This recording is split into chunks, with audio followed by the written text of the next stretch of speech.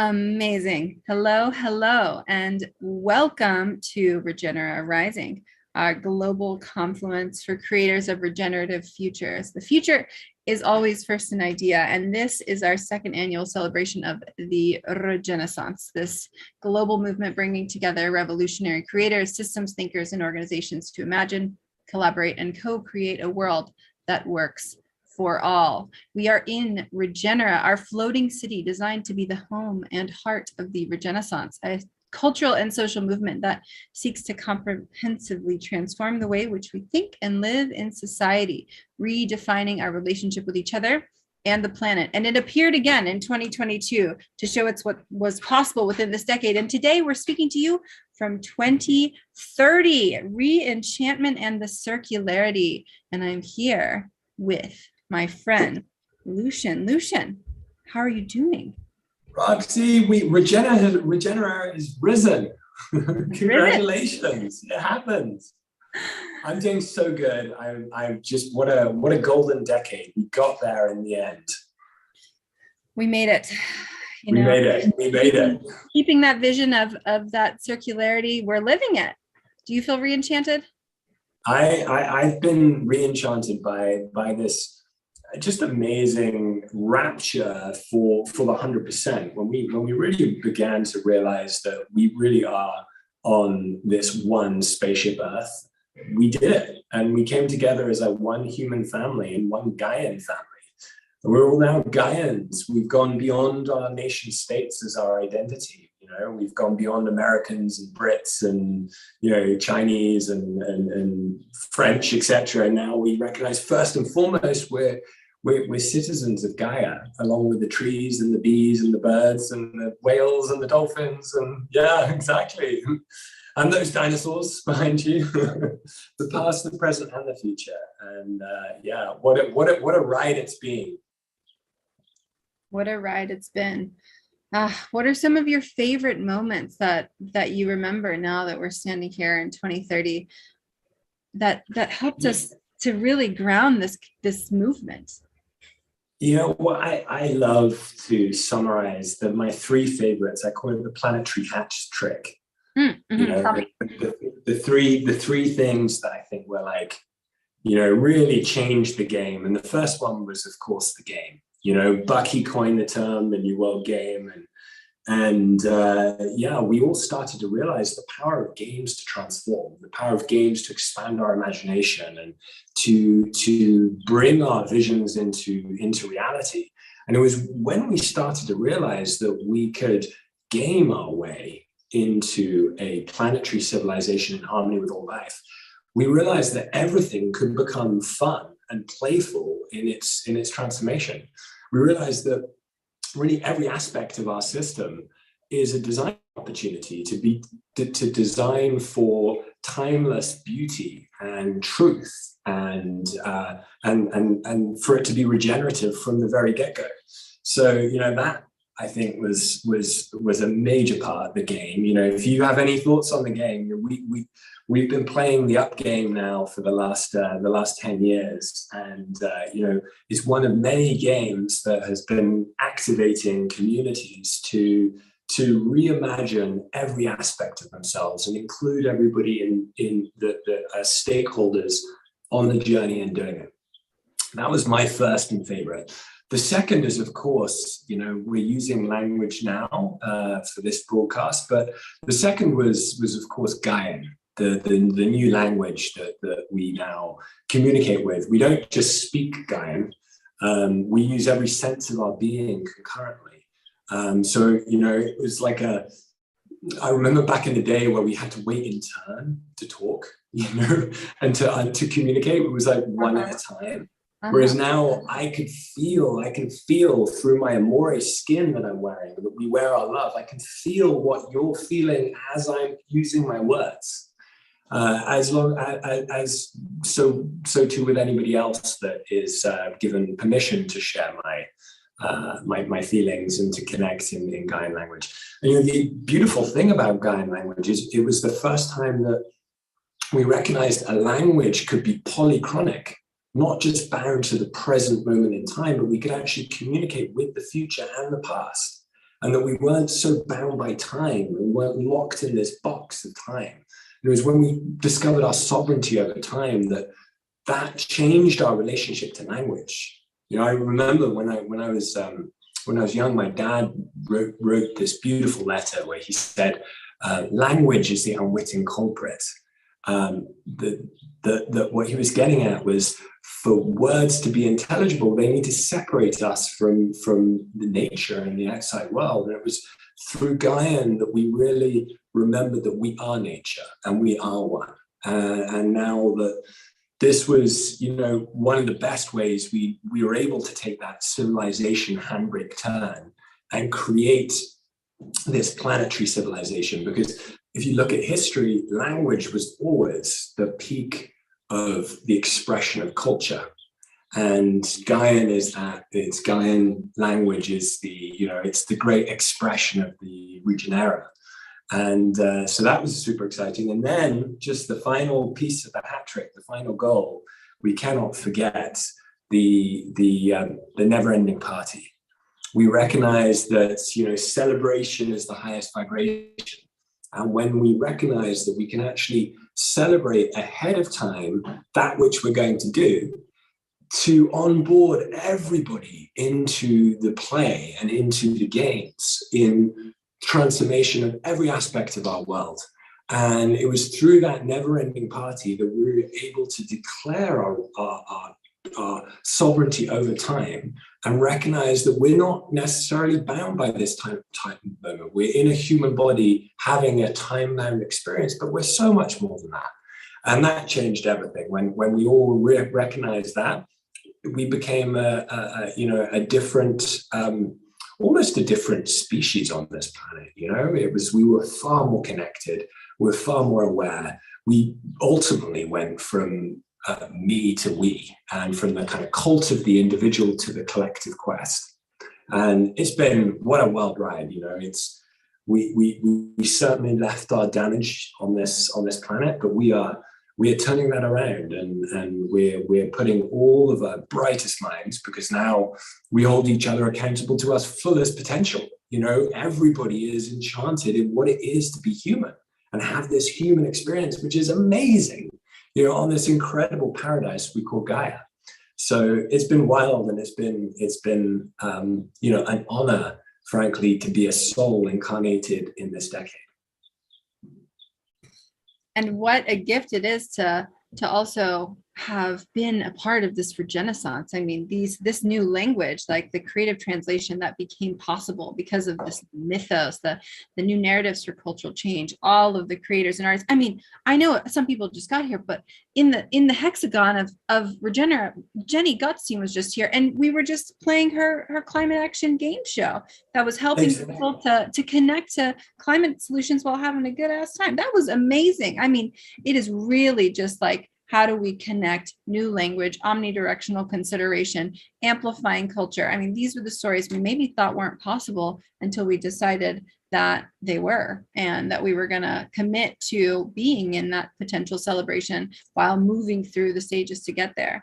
And it's just so important to feel into that potential future. And here we are. I can't believe it's amazing. All life is thriving at the expense of none. I mean, we really didn't think it was possible once upon a time, but we did it. Yeah. Do you remember, it was probably now about 20 years ago, that film The Secret came out? It was all about, you manifest. My mom showed it to me, actually. Right. So that was, absolutely true. And so many of us know this, that, what we think, we do go and create around us. And so our thoughts matter. Our thoughts are more than like something, isolated in our minds, in the same way as our dreams matter. And, it was when we realized that actually the individual is a mirror to the collective. And so things that work for the individual also work for the collective. And so when we recognized that, well, the stories we tell about ourselves as in the future matter, and when we realized that actually the collective is just as good at manifesting our future as we as individuals are manifesting our individual futures, then we realized, oh, now we can use story to let the narrative be the front line. Speaking of story and narrative, look, an artist from Design Science Studio just appeared. Brittany, hi, revolutionary, how are you? I'm doing so well. Hi, I'm so happy to be here. So happy. Hey, Brittany. Oh, it's such a pleasure to introduce Brittany, another a light warrior in the Regenaissance and a citizen of Regenera. Brittany, thank you for being here today, and I've got the honor to introduce you today, Brittany. Wonderful. So, thank you for all of the magic you've created over the decade, and you have complete freedom to step. You're speaking Gaian now, so you can step at any point in time. You can be back in 2022 and share. You can go into 2030, but I'll just introduce you, Brittany. So Brittany is a creative producer, a facilitator, and community weaver. She is fascinated with social architecture and communication, and believes that learning and practicing the art of compassionate communication with one another is foundational to the Regenaissance. Brittany believes that we innately possess the capacity to have fulfilling, healthy relationships, and sees trust and love-based connection as the necessary backbone to the spontaneous collaboration it will take to create a world that works for 100% of all life. Brittany guides people in finding clarity and connection with themselves and in their relationships through compassionate communication in service to our collective liberation. So, Brittany, thank you for being an early Gaian coach, language developer, alchemist of the word, and just over to you. Such a pleasure to have you with us. Thank you so much, Lucian, for that sweet introduction. And yeah, so I thought I would read this poem this morning to kind of introduce the session that I'll be doing later on the Vision Train. And this poem came to me just a couple of days ago, all in a flash, and I'm really excited to share it. So if you'd like to close your eyes, you're welcome to do so. And the poem is called Our Interbeing.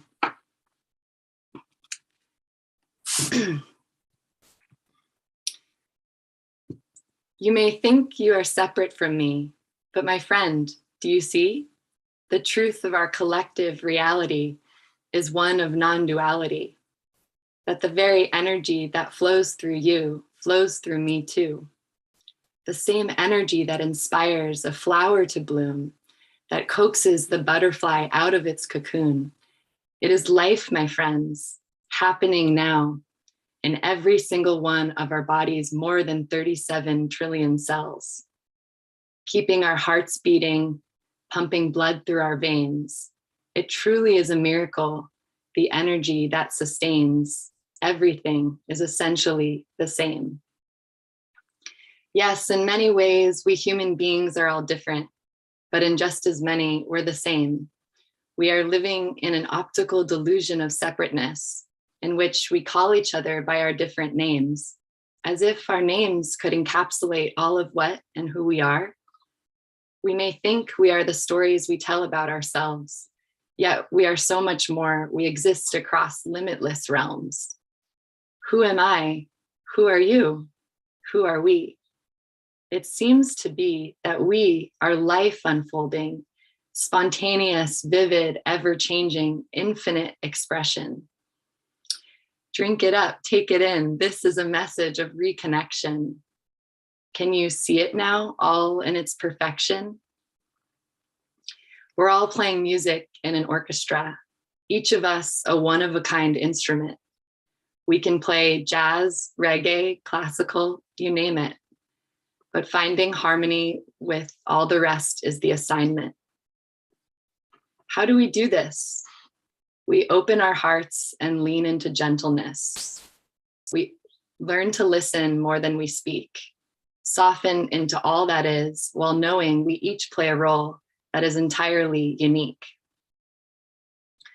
I wonder if the movement from the I to the we could transform us to be a flourishing, vital force of healing, a whole humanity connected to our feelings, sharing what we have with one another, trusting in each other, collaborating to make things better for our human and more than human family on our one and only Mother Earth.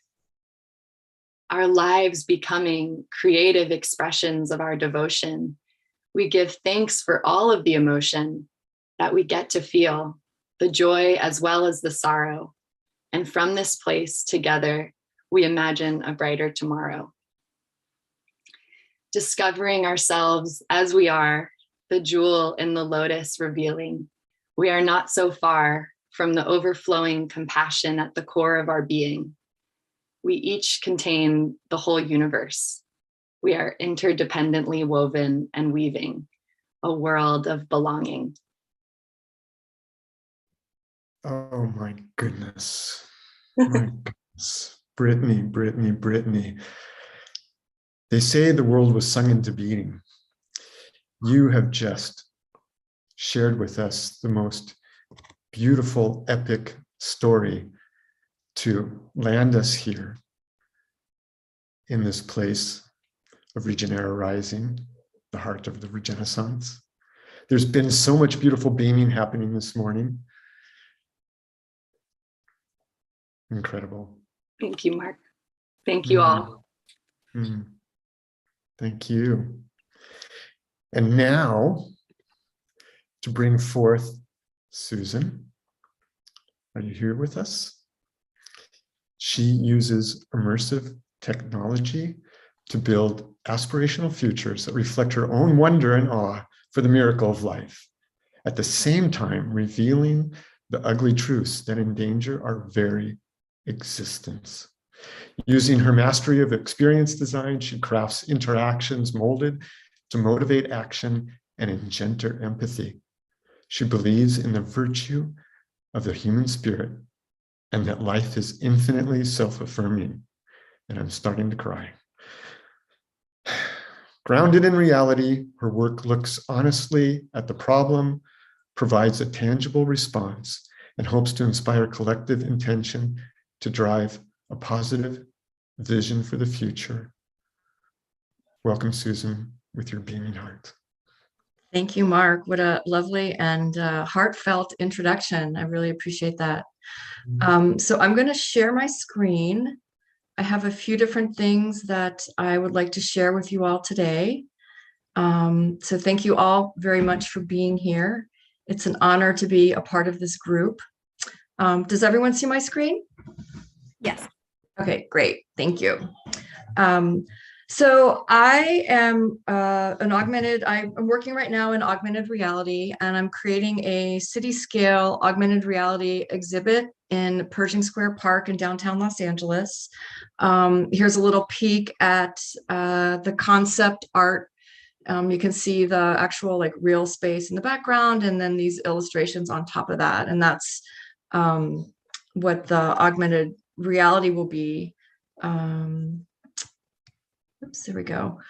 So I'm focusing on the water issue in Los Angeles. I recently read that on June 1st, about 6 million people are going to be affected by a mandatory, reduction in water. And there's discussion about possibly not allowing any outdoor watering because the water level is so low. And there's discussion about if the trees die, what a huge ecological disaster that will be to try to like recreate all of that. And so where can we strike a balance in, doing water saving action now, and then also be able to sustain the ecology. So the park downtown in Pershing Square has a history around this. What historically has been a beautiful fountain was recreated in the, I think, I'm not sure when this redesign was, but if you see this wall here, the water's actually coming through this wall and down into what used to be a water fountain here. And there we go. So it's now dry. It's been dry for many years, but this was intended to be symbolic of the fact that we get almost all of our water from other places. There's no water in Los Angeles. Los Angeles is basically a desert. There's 3 different places where we import our water from, and the one that's we get it from Northern California. We get it from Mammoth Lakes near Mammoth, in Mammoth, and then also the Colorado River. And we share the Colorado River with 6 other states and Mexico.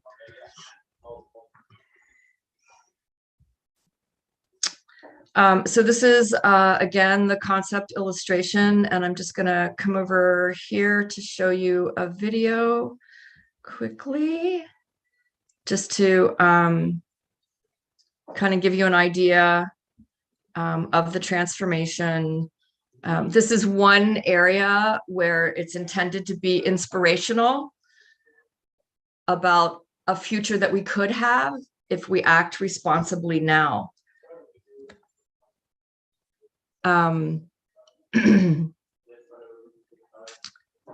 Apologies if that was kind of messy. So the mission of this project is to build awareness for the water crisis in Los Angeles by teaching the community about the local water ecosystem and its environmental impact, to inspire reverence for this life-giving resource and encourage water-saving behavior change. So that fountain area is the part that's supposed to be inspire reverence. And how the project is going to work is that throughout the park, there will be like exhibits, augmented reality exhibits or stations where it's educational and you're learning about, you know, the California aqueduct and the Colorado River and the Mammoth Lakes. So you'll be learning about all of those and the impact on the ecosystem, because when we divert the water, it obviously has an impact to where that water was intended to go on the ecology. And so it'll be educational about that. The fountain is intended to be inspiration, to remind us, you know, that water is such a sacred resource. And it's been carefully designed to, there'll also be stations or augmented reality experiences where the viewer will have an interaction, and through that interaction, so it could be, the interactions will be behavior, water saving behaviors that everybody can take. The audience is the average Los Angeles resident. So these will be water saving actions that any Angelino can take, such as something as simple as turning your faucet off when you're brushing your teeth, to, you know, building a gray water system when you're home, which obviously, you know, there's a big scale of effort there and cost and those different things, but it's going to educate the population about different things that they can do. And I'll show you in a minute, when they engage in these water saving interactions in augmented reality, that's what actually causes the oasis to grow. And so the more people that partake in these water saving actions at the park, over time, the park will become more and more lush. And so this is persistent augmented reality. So when someone interacts with it, whatever plant gets grown at that time, it will stay there. And so the oasis will continue to generate. So the vision is to motivate collective behavior change by experientially, through sight, sound, movement, and shared multiplayer interaction, demonstrate what's possible for our future. We can work together as a community towards building a regenerative water ecosystem. So I've thought a lot also about how can the impact be measured, because I believe for organizations to believe in this project and want to essentially provide funding for it, that they want to know that it's going to actually have an impact. So I've really thought a lot about how that might happen. So there's a couple of things that I've thought about in terms of creating partnerships with local businesses. Home Depot already does a number of do-it-yourself workshops, teaching people how to, tile their bathroom or, whatever, install things in their home. So my idea is if I can create a partnership with them and also Los Angeles Department of Water and Power, when someone, so this is a control valve that you could put on your shower. So when you're showering and you don't actually need the water, like you're sudsing your hair, whatever, you can turn the water flow off and then only use the water flow when you absolutely have to have it. So this would be one of those water saving interactions. And part of the application could be that you pledge to, I pledge to install X number of these in my home. And you could go to a workshop at Home Depot to learn how to install it. Like I've purchased these and now I kind of don't know what to do with them. I have to hire a plumber to come in and install them. So having Home Depot as a partner to really help people implement these changes, I think could be really powerful. And then if there was some kind of connection to LADWP already has a really robust rebate program for any kind of activity that you do that's any kind of sustainable activity, like changing your windows, adding insulation. So if there was some way to tie this into the LADWP and I could really have hard analytics on the impact this makes, I think it will be more attractive to companies and organizations to get behind and actually, support it financially. I want to go now to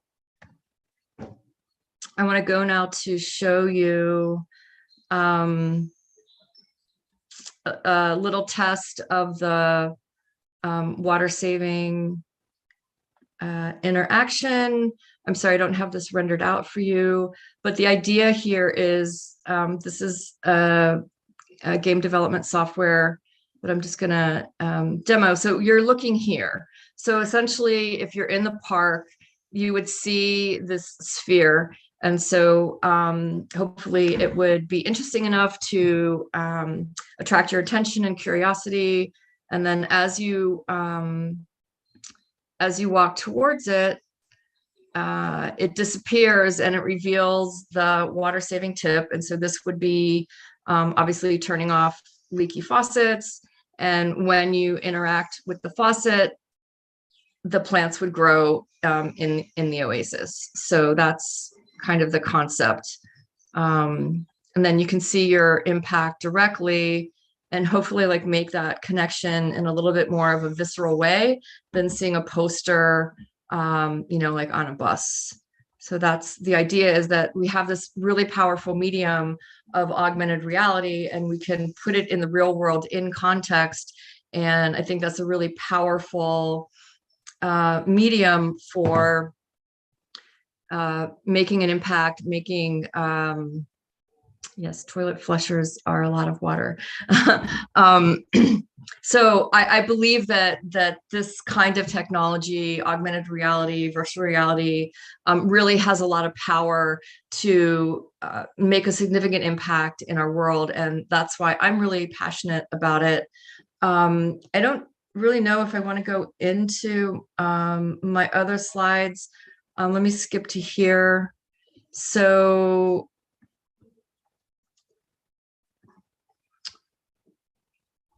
some of the outcomes are residents gain the knowledge and empathy required to engage in lifelong behavior changes to conserve water.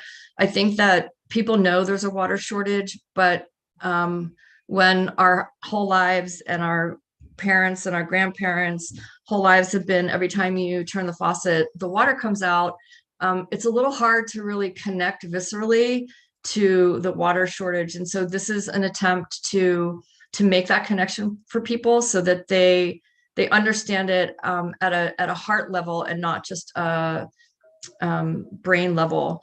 Also with my goal of really involving the community and bringing local organizations together, that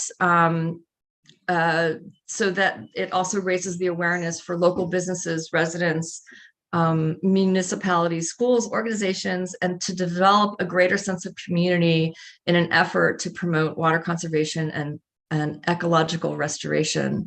I hope that concerned citizens, like my friend Mary Linda, is someone who might go lobby or march for environmental restoration efforts for the adversely affected ecosystems. And then there's also going to be exhibits about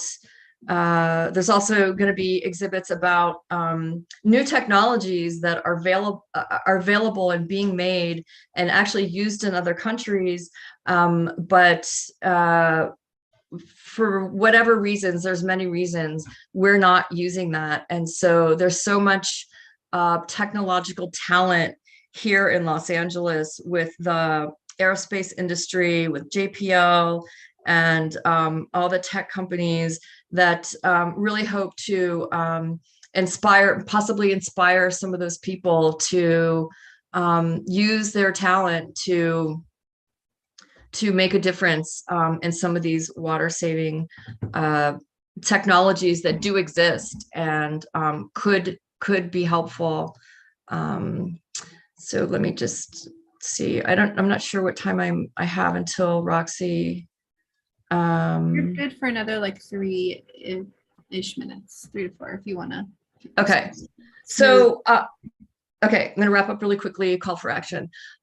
So what I'm hoping to do is attract companies, large technology companies that are really interested in pushing this technology forward.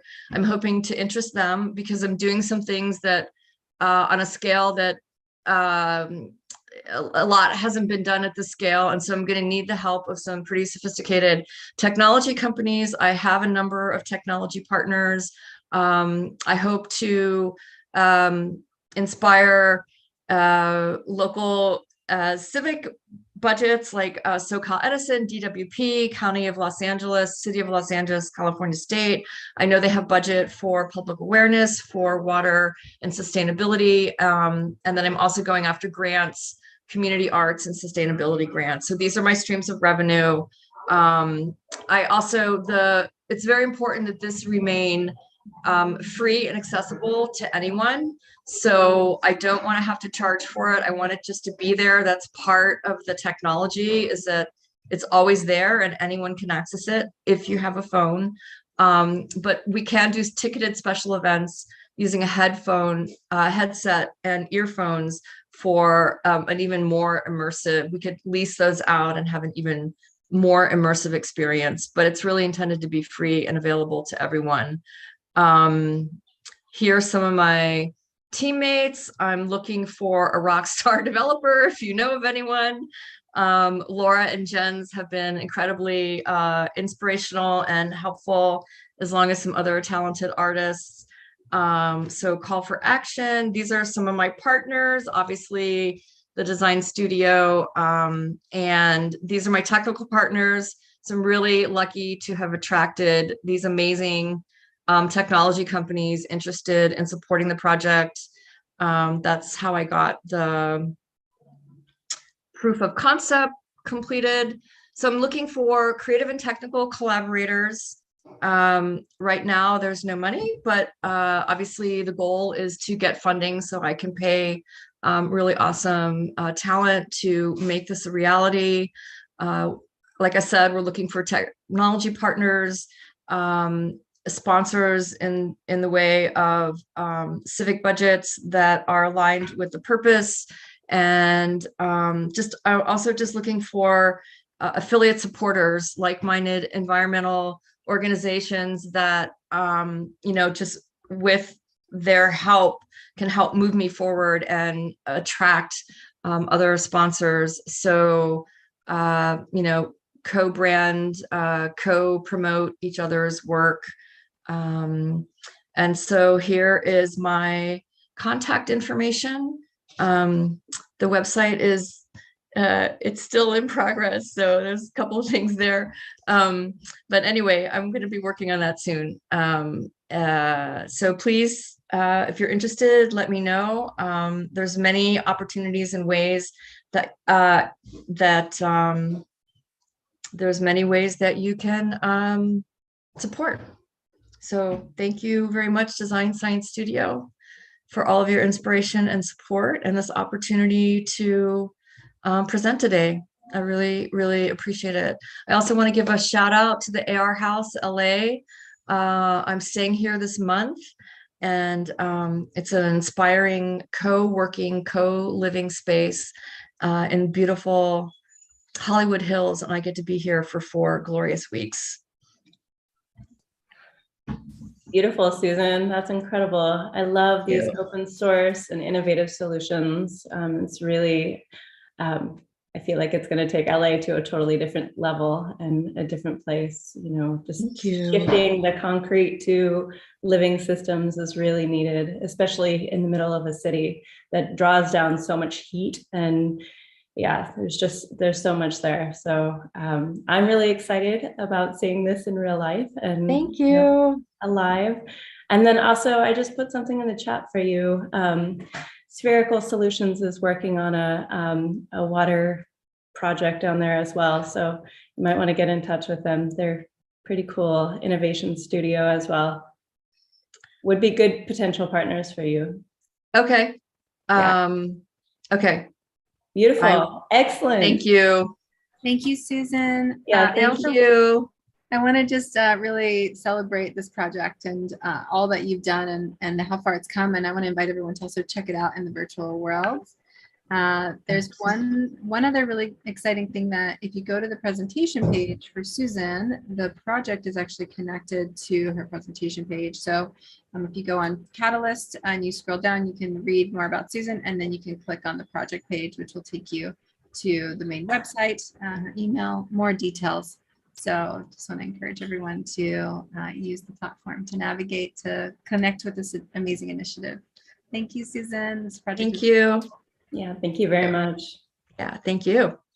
Excellent. And so now up, we have more on solutionism. We want to welcome Planet Home, Blue Planet Alliance, and the Buckminster Fuller Institute to join us for a panel for the next 40 minutes. We'll be moving the world towards 100% renewables with solutionism and eco-sprints.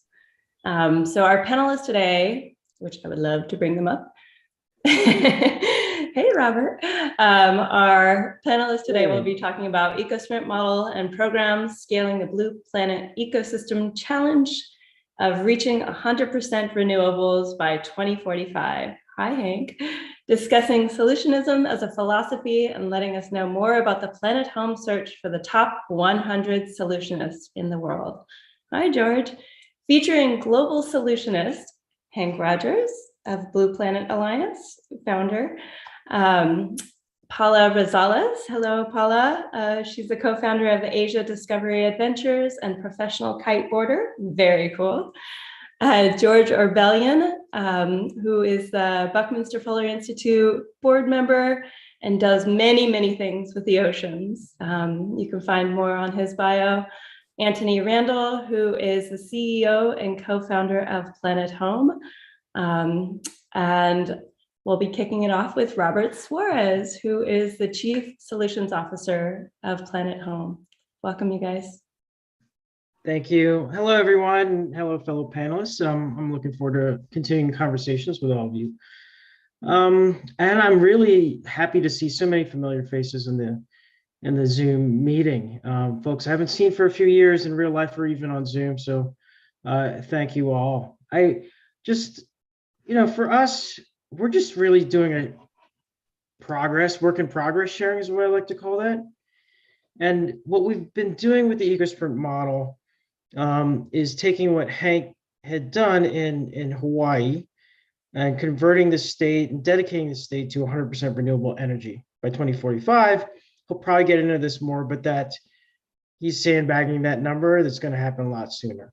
So what I'm here to do is just share a little bit about the process where Blue Planet Alliance, Planet Home, and Buckminster Fuller are dedicating ourselves to figuring out how the impossible becomes possible. And one of the core components of this is retrocasting. If you've been in attendance to one of my earlier studio sessions, you may have seen some of this. But by way of background, I too, like many in the audience, am a designer, artist, formerly trained industrial designer. I was at IDEO for almost a decade, then did the startup thing to make sure we could get to market faster. But the IDEO training of design, thinking, and innovation, it came back to me when I joined Singularity University. I was on NASA's research campus looking at exponential technology. I think we just heard about AR and how that's going to be used for, taking action. And we were looking at all these technologies, figuring out how they can drive the greatest impact, social and environmental impact. And what I found is this idea of science fiction. So that audience for Singularity is very much into projecting into the future. And we created scenarios of the future in these big workshops. You can see, this character here was 120 years old. She was thriving in a new way of running mobility. We'd also cast stories about, dystopic futures so we can certainly avoid them. And what we've done now is at Planet Home, we really had taken that model and decentralized it, right? Taking it off a NASA research campus, putting it in a desert in Nevada. And we ran one at the California Academy of Sciences. We've run one now in Palau and Hawaii. So decentralizing the same model is really our goal to scale the impact that we want to see. Currently, I'm doing land stewardship up here in the Sierra Nevada. So ping me about that work where we're taking synthetic biology and accelerating and assisting adaptation for resilience. But more recently, and this is how I connected more with Hank's work, is I had done this for the International Development Bank, really thinking about island nations, and islands is a very different ecosystem, right? Individually, because their biozones are so different, and then as a group. So what we started to do was say, how can we drive these solutions into existence? And it's very much a feature-back approach. So what we do is, we look back at science and comic books. I love comic books growing up, and here's one I picked, and this is a flying car. The upper right is kind of a direct replication of that if you just squint a little bit, and that's in existence. And then the lower right one is a 100% clean vertical takeoff vehicle, Lilium, and they're already investable on the market. So they are coming. It's taking a while. I started looking a little deeper at how, before media, technology, and all these things that we think get us there so quickly, how did people do that in the past? So this is 1915. This is the Planet Home physical home space. If you're able to join us in the future, or if you were with us in 2019, these are World's Fairs. People would come from all over the world to see the future, right? And this one was one of my favorites for a number of reasons. But in 1939, in New York, the World's Fair, people came from everywhere to see what's going to happen in the future. Now, bit of context. At the time in North America, people were living generally in cities or out in the rural areas. So this idea of suburbs wasn't really in full fruition, and people had ideas. So one of the greatest designers, Norman Bel Geddes, worked with General Motors and the US government to see a future. So they created this idea of Futurama. And Futurama, he said, in the future, we will have, independent vehicles. We will have roads and highways that allow you to get out into the rolling green grasses and hills of these areas outside of the city. And you can see here, this is like a ride. People were sitting in and they were moving along this miniaturized vision of cities and rural areas connected by the superhighways, as people starting to live in this space. And it was amazing. People would come from all over the country, all over the world to see this feature. And I want this feature. I need this. and they started to vision this. If you look a little harder, you can see a few things. This group is sitting there enjoying cocktails, playing a game, watching a video in their car while their car is driving itself. So this is a vision for our autonomous vehicle. Now, if you squint a little harder, you can see what's going on, and how they were envisioning the tracking system and how these cars could stay on path, etc. And they're coming soon. Cruise, Waymo, name it. There's a startup that is doing autonomous vehicles and coming soon. It took a little while. That was 1939. We're 2022, so it took a little longer. But the most impressive part, having a vision is good and important, but implementing it is the biggest and most impressive component for me. These in the next 20, 30, 40 years, we grew the infrastructure. We built the highways. Everyone started to be able to own a car. There became very affordable with General Motors and Ford. Everyone made this dream possible. But if you see here, I don't know that they envisioned the congestion and the traffic that started to happen when everyone can have a car. What happens when everyone leaves the city, right? This is a picture of Detroit. This is what it looks like when you let people leave. And then this is where they go, right? This is an actual photo, not a rendering of a suburb near you, right? So this is what it looks like. This is a lot of sameness. These are things Getty's and crew probably didn't project. So what we do in our eco-sprints, and what I encourage everyone to do in your work, your visionaries, is take this steep approach. So we take 5 lenses around any problem. We're doing it with clean energy. We'll do it with plastic waste. We will do it with material science. But what's the sociocultural lens, technological, environmental, economic, and political barriers that currently exist, and how can we make sure that we design for a future where those barriers are no longer a problem, right? So for 100% clean energy, again, starting in Hawaii, moving to Palau, and onward, right? We're doing these 7 steps with locals, community leaders, technologists, environmental scientists, business leaders, and certainly the politicians. We frame the challenge.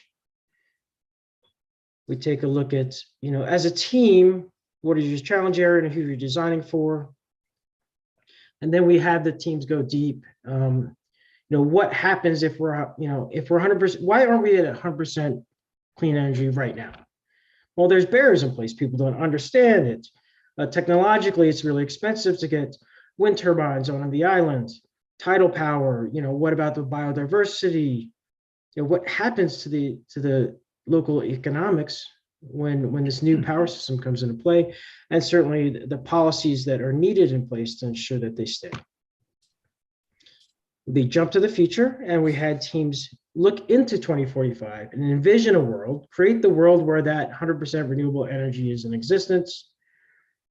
They ideated in that space, define their big ideas, so that they can really see who are the stakeholders, where the key use cases, and really starting to build an idea and then retrocast back. Right? This is the important step I said when we started this conversation. If that's in existence in 2045, what needs to be in place in 2040, 2035, 2030, and 2025?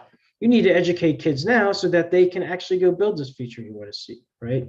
So these are the kind of moments where you start to realize we can do it. It's not easy, but it's certainly possible. And finally, this is kind of my favorite step, is like, everything's great.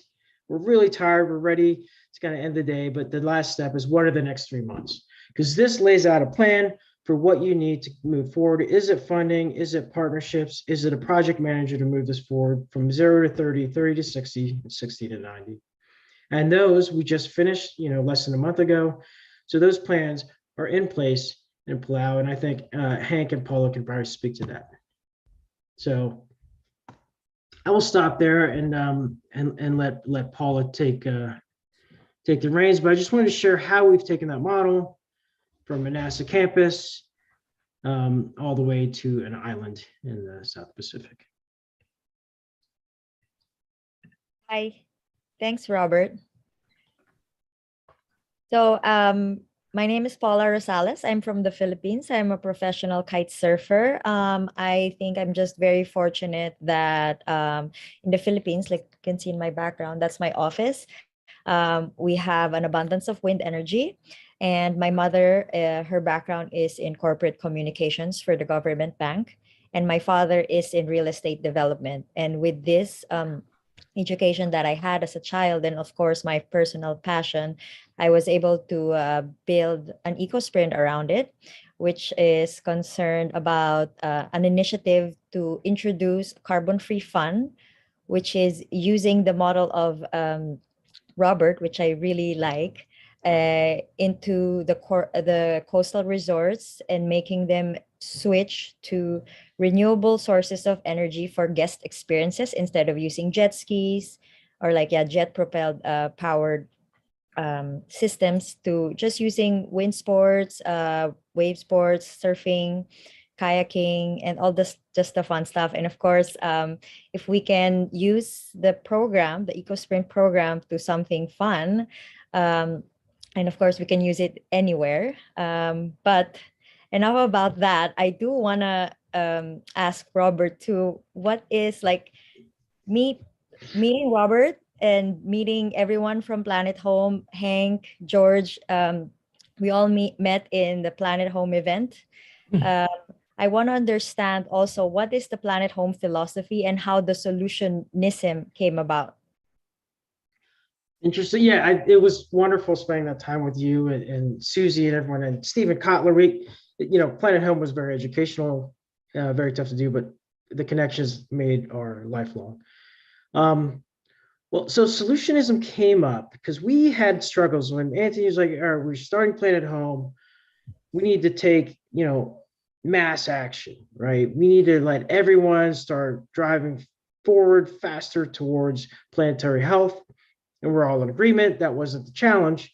What was is that we knew there was deep science that was involved to make this happen, but we can't ask everyone in the world to understand that science. So what we started to do is we built this taxonomy, which is very common in biology and science, and we said, how shallow can we get it so that everyone wants to get engaged? And we said, eat, make, move, live. Everyone needs to do that. So they're going to engage on different levels. Like, I want to eat better. Well, there's a solution for that. If you want to go deeper, then there's a little bit more. Is it about food production? Is it about regenerative ecosystems? You want to go deeper into that? All right, let's go into aquaculture. There's solutions there where you can actually start a business, or you can get involved or volunteer. So at every point in depth, you can just start at the top and stay at the top. You can go deeper. There's more to learn. So this is really like depth principles. Hank can speak to this. He's one of the masters of game design. This is the principle that I put into anything I design. And Anthony and I sat and they stared at each other like, this is how we can engage the masses and also engage the deepest scientists to do the work. And that is really solutionism from my perspective. Yes, thanks for that, Robert. And I also know that you've done the Eco Sprint with global brands. I've done it with like corporate brands and the UN, and also to a select group of burners, the Burners Without Borders for Burning Man. Can you tell us more how these projects, especially Burning Man, and differ from NASA, from UN, from a cultural movement like Burning Man, from the corporate world? How does it differ in terms of like the process? That's a great question. I don't want to speak to differences right now. I'd like to speak to similarities, right? What do we have in common? And to all those organizations you mentioned, there's commonalities in people who are driving action very quickly. They're able to do the work when the sprint is over. The sprint's easy. We all show up, we do our thing. The tough work is the people on the ground who are going to make it happen. So Burners Without Borders, Fly Ranch had a system in place where they were like, when we get solutions out of the back of this eco sprint, we have a way to capture them, put them in a project planning process, and move towards the goals. What was fun out in the desert is that we didn't have any of the technology. It was beautiful. It was wonderful. We had pencils, pens, markers, and some worksheets, and a lot of sun and shade. And we just it was this beautiful, highly interactive and engaging eco sprint with zero technology. But really, the most impressive point was we took those worksheets, we worked on them, we worked with the Burners Without Borders team to productize those solutions, and you'll see those in upcoming events, not even just Burning Man, but across their portfolio of work. Now, that's true to some of the Fortune 100s I've worked with. They have budget, they have teams, they have people dedicated to do the work. I think the UN is the same. The Caribbean islands, they have people on the ground who are like, I haven't graduated from college, but I know that this is the thing I want to do. I'm going to learn how tidal power works. So it's really about finding the commonalities, and we found them across every one so far. Oh, that's great. Thank you so much. Yeah, it's actually good that now I was able to join the Eco Sprint in Palau, which is the second pilot for the islands Eco Sprint. And attending your first Eco Sprint in Planet Home, I really see the difference on how me as an island individual can present the common problems that we have to the other groups that are doing the Eco Sprint. But I wasn't there in Hawaii. So tell me, how is it the same? So since we're talking about commonalities, like how was the Eco Sprint in Hawaii similar to the one in Burners Without Borders and all the other Eco Sprints that we've done? I think, again, it's kind of the structure that's in place, right? We need someone who understands the local culture and how the society is working, right? To be able to influence those changes in the educational system. We need technologists who understand clean power globally, right? Turbines are similar, the wind's different, but the technology can be the same. Environmental scientists, business folks for sure, and funders and supporters, as well as Hank's network of policymakers spans not just Hawaii, but certainly into Palau. So we're able to leverage the Blue Planet Alliance work to get the right people in the seats and and force them to work together, right? I say force because there's some like that beautiful discourse that happens at tables where people are arguing like my technology is a little more efficient, or it's impossible to get everyone to convince that they have to get off of this technology and go use that energy. I love hearing those. When everyone's agreeing, it's kind of boring. Yeah, that's true. Yeah.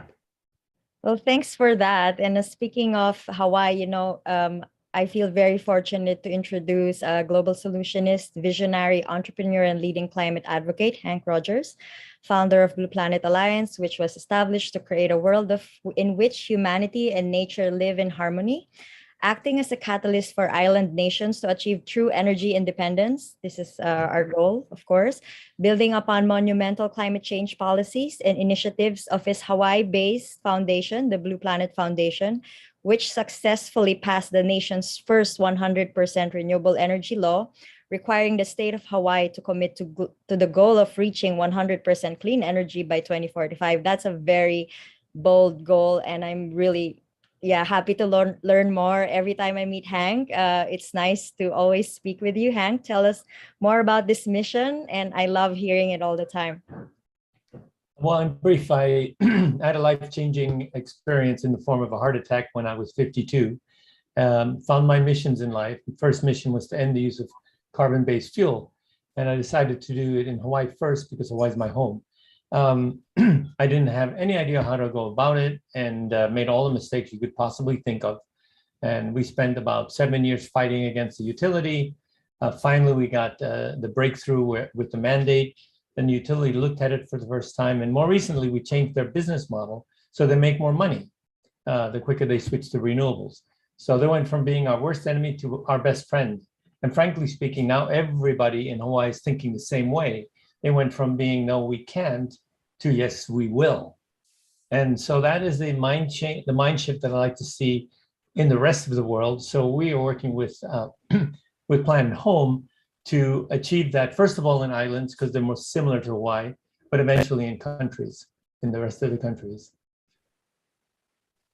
Yeah, no, I was really bummed that I wasn't there in Hawaii being Filipino, and I understand like the story about having the utilities and the community in one room. Sometimes it's a really hard conversation. Since I wasn't there, is there any memorable moment that you remember? Like, is there a discussion that like exploded about that time in So actually, when we got everybody in the room for our practice eco sprint in Hawaii, everybody was already on the same side. So it wasn't so much, of course, there are always people say geothermal is not the one, or I don't want to see windmills or wind turbines in my backyard, all of that. But we didn't really have much of that during our discussion because, everybody knows that it's happening. So it's more likely that we have adversarial relationships in places where people have never actually had the conversation. So that's the thing that we find. That's what we're trying to accomplish with the eco sprints, is to have conversation between people who ordinarily never have those conversations. And then we make sure that there are young people in the room, because people can't act too stupid, when there are young people in the room, because they're going to hold their toes to the fire. And they, frankly speaking, they have to be civilized. So having young people in the room was a very, very important thing. About a third of our people in Palau were young people. Yeah, that's true. It's very exciting. The Palau Eco Sprint was really nice. I definitely felt like home being there, coming from the Philippines, just my neighbor. And for me, yeah, that's correct. Like being there, I really cried and I felt so at home, even if it's not my home. And the problem seems to be the same. And as island people, we always feel like we're alone, or like, oh, the rest of the world doesn't understand our problems. But the eco sprints really show the similarities and the shared goals that we have to go through. So that's really great experience, and we hope that we can bring this to the next island nation. So can you share us a little bit more also about the work that you're doing with Burning Man? Burning Man. Yeah, like yeah, sure. So I came up with this idea to make an emergency relief cube, and the cube is an 8-foot container, and what it does is it when you bring it somewhere, it's a power station. So it deploys panels, and it's got batteries and everything you need to have a little power station. So last year, or last burn, 2019, we took it to the burn, and the Burning Man organization helped us find an art project that could be run by our cube. Turns out that they gave us the biggest art project besides the man and the temple to power, and that was the folly. And we hooked up the folly. They never turned on the generator. It was one of the most amazing projects at Burning Man that year. And so we powered it 24/7. And this year, with 2 cubes, we're going to be powering the man. So this is the beginning of the end of fossil fuel at Burning Man, because we're going to end up doing this for all camps in the future. Nice. Wow, that's a very great mission to have. I mentioned that because, of course, I want to come back to Burning Man this year. And it just shows that the Eco Sprint and the renewable energy is not just for the islands. Of course, it's for everyone. We can apply it to different organizations. And we know that events like Burning Man, Planet Home, the Buckminster Fuller Institute, the design studio, we all need this process in order to achieve this goal, and we all need to work together. And Hank, what is next for you? I heard you're in New York. So what's happening there? Well, basically, I'm in New York so that I can reach all the countries in the world, because they all have representatives here. So rather than traveling around the world and having to go place to place to meet these people, I can meet them all in New York. So my office is 777 United Nations Plaza. It's right across the street from the United Nations. I also plan to get some of my ideas into the United Nations, because what are they going to do after the SDGs, the Sustainable Development Goals, after they end in 2030? What's the next 15-year look like? I would like it to be the regenerative development goals. I'd like us to put back everything that we've stolen from nature. I'd like this to fix the planet, because if we don't do that, we can't be sustainable. We have to put it all back, then we can be sustainable. So I'm looking forward to doing that by 2045, which is also the goal for all of my 100% renewable energy goals. 2045 is the 100th anniversary of the United Nations. What better outcome of the first 100 years of the United Nations than to fix everything? That's great. I'm very excited to see you in New York this June for World Oceans Week, and I'm sure we're gonna see George there. I hope Anthony's there. So, well, it seems like it's a logical link to bring our good friend and your partner from Planet Home, Anthony Randall, with a background in engineering. And I mean, I'm so in love with the Planet Home event that I attended. Anthony used to be a global entertainment executive. He oversaw live music careers and produced countless tours and large scale events for great artists like Jay-Z, Beyonce, Coldplay, Rihanna, and Eminem, even. And of course, Planet Home.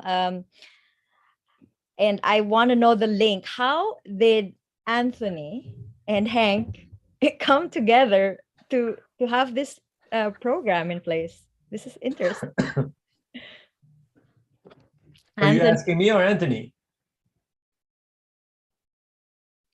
Oh, Anthony's on mute and he doesn't yeah, hear. Anthony.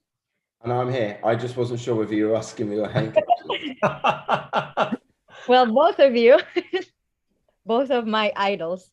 Well, actually, you know, I think you're my idol, but I'm going to ask Hank a question, actually, because this is a really interesting link. We only discovered this, actually, when I went out to Hank's ranch when he invited me out. But Hank told me a story about how he originally started his original concept in 2007. So, Hank, why don't you share your original concept of what you were going to do to save the world? On my original concept, I'm not sure what you were going to do a concert in Hawaii, wasn't that? Oh, yes. Okay, it's 2007. We started the foundation, and it's like, okay, let's do a concert. And we were trying to do a concert on Magic Island with Paul McCartney. We had all the wheels turning towards that, and the how can I say, the Ladies Audubon Society went nuts because we wanted to move one tree. Because, you know, there's a big field, and in order to have an audience, you needed to move that one tree. They went crazy on us. And so it delayed us. And then fortunately, Al Gore did his. And then we realized that that concert, the result of that concert was that everybody had a great time, but nobody was called to action. And so then we switched Blue Planet Foundation to becoming an action-oriented foundation. And we actually we're going to do the work of figuring out how to make this happen. So, yeah, I forgot about my early. You reminded me. Well, and I found it fascinating because in 2007, so my career started actually as a result of seeing Live Aid when I was a kid, and I was very interested in kind of this big gap that we always create, financial gaps or like poverty gaps, and so that's sort of what inspired me. But then I ended up working in music for a very long time. Most of my work was in logistics and finance and running large concerts around the world. But you learn a lot, right, when you go around the world and you see these kind of different places. But 2007, when Live Earth was happening in London, we were performing there. I was with the Black Eyed Peas at the time.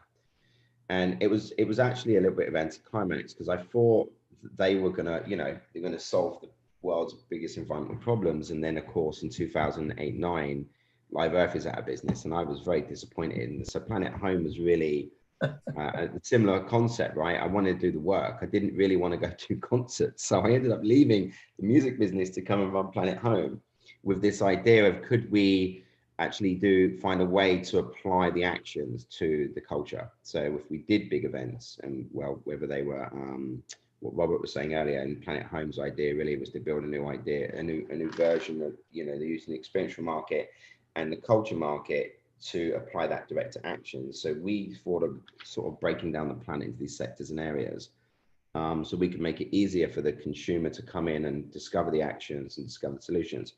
But that's sort of where we came at it. It was like, I just was basically, he's the smartest people I could find in the world. So I found Robert and Stephen Kotler and Gabrielle Hall, and a co-founder, and hundreds of other smart people along the way, including everyone here at Buckminster. Amanda was here at the time, and Becca and Roxy and Faith, Tom Chi, and George, and the list goes on. And we just kept on this journey, like, how do we solve the biggest problems? How do we solve the biggest problems? And so when I heard Hank's story, I was a couple of months ago, I was like, oh, that's clearly we've been on the same journey since 2007. So yeah, that's how I came in, I think.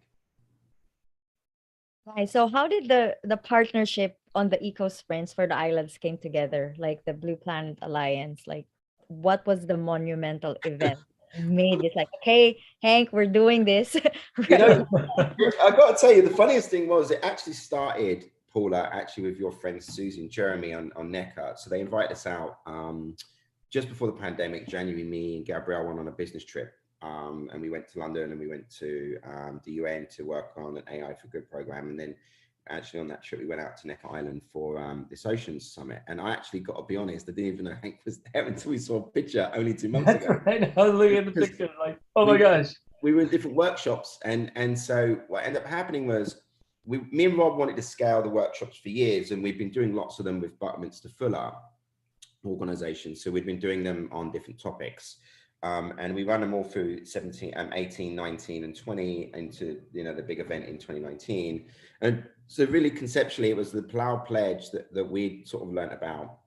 Was this amazing idea that the last president, the former lady, had come up with. And I was like, the eco-sprint was really designed taking existing ideas and moving them to different places or creating new ideas. So me and Rob were like, well, could we scale the Plough Pledge? And of course, the pandemic hit and the rest of it, but we'd worked quite a lot on the strategy of scaling EcoSprint over the years. And we were just looking for the right partner to be able to use the tool set that we built to scale a solution.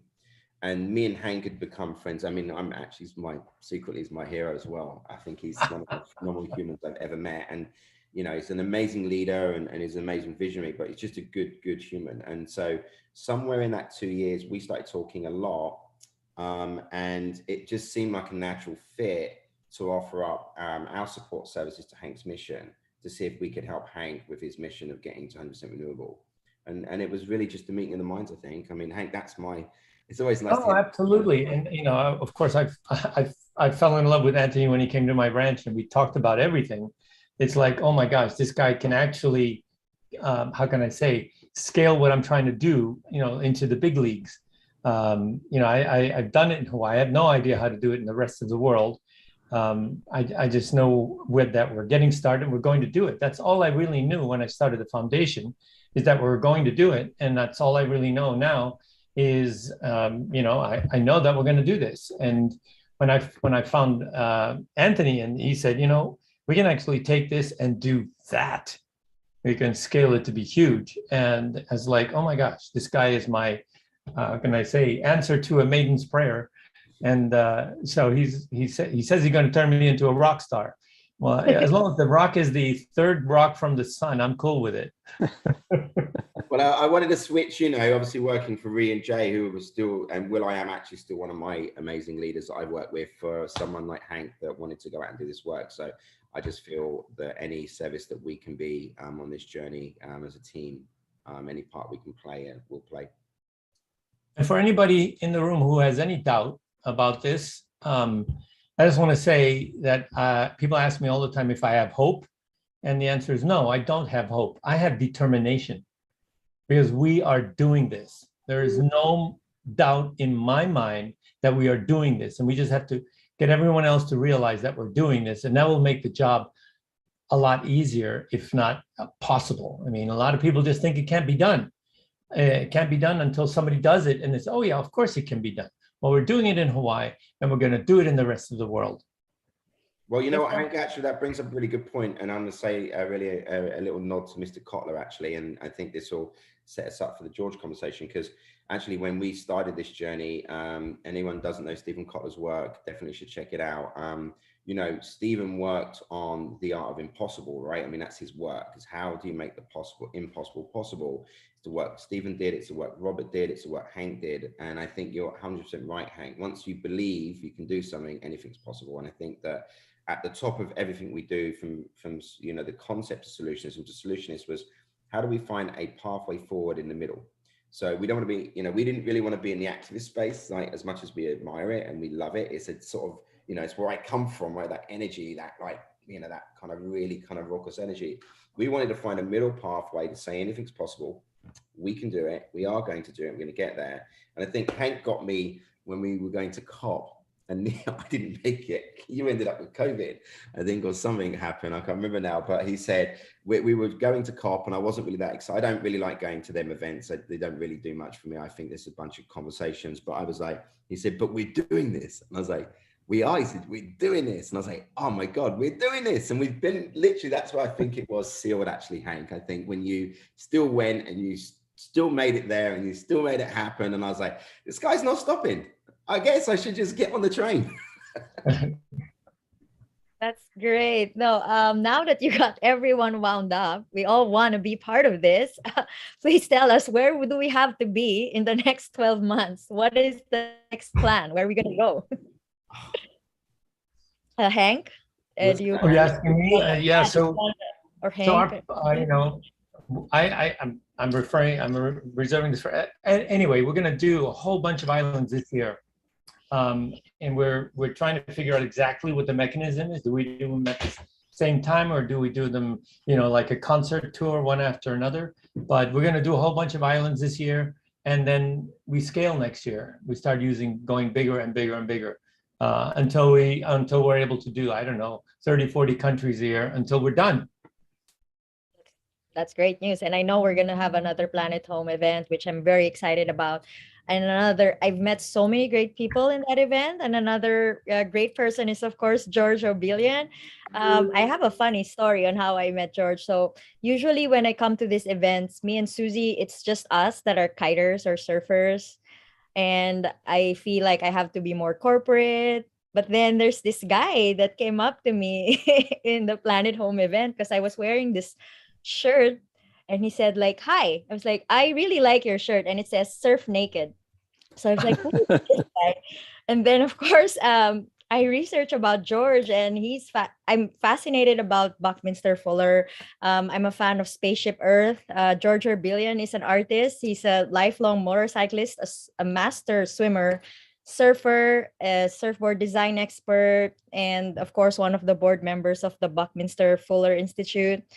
And yeah, so he's here with us. I'm very excited to see this another addition to our growing family of Blue Planet Alliance people. So George, hi. Hi, thanks a lot. It's a pleasure to be with everybody, and you know, getting involved with the eco sprints at the California Academy of Sciences. You know, I just saw that this was the group that was going to do something. I was born in San Francisco and was involved with the real estate industry and got a lot of information about earthquakes because of where we live, and started to research on disaster preparedness. And I saw that the disaster preparedness were really, you know, systems thinkers. And that's what really aligned me with Bucky's work too, is because he looked at everything from a systems perspective. And then being a surfer, you kind of, you know, you're dealing with weather, you're dealing with the storms that create the waves. And then as I started to look at what was going on with the ocean, I set up Project Kaisei with Doug Woodring and Mary Crowley to go after the plastic in the North Pacific Gyre with Scripps Institution of Oceanography, because I just couldn't believe that there could be a patch of plastic in the middle of the ocean that big. And yes, there is. And we found that it's tiny little particles, a concentration of them that's about half the size of your little fingernail. And so, you know, we started to look at, you know, what could be done about that. And then with the ocean acidification and the damage to the coral reefs, being a surfer, you know, I'm very interested in how waves break. When a wave breaks, it's in 1.2 times its height. That's the water depth it breaks in. As the coral reefs collapse, what's happening is that wave energy that used to break on the barrier reefs, it comes directly into the island and takes scallops out of the shoreline, out of the mangroves. So this system is all beautifully interdependent and interconnected, and it works when it's healthy. And when we damage the immune system of nature, we're damaging our own immune system. So we have a chance to do this now because we know more about what's going on the planet than any humans ever have. We see it from satellites, we can see it from nanoparticles, and we can put the way everything works together and really fix the things that have been allowed to be managed. I mean, it is inexcusable that we're in this situation right now. And, you know, the quote unquote leaders of this planet, that's why Bucky was saying, you know, it's, you gotta go with livingry instead of weaponry. Since the 1950s, we have spent $78 trillion on weapons. Many of the weapons that we've created on this planet have been dumped into the ocean. Since 1910, we have millions of tons of toxic metals and heavy metals that are releasing their poisons into the ocean right now. So we've got there's no shortage of jobs on this planet. And we know what we need to do, and we've got to really bring attention to the things that are going to kill life as we know it. And it's an incredible opportunity and an incredible responsibility. And I'm very thankful that you know, I have plenty of people on this call and others to share this journey with and to get this done. Thank you. Thank you for those beautiful words, George. Every time I hear something from you, I feel more wise. Like every time I go to San Francisco, I try to connect with George, and I still have to surf with you the next time I'm there when it's not so cold anymore. And yeah, thank you. And I also wanted to add that Stephen Kotler's work with the impossible, flow, the work of Mihai Csikszentmihalyi, that idea of flow that Stephen's done so much to push into the world, that should be the standard of how every child is brought into this world and can live, where they can where they can grow to their full creative potential and use that. Because Bucky said, every child's born a genius. We de-genius them by the way we bring them up. In 1962, he wrote Education Automation.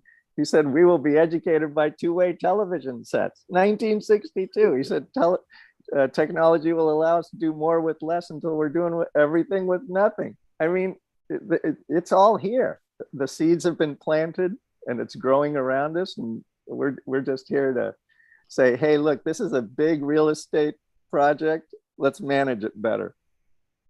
Now going back to the flow experience, surfing and kite surfing, all these sports that are in nature is actually flow inducing. So that's really a good way for us to get into that mindset.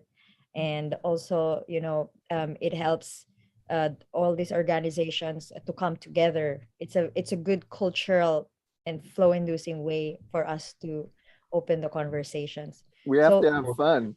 Yeah, we have to have fun. Well, just George, a quick one, if I may, Paula.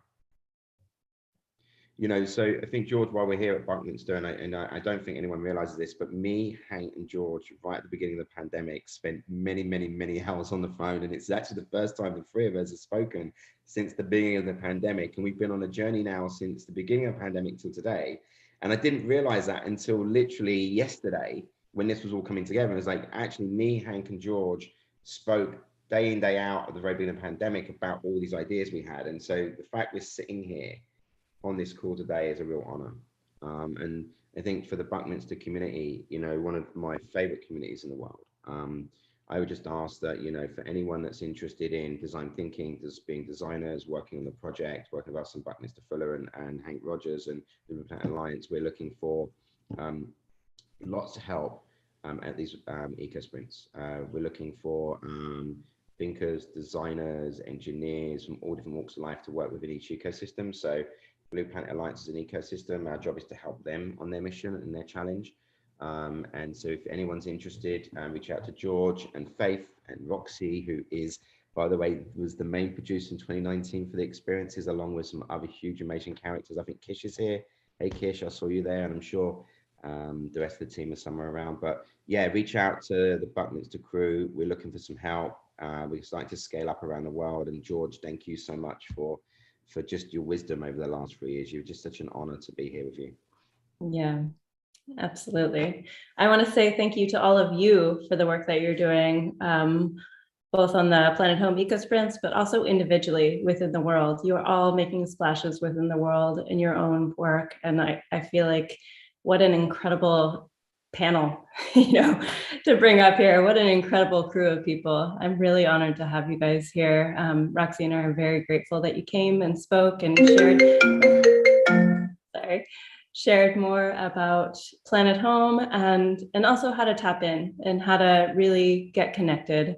I think Planet Home was a really big, impactful experience for all of us in 2019, and we'd love to reinvigorate that, and we'd love to bring that back to life. So yeah, deep bow of gratitude to you all. And yeah, thanks for being here. Thank you. Love, light, and flow.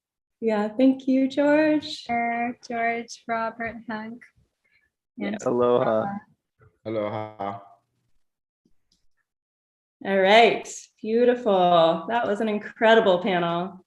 And next up, we have an incredible duo coming up to actually share about their own work and life. They're not only building bridges and creating change within their own work, but they also are doing it together. So we heard from Tatiana the other day, but again, Tatiana is the Chief Strategy Officer and co-founder of Leader on Purpose. And Leaders on Purpose mobilizes multinational corporations, to adopt a purpose-centered business approach to accelerate impact systemically. Through a curated ecosystem, particularly in multinational organizations looking to transform and make policy recommendations, guide systems change, and engage stakeholders in changing the way that they are doing their work. Leaders on Purpose community creates systemic value in purpose economy that drives the delivery of global commitments and supports the future fit business transformation at a global scale. And actually, Tatiana is going to introduce Lucian. So I'll let you guys take it away from here. Thank you for being here.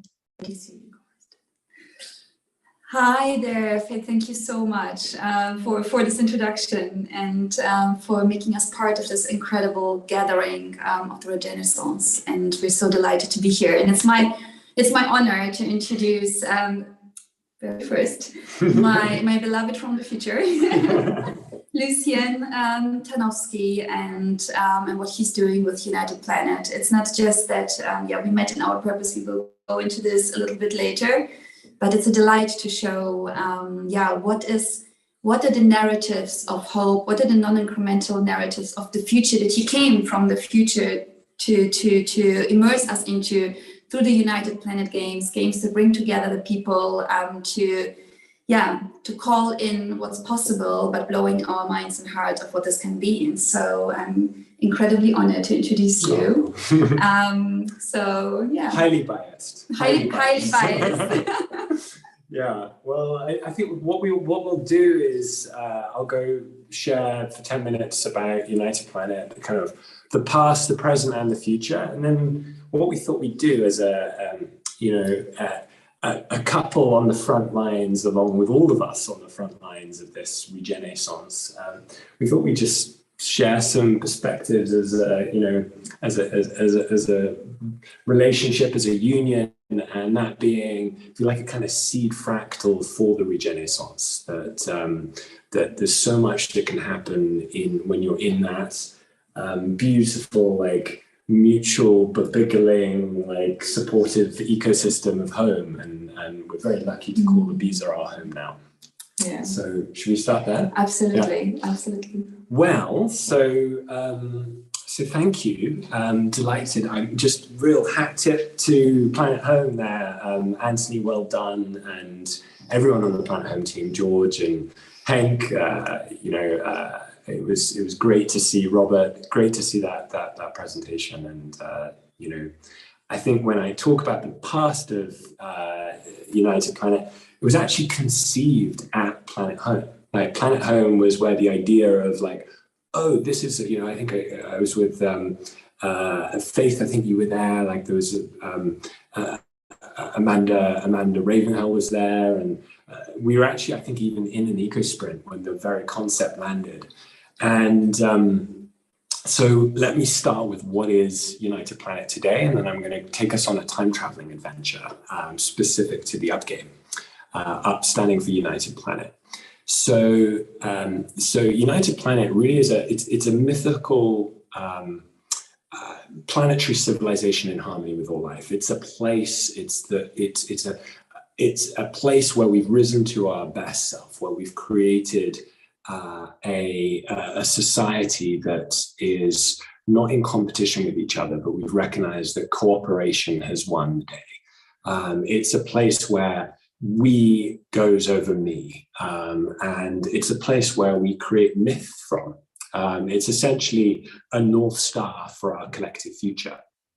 And the Up game is essentially a time-traveling immersive reality game that takes us into the United Planet so that we can meet our future self, meet our best self, and spend a week together bringing all of our visions, all of the codes we hold into a narrative building game, a story building game to create a myth from the future.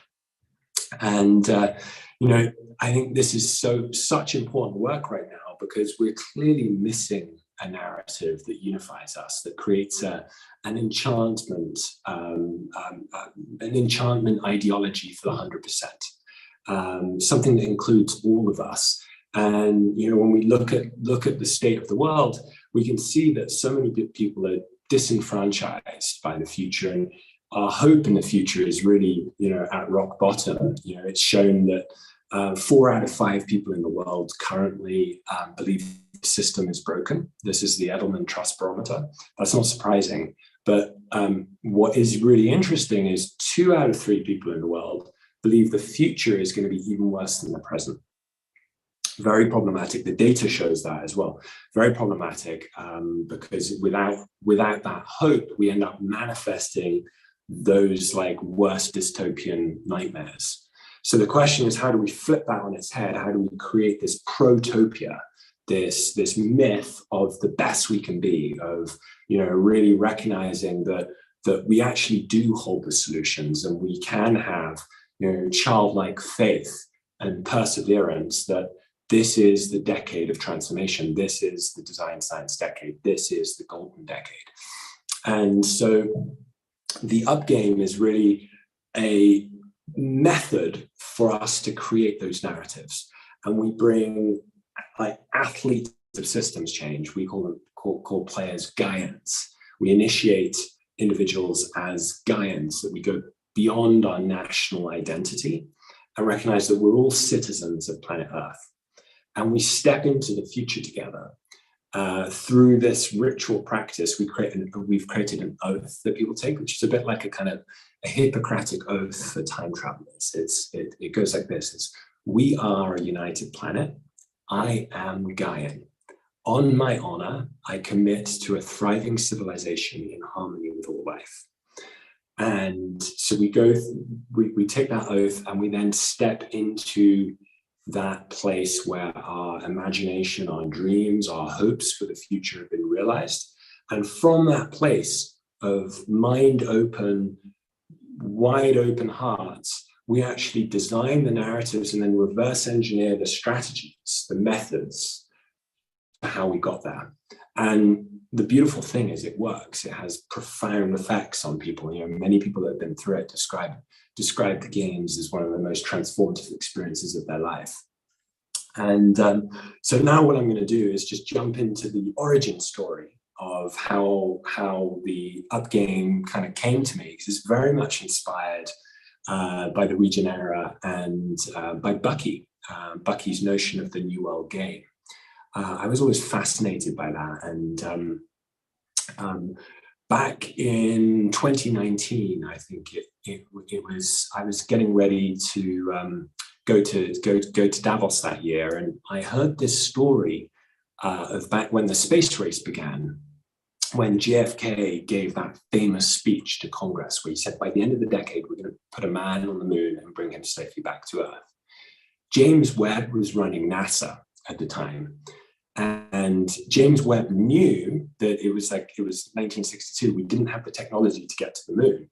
So he knew that the biggest barrier was actually mindset, that we needed to bring the talent together to believe that landing on the moon was possible, first and foremost. And so what did he do? He threw the biggest party NASA had ever thrown.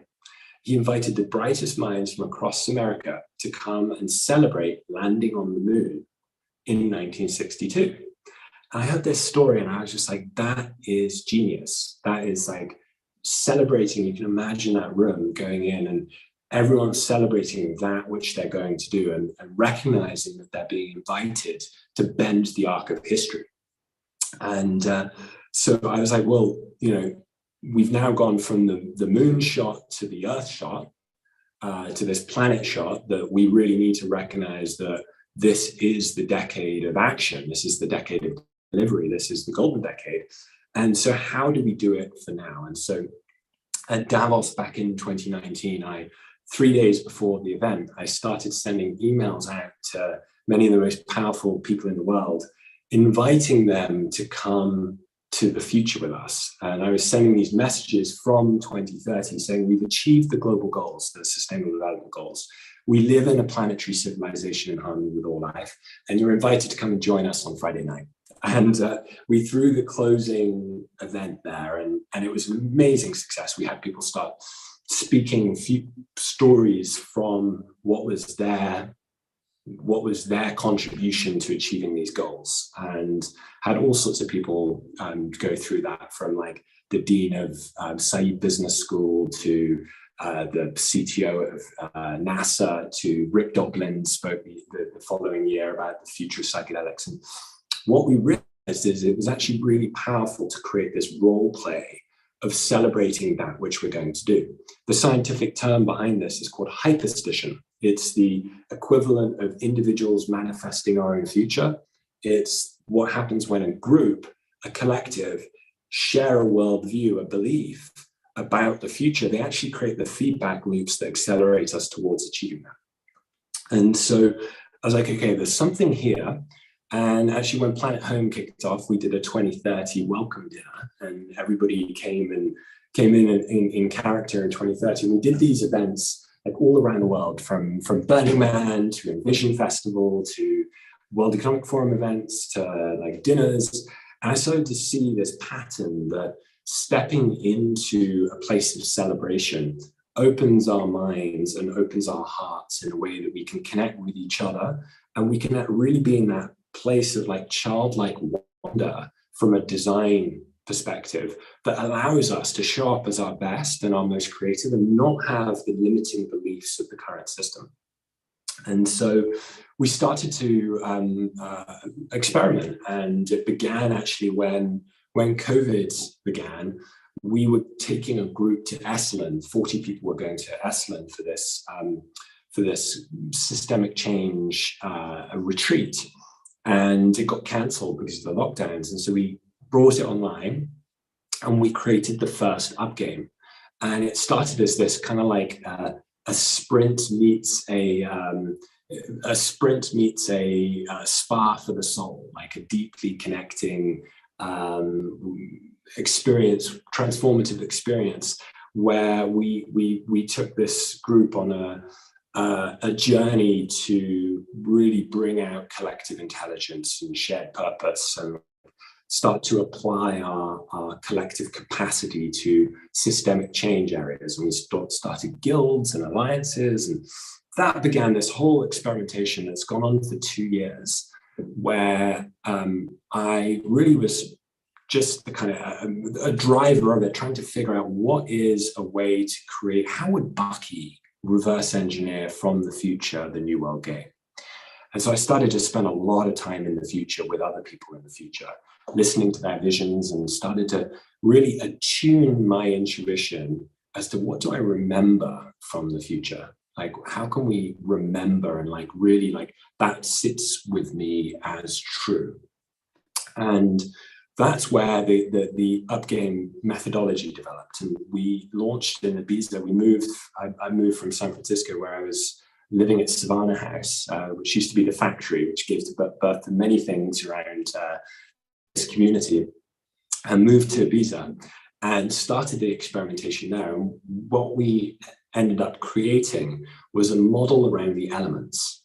And so we created this structure, and I think I can share it, or I don't know if I can share my screen, or if Faith, you can share the image I shared. I put on that, but basically we have the 4 elements, and we bring teams together around the elements. So there's the air team, which focuses on topics including health and well-being, water security. It's all about GAIANs, basically. It's all about our basic needs.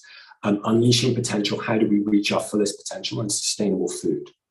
And so, as you can see, you might recognize these because we took the SDGs and we said, how would we talk about the global goals if we've actually achieved them?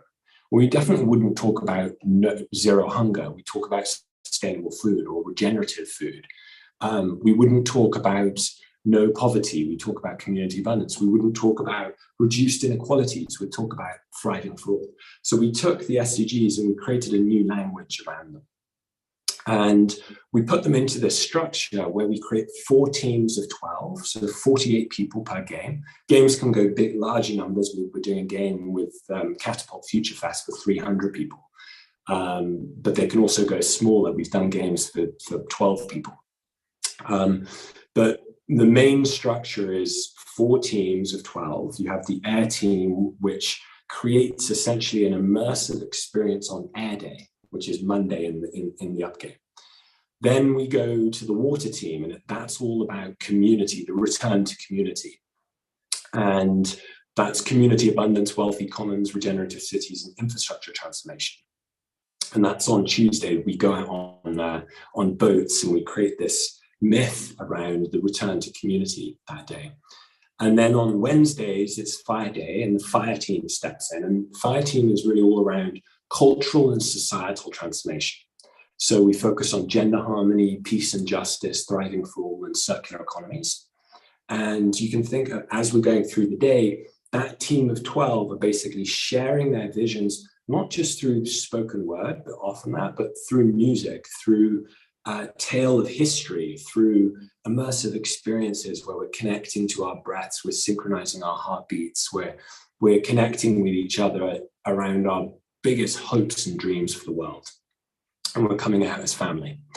And then on Thursday, we have the Earth team, which is all focuses on the planet and planetary identity and this planetary crescendo that we're in. And so there we have topics like planetary health, ocean stewardship, ubiquitous energy, and land stewardship. And so what we're doing is we're filming these, and we're working towards, this is where we go into the future. This summer, we're doing a whole series of games in Ibiza, where we're going to be gathering 48 people per game and filming in VR, because what we want to do is bring this myth of the United Planet into the metaverse and give people the ability to meet their future self, learn what was their part in contributing to this planetary civilization, how do they reframe their relationship to time, and let them meet teams that they can join to transform their own communities and their own futures. And so what we're really building towards is kind of like a Shakespeare play. And we can jump off this screen share if you want, Faith, but it's a bit like a Shakespeare play with the up game. There's 3 acts.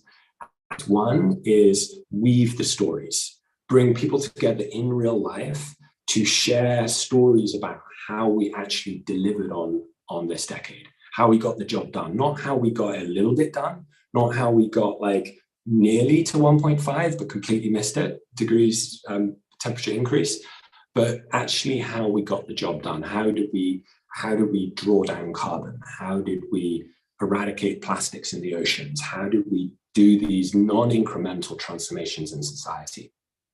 And then step 2 is create then a metaverse, a digital world and a digital community where those teams can meet each other and inspire others around those myths. Step 3 is then make that reality, essentially create the financing loops where we can fund those future solutions from the future backwards. And this is a major hypothesis we have at United Planet, is, what if time is hiding in plain sight as our biggest strategic advantage? What if we can step into the future collectively and richly, so that we may design cooperatively the coalitions that can reverse engineer from the future? And what if we were able to create a myth that we went from billionaires to billions of heirs, and we started to fund outcomes based on those future scenarios? That's the goal that we're working towards, to go and say, how do we start to move the trillions of dollars necessary into the future and backwards into the present, so that we can create this cooperative movement to transform our world? And that's like the big hypothesis that the Up Game is testing. And we're testing it by bringing literally hundreds of people into the future as our best self. And so it's really exciting. It kind of works as a methodology. It's totally open source. Very much welcome you to host the Up Game methodology, and to invite. You could do a dinner where you invite your friends to come as their best self in 2030. Or you can do parties around it, or you could structure it as a whole Up Game. And I've written about how we do that. But that's the past, the present, and the future of the Up Game. And it's really exciting. We're filming, we're seeing this whole content play, where we filmed, we did an Up Game in Damanhur in Italy called Time Ritual. And it was all about the notion of stepping outside of chronos, what the Greeks called chronos, kind of linear time, into kairos, what the Greeks called, for the Greeks represented all time, the past, the present, and the future. And so we filmed a movie that we're going to do a little opening screening, just the kind of beginning of it later, just so you can get a feel of that. But what we're seeing is Up Games can become a whole TV show and an immersive experience, where we can bring the athletes of systems change, those like architects of the future, the storytellers, the League of Extraordinary Storytellers, to come together to go and design the stories, the cultures, the rituals, the solutions necessary to deliver on this decade.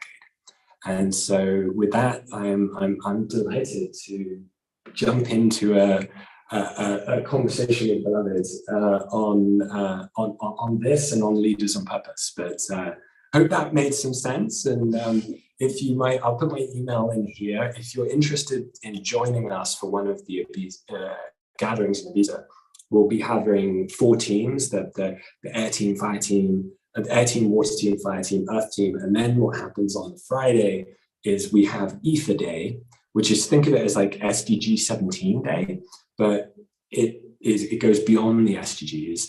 It is really, how do we then create a collective mythos? Like, what is this artifact of 48 people's collective prayers, collective visions? And how do we bring that together into a narrative that we can all go home and remember and tell all our friends, and take it onto Netflix and the rest of it? So that's kind of what we're building towards. Very early on, we haven't yet raised launched the DAO, but the whole structure is a decentralized model where United Planet is a DAO, and each team can then create a DAO and have its own treasury and showcase projects. And the whole idea is to then create like an accelerator, like a YC from the future. So hope that makes sense. And I'd love to open it up to Tatiana and I. I think, how long have we got, Roxy? You have about 8 minutes. 8 minutes. That works? Okay. Yeah. Amazing. Great. Welcome. Yeah. Sorry. There we go. Yeah. Wow. Thank you so much. Maybe for those of you that were not there when I presented on Wednesday, just a very, very brief what I'm doing with Leaders on Purpose, and you will very clearly see why we are here in the vortex of creation. Yeah. Together. Leaders on Purpose is today the biggest platform for multinational CEOs and multilateral leaders and leaders of all kinds that are in a position to deploy decisions that would rapidly help us. and have a sense that any systems value proposition for the planet is needed, and to do the work that is significant to achieve that. There's way more behind this. We bring together the Global CEO Summit in the UN General Assembly. Some of you participated. The Design Science Studio team was there with their artists to capture the visions of what those CEOs and other leaders have discussed. It was absolutely incredible. And you'll find more on our website, leadersandpurpose.com. And yeah, but so happy to jump into this conversation, because as you see, we clearly are, us, me, you, and our creative forces together. Yes. Yeah. Well, it's been moving from San Francisco to live together here in Ibiza in nature. You know, I spent my first 18 years living in nature, and then the next 18 in cities, and now being together, you know, hopefully the rest of our lives in nature. In Ibiza. It's just pretty amazing. It's an incredible womb of creation for Leaders on Purpose and United Planet. And it's really, we see it as we sometimes describe it as like a soul spa. I just wanted to say that, actually. Yeah. So, it's a soul spa, absolutely. But something which is sometimes we wonder as well, and I believe some of you are also in these incredible places and together in community or in partnership or with family. And you do. And we have and we can work in this beautiful, inspiring nature and community of people and systems change, innovators and artists and creators, to really always stay connected to our heart no matter what we're doing. What I also shared on Thursday, I believe if we create from our heart, we create art, right? So being it a strategy for transformation, being it a game, being it art pieces or NFTs in this direction. And we wondered sometimes, well, we feel so blessed to be here. We're so grateful to have this space, this energy, and being here together. And what we understood is that for us, and I believe for most of us, this is true, because we create from a space that is not a fear-based space. We create from a space of love. We create from a space of community. We create from a space of nature and coming together and belonging and thinking the audacious and act upon the audacious. And one thing I've heard today, which really stayed with us, and I think we so unite in that, it's not about thought leadership, it's about action leadership, in terms of that we're all our own leaders into this action. And however, of course, it's very accelerated if you come together with the people around you to share this. And it's such a privilege to have this in the union. And it's like a seed fractal, we feel. It's like it makes sense that the great storyteller would tell stories through relationships. You know, the part of this emergence of kind of what we see as like the characters that are there, like so many characters here in Regenera. Like, so the citizens of Regenera are amazing, right? And so, how do we gather these characters, find the others, get the band back together? And that often one of the kind of hallmarks, I think, is like unions that are based on like this deep commitment together to shaping the future that our children ultimately will inherit. And how do we together live as great ancestors to the future? Absolutely, and allow the partner in any kind of relation, right? It can be in family and for deep friendships, and other for us in our relationship, allow the partner to fall into this trust, to hold these audacious visions and to act upon it. And I think all of us know exactly how it means, how incredibly valuable it is to find the others, find the one or the ones that are comprehending what your heart and your mind wants to channel through and wants to bring through, and can hold this and actually connect all of that together in synchronicity and synergy. Which we are also doing. For us, I would also say it's like it's a rapid acceleration of the things that sometimes describe us as a centrifuge. Because of based on the United Planet games, these incredible visions that are getting created, those people that are coming, and then those leaders that we're gathering with Leaders on Purpose, we're always listening bringing people in. Some of you have been into Summit, some of our leaders have been at the Games. And it's just, we see how this is accelerating between us and everyone that we involve in that. And it gives us so much energy and so much hope, so much just like hope that, you know, because it's like, so often when we go out to the world, we get this constant feedback as to like, why like our hopes and dreams are maybe like naive or, you know, like utopic, but actually in a relationship, you can form that foundation of like, no, this is what we believe and this is what we stand for. And it's so, you know, we just think just so powerful. Yeah. And then it ripples out. It's like a fractal of an acupuncture spot, because it's like, the relationship starts with that seed fractal, but then like there's at a community level also. So Ibiza, just to give an example, like Ibiza is an island. It's very similar to what we were hearing from Planet Home, the Planet Home team, that, you know, these islands of transformation is a very real thing. And there's so many people who have been attracted to Ibiza, like Costa Rica, like other places, these other hubs of transformation and kind of like regenerative rising hubs, acupuncture spots. And Ibiza is like a kind of crystal stage, and it's pretty unique in that it's like, you know, only 144,000 residents from like 144 countries, but has like 5 to 6 million people visit every year, and mimetically reaches like 2 to 3 billion, arguably more people that know about exports from Ibiza than Spain. Very rare for like an island belonging to a nation or like member of a nation to have larger reach than the nation, you know, the parent nation, as it were. And so we think that Ibiza is like the most pregnant island in the world, you know, and we're going to have some debate on this, the most pregnant island in the world, to showcase how fast we can create the future, because we need these shining lights, we need these shooting stars, we need these crystal stages to showcase what's possible. And that's something we think is here, yeah? Yeah, and I think the beauty in Ibiza being this finite island is also then to understand, okay, how does it connect to your point, from to the community level, to the local level, because of course there can be so many problems on this island in terms of sustainability, on water, etc., based on all this tourism. So how can we, with our missions, give back to the island, to the local, to the community, and learn from this how it ripples up for scalable models up to the global economy, but also to be again scaled down in other regions around the world that experience similar things, as we know are happening.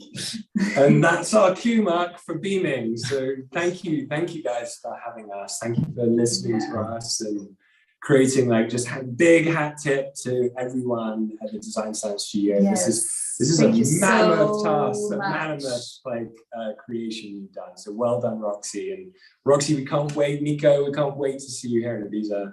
Yes. I think we need to have an office here. So. Yeah. Yeah, this will be your European HQ. I'm there. It's going to be so great to spend my birthday with you. Yeah, we can't wait. Thank you so much. Thank you all. Thank you so much for being on this journey all together. Yeah, and I'll put my email and I'll put the website in there as well. So thank you. Thank you, Roxy. Thank you, Mark. We're so honored for all that you do. Yeah. And before, I know Mark has a very perfect introduction, but I also want to encourage you now, Lucian, to share a little bit about the screening that you're doing in a few minutes, because I'm going to talk about it, but better for you to talk about it than me. What time are we going on that? Basically, you're scheduled to do it in 10 minutes, if that's still your plan. Right. So what I'll do is I will show, so let me get super high level, and I'm going to do the beginning of it as the first, it's like 10 minutes. I'll show that because I need to get Lily to bed. But it's the first 10 minutes and it's perfect because it will give you a kind of set. But Damn and Her was created by this amazing man, Falco. He was a legit time traveler alchemist. He created it in the 70s with a small community. 24 people started it, and 150 people then came together to build the world's largest underground temple. It's the eighth wonder of the world, and we use that as the set and setting for Time Ritual, which was an up game where we basically showed that what if we change our relationship to time and step outside of time in our mission to blueprint a planetary civilization? And we created this movie out of the back of that game that was shot inside the temples, which are actually dedicated to the future of humanity.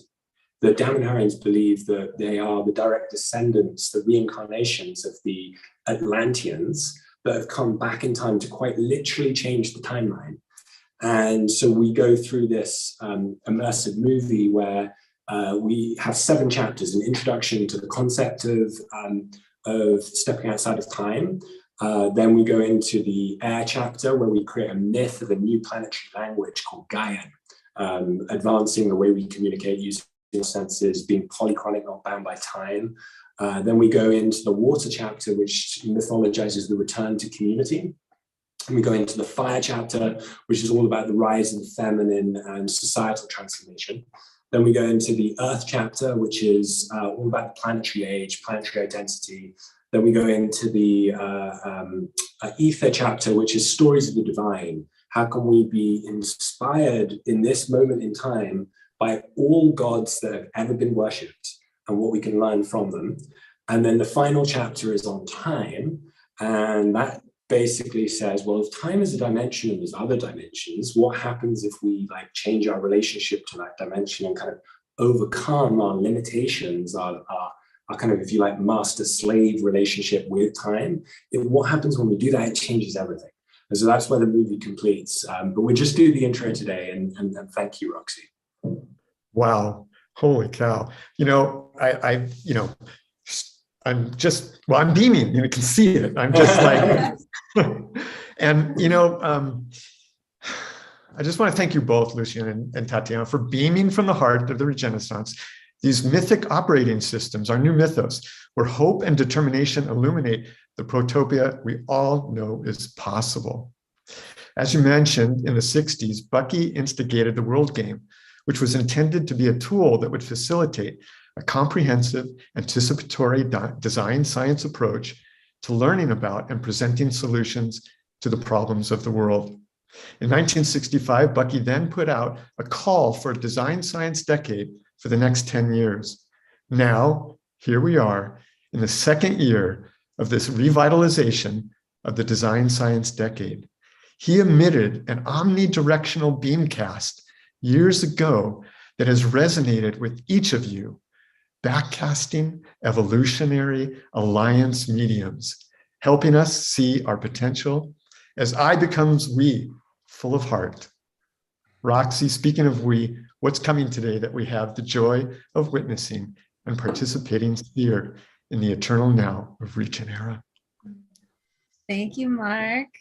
Thank you for that download, and let me share. But first, before I share, I want to invite 3 of our revolutionaries who are about to host an incredible session on alchemical architectures. They're architects and artists. Oops, we brought them and we lost them. Hi, Shanita. Hi, Veronica. And I don't know if Kath is here, but they have a session that starts in 3 minutes. And I wanted them to share about what is in store. Take it away, Shanita. I'll drop some links in the chat while you talk. Thank you, everyone. Yeah, we're really pleased to present our discussion or further discussion with alchemical architecture.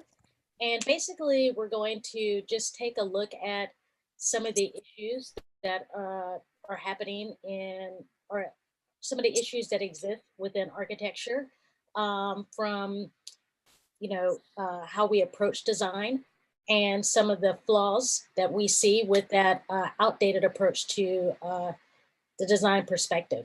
And then wanting to, how do we bring that into more, integrate that more with bettering the human experience? And so we have, we're going to talk a little bit about some of the issues that we see, and also offer some solutions with how we can be a bridge to fostering designs that are more curated to be more mindful, more inclusive, and just more accessible to all beings, as well as being in more alignment with the planet. Exactly. And Shanita and Kath and I have been working at architecture at different scales. So as architects of the future, we acknowledge that there's a need to create interfaces with nature at the home scale. That's our primary interface with nature. But how can we also scale that up into a hub or a community scale? And what kinds of healing can we facilitate through the spaces that we design at that scale? And then I'll be sharing about my work at the hive scale and how we can create collective intelligence and catalyze spontaneous collaboration through something called geodesign or planetary operating systems. And so architecture at the global scale is also what we'll be discussing. So we invite you to join us. All the links are in the chat. And thank you, DSS, for this beautiful confluence that is emerging in this moment with alchemical architectures. Thank you. Yes, the session is not to be missed. We got a preview of it and the fireside chat, and I think it was one of the most moving and powerful and empowering and like enlivening, I don't know, sessions of the whole fireside chat series of all of the revolutionaries. And I'm really, really touched that this is happening, and I really want to encourage people to check it out. So don't miss Thanks, it. Rocky. If anybody is watching on the live stream and you want to join us, go to alchemicalarchitectures.com and the Zoom link is there. Perfect. All right, y'all get over there. It starts in 1 minute. Bye. See you soon. See you soon. Awesome. Okay, so I'm going to share a little bit about what's coming up. We're a few minutes behind schedule, so I'm going to try to be easy breezy about it. And we have a sound healing in here that's happening shortly after that will start about probably 4 minutes late if I can be speedy. So let me just welcome you all again to today, Re-enchantment and the Circularity. This is day 9 of 11 of this global confluence for creators of regenerative futures.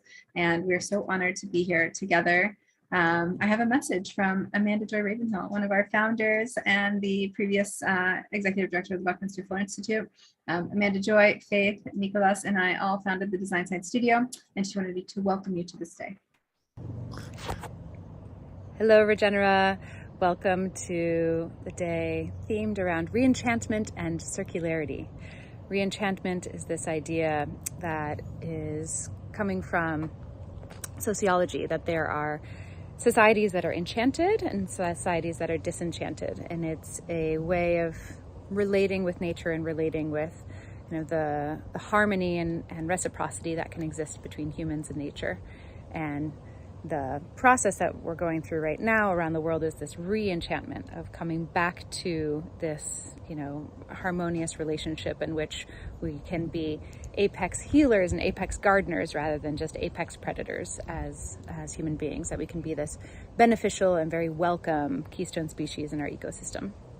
And so we're in this process of re-enchanting, of, you know, literally chanting, listening to the songs, listening to the rhythms of nature around us, and tuning in, chanting, re-enchanting, tuning into that and understanding our place.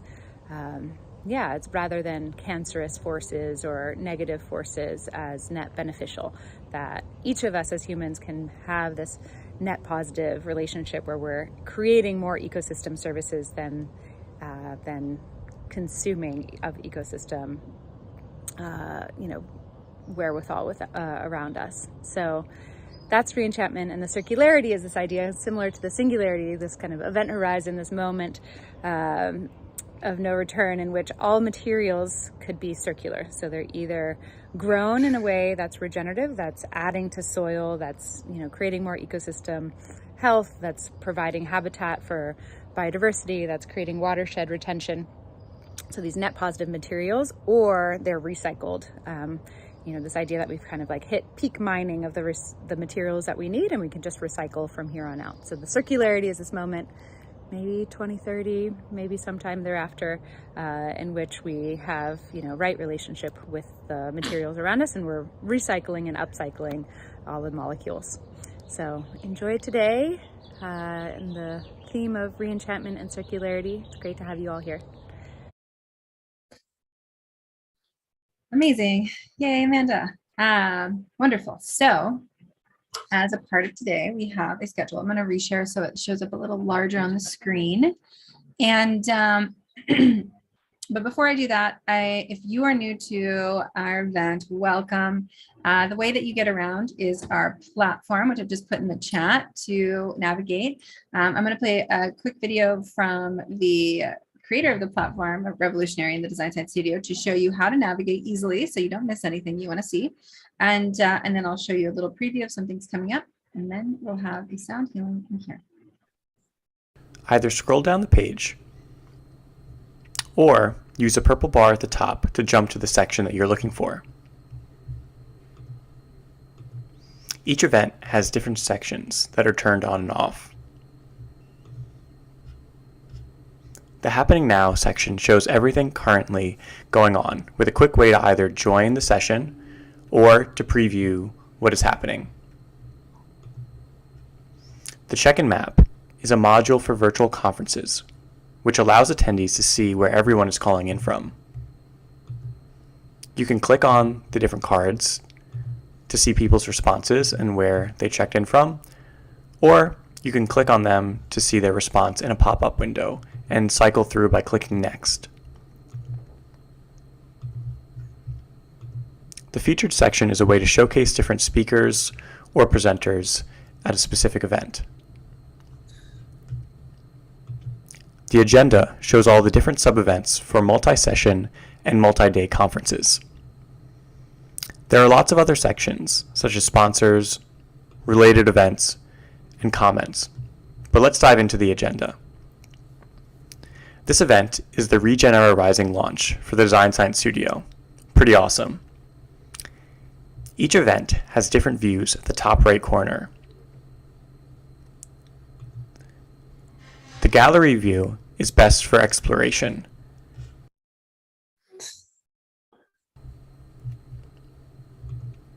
The long card view is my personal favorite, which shows topics as well as the different stages. The list view is designed for a quick glance and easy ability to find events listed in chronological order. The calendar view gives a big picture view of the entire week for a multi-day event. And last, the timeline view. The timeline view is a detailed agenda that allows you to see events that are happening at the same time. You can also toggle between week or day view to be able to zoom in and see everything that's happening for the specific day that you're interested in.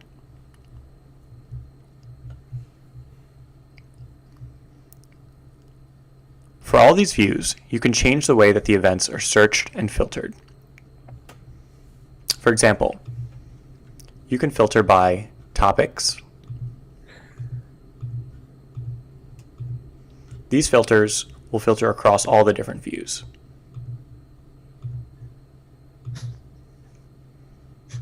You'll be able to see that there are 5 events between April 21st and May 1st which have these topics. You can click on the X to remove any topic filters. You can also search by the session category and session types, for example, workshops. Each one of these views allows you to click on the particular cards and see a preview of what's happening with the date, information, as well as ways to either share, join the session if it's in progress, or add it to your calendar. These cards will also have the related information, such as participants or related events.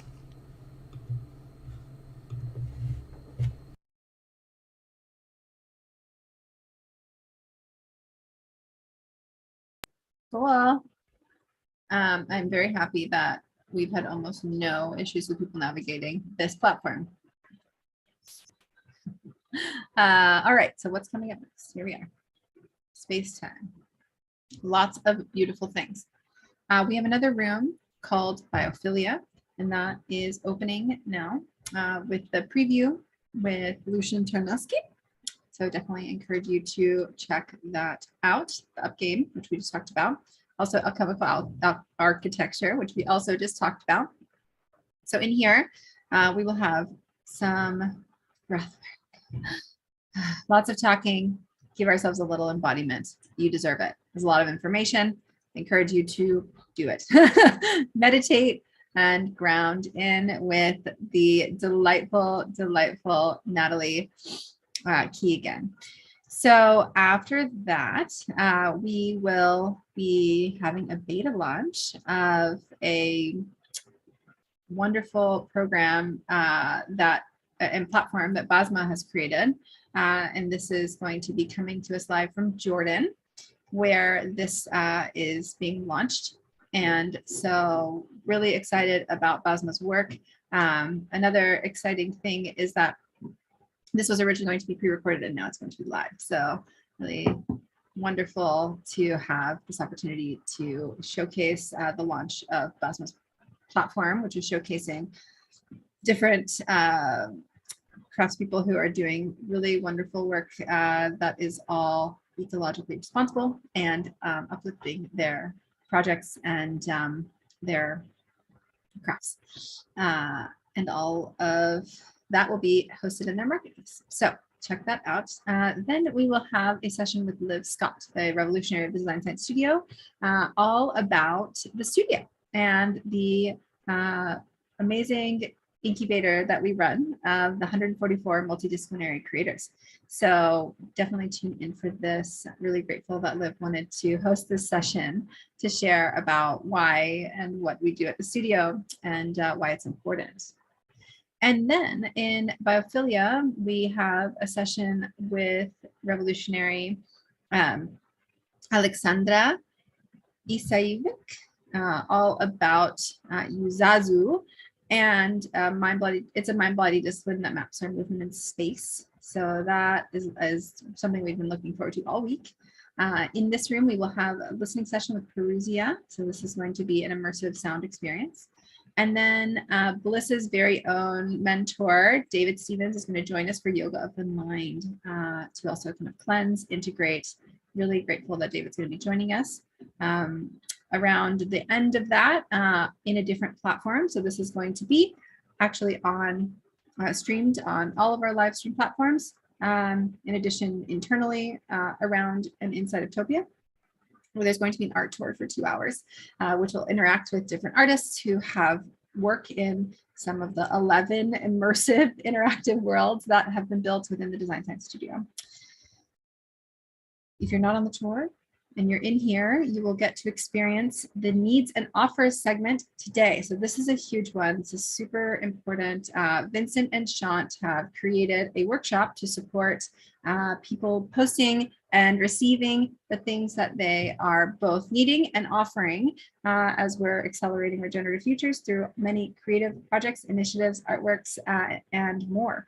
So definitely tune in, learn about each other, see how you can support and how you can receive support. This will be from 3 to 4 p.m. And then in biophilia, about halfway through that, Liv will kick off Stories We Tell. This is all about narratives for cultural change.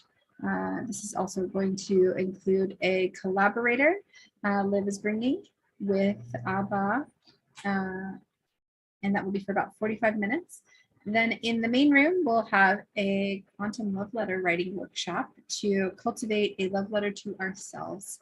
As we're reimagining and regenerating our planet, we also get to regenerate our relationship with ourselves. So definitely come for that creative writing experience.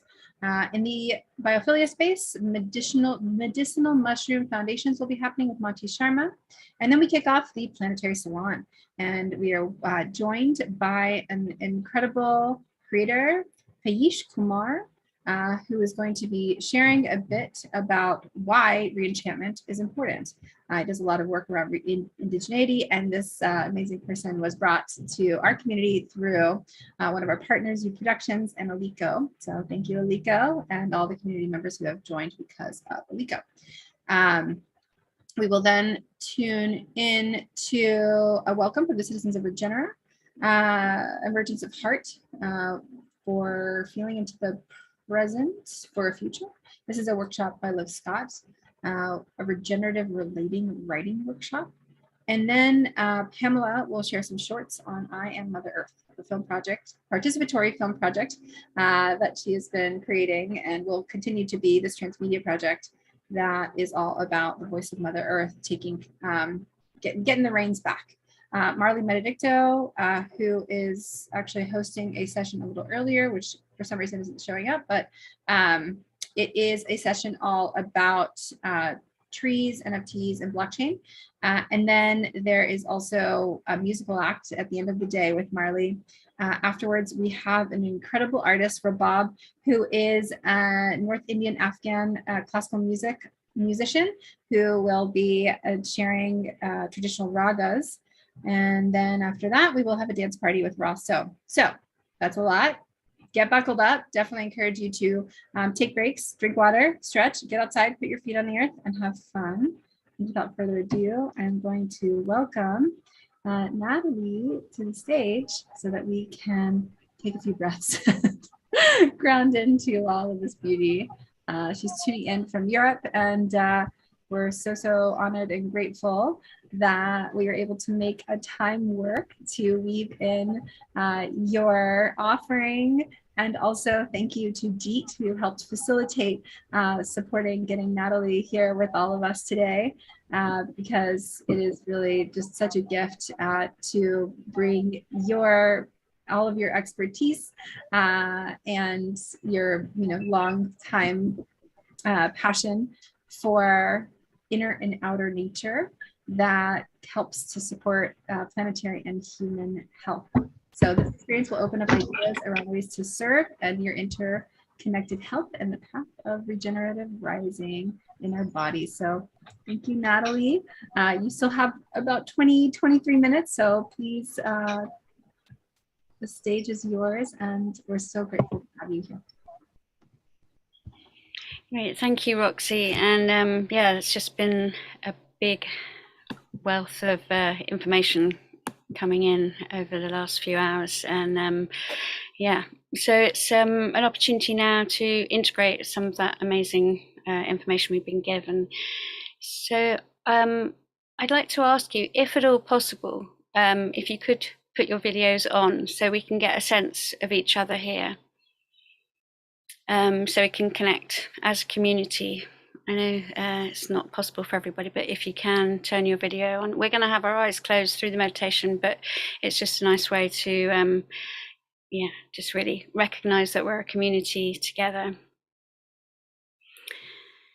And if you're joining us for the meditation, if you can grab a cushion to sit on, or if you're on a chair, maybe taking your shoes off so your feet are on the ground, and placing a cushion so that your pelvis is slightly tipped forward if you're sitting sort of cross-legged or that kind of sitting on the ground, so your knees can drop down.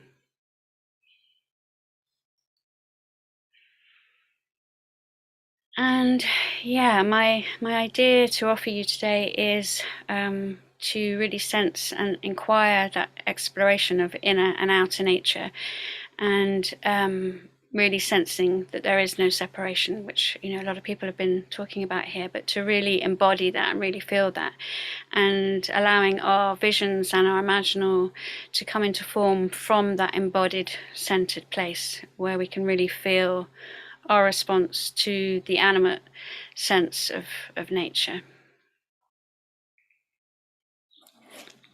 So like our living system and Gaia, Earth's living system, really to feel that.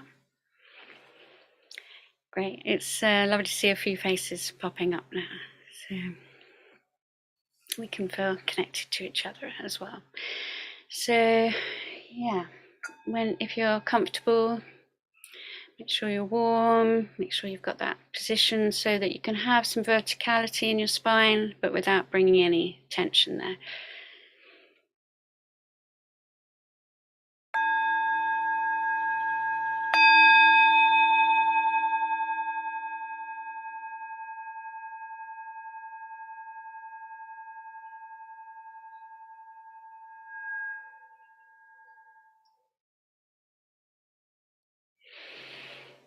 So let's begin by really arriving here in our body, in this present moment, in our breath.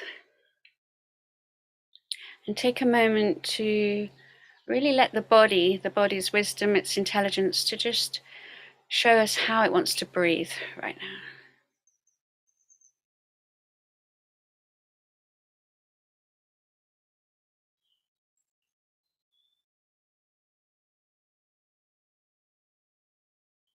Maybe there's a softening in the belly, just allowing that breath to be full, or maybe you're needing a gentle, slowing down kind of breath, just really listening to your own individual sense of what it's needing right now.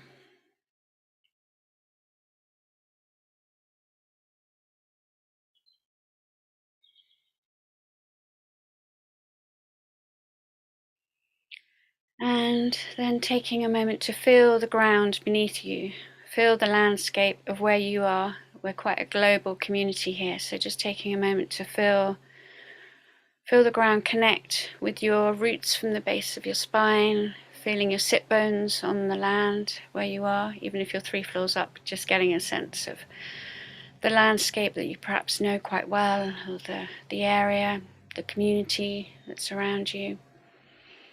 And just dropping into that support, just noticing how your body might respond as you really feel, okay, I can let this body really drop in, feel the support of the land here.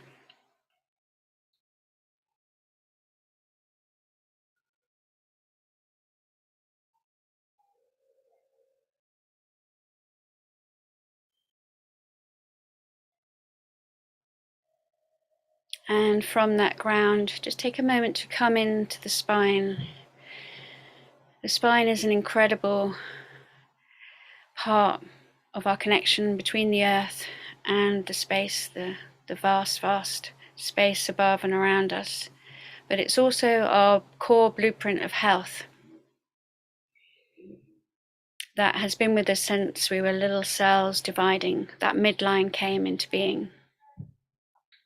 And as I say that, I'm getting a sense, of the core of the earth also that has that similar center.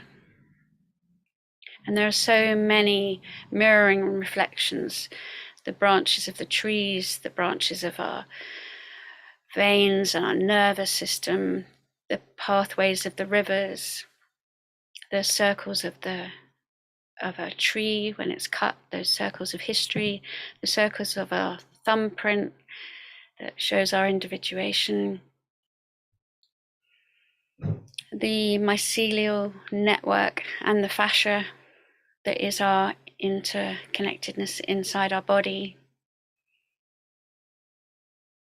So just take a moment to really sense that inner and outer reflection.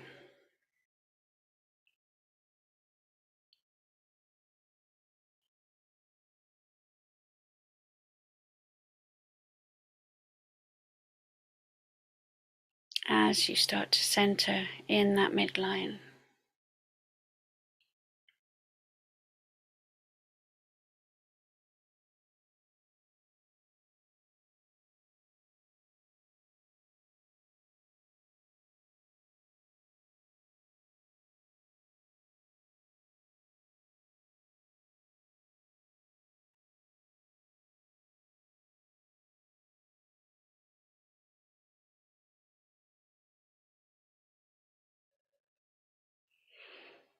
And then as you begin to settle into your felt sense, let the mind rest a little bit and just really coming into the felt sense in the body.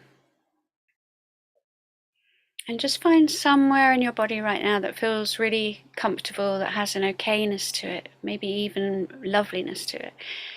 And just find that place, even if there might be other areas in your body that aren't so comfortable, that are speaking louder. Find that quiet place, perhaps it's quiet place of okayness and comfortableness, and just resting your attention, your awareness, your breath there for a moment.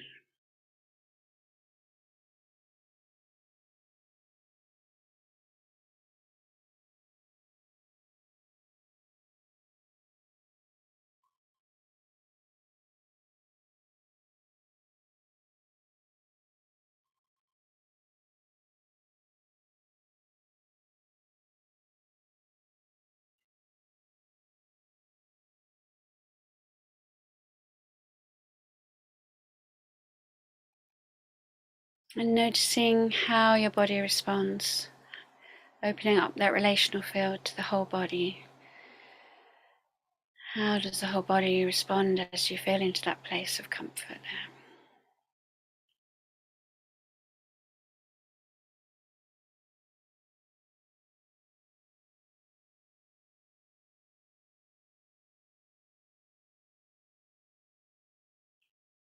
And then we're going to take a bit more time with really filling up our awareness of the whole body and the space around the body.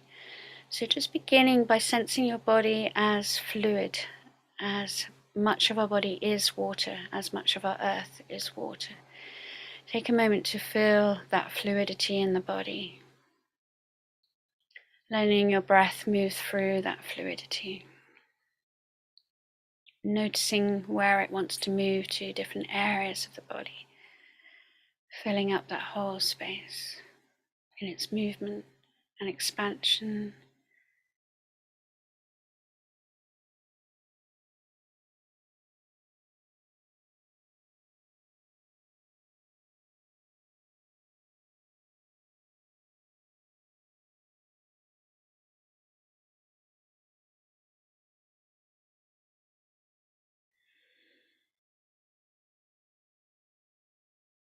And then imagining that water turning more into mist, like water droplets.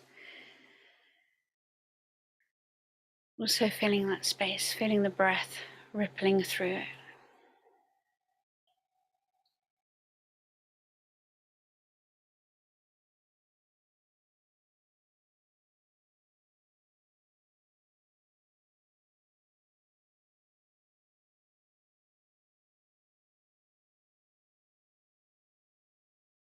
And then allowing that to move even more into a sense of spaciousness that really fills out the space just a little bit beyond the body, maybe a few inches, maybe a few feet, just feeling into what feels right to you from that midline, from that center, expanding out with that mist that now becomes spaciousness, space itself.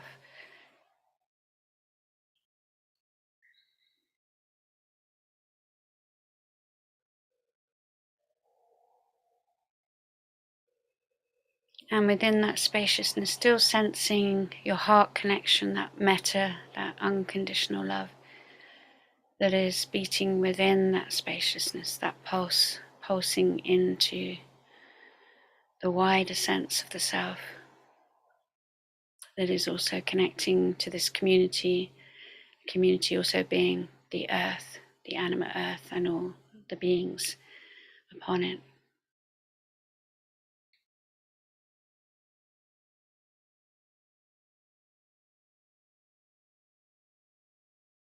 So sensing self, but also sensing perhaps the line, the kind of container of our body is not quite as fixed as it may at first appear, and just opening that softness to the space around you.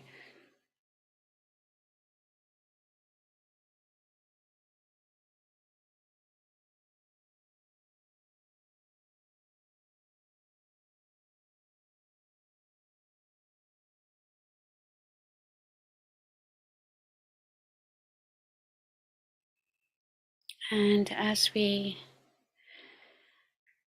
come now into this more embodied place, I'd like to open up, as has been experienced a lot in these last days, so many visionaries, so many ideas, so many possibilities of present into the future, regeneration, and all that that might mean.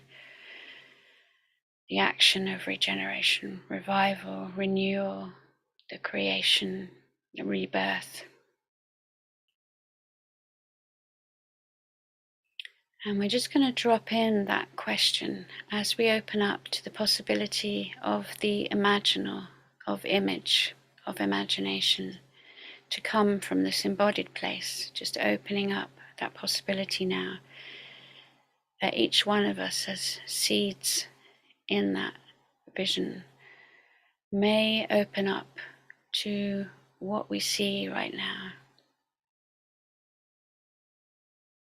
So that may open up by sensing an otherness in front of us, whether it be the earth, divinity as we see it, which may also be earth, or it may be a person, a form, a being, an element, a quality, a felt sense, just opening up to the otherness, to open up that conversation of how we and each one of us may serve this possibility and idea of regeneration. So find your own way to navigate that question, just asking from your heart, from this embodied place, how may I serve? How may I serve this regeneration?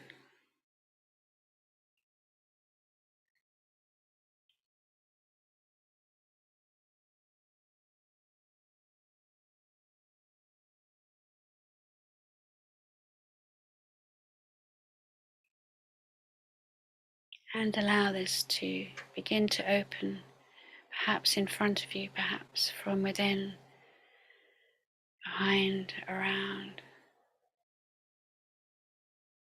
Allowing it to arise uniquely and trusting that the way for you to see, feel, sense this image for you right now, just allowing it to come more and more into form.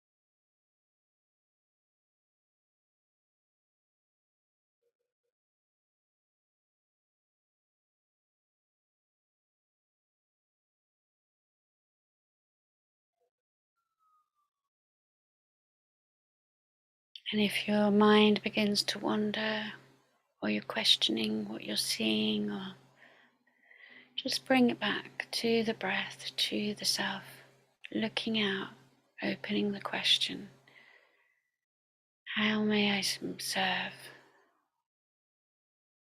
this regeneration, this planet, this animate being, the health of my being and the health of all beings.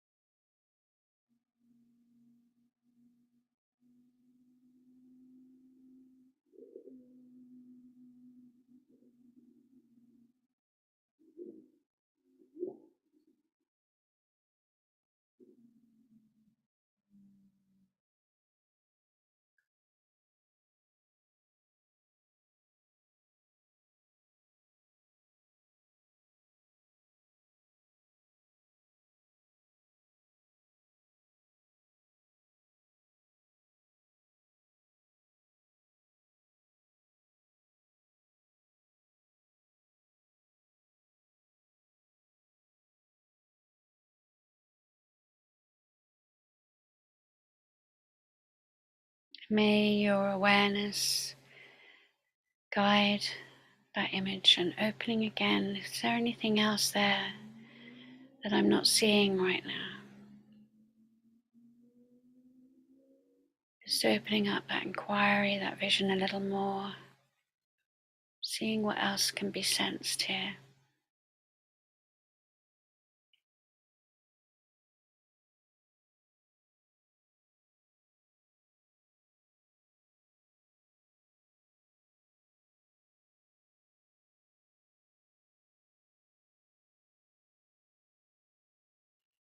Sensing that relational field and communication from yourself to the image and the image to yourself, opening the heart between you as you feel into that question, that inquiry.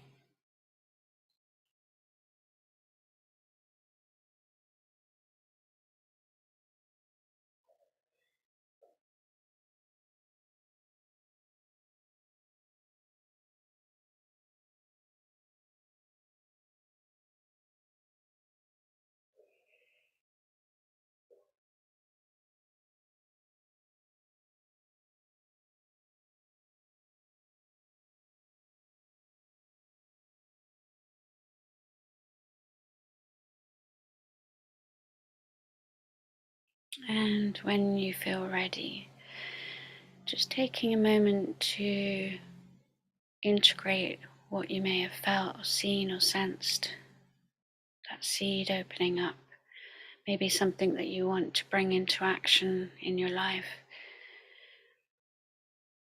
that will support this service to Gaia, to yourselves, inner and outer being.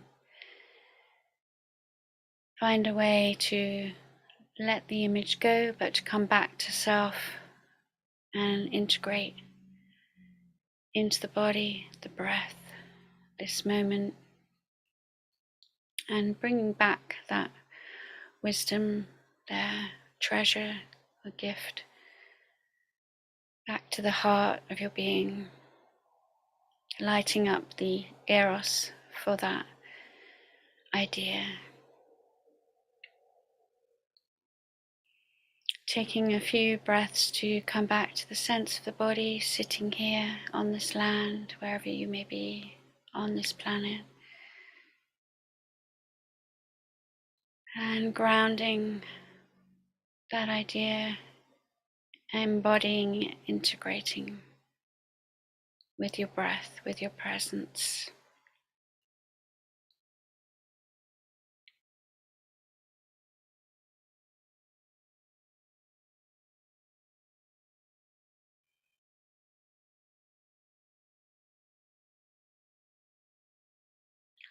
Om Tara Chitare Ture Soha. Om Tara Chitare Ture Soha. Om Tara Chitare Ture Soha.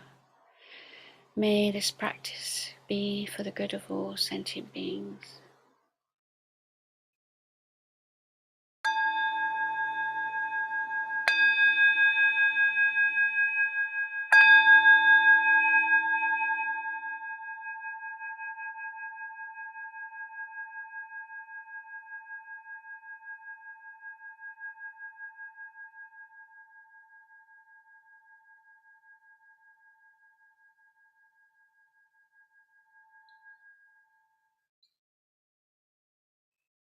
And taking your time to move your body, have a little stretch, and gently opening your eyes back into the space where you are right now and to the room where we sit together. And if you feel to find a pen and paper, a sketchbook, maybe jot down, sketch any ideas that are coming to you right now. Or you may unmute and share. I don't know how much time we've got, but if anybody feels to verbally share, you can just unmute yourself.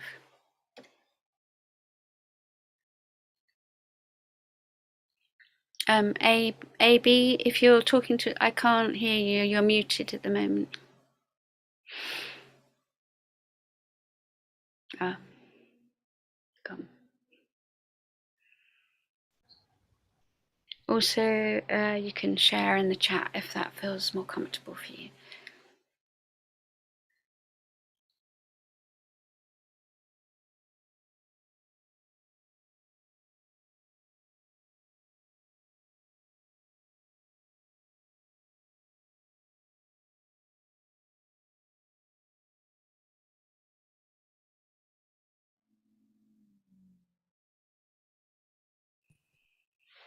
Thanks, Roxy, for that.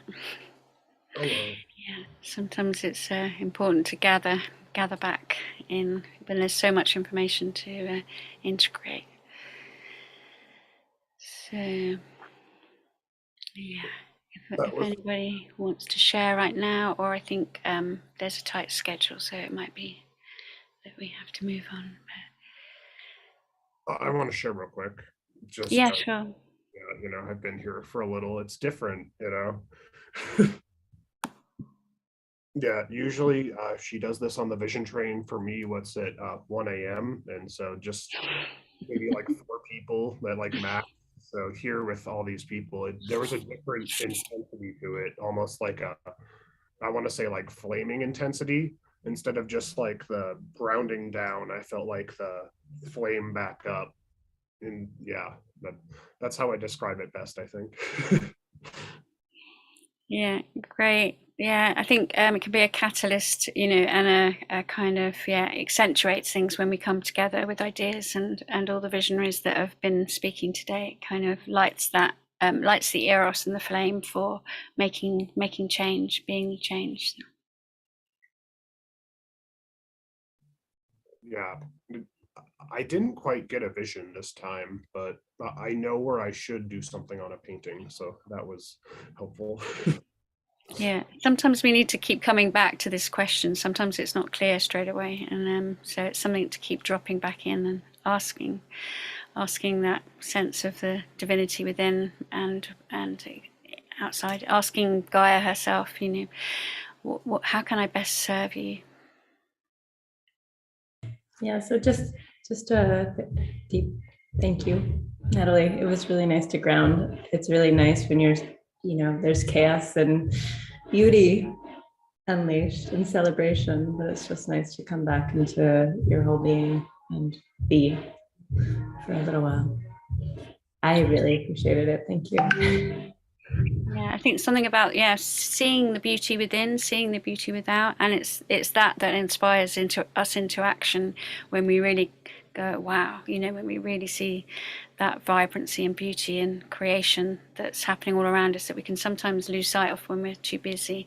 But it's also that incredible creation and beauty within inside ourselves, in this body, in this universe that's within us. I love that. I think we're going to transition at this time as well. Roxy, thank you so much. That was beautiful. Can you tell me, is Basma here with us? Yes, Basma, if you can just turn on your camera. Okay, excellent. Yes. Hi, how are you? Hi, I would love to do a beautiful introduction for you, Basma. Thank you. Basma Omar is coming to us from Jordan today, which is incredible. Basma has over 7 years of experience in fashion manufacturing and more than 12 years in multidisciplinary design, including graphics, packaging, publishing, set design, and productions. She's an industry consultant in textile products and practical knowledge in supply chain designs, natural dyeing, and R&D. Her passions are the influence that her work and design are. Her passions are in sustainability, natural value, local supply, networks, communities, waste as resource.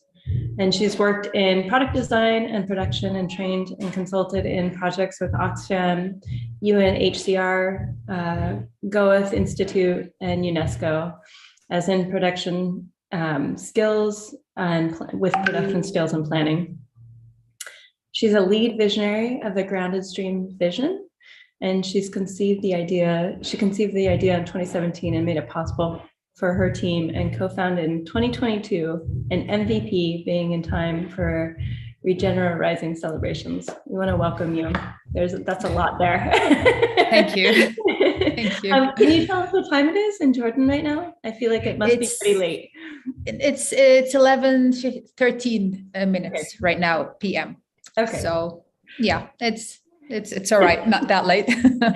Well, welcome. We're really excited to have you. Thank you for the introduction, and thank you everybody for this opportunity to share with you what I'm doing. And I'm very happy to coincide our groundedstream.com platform launch around the same time of Regenerative Rising.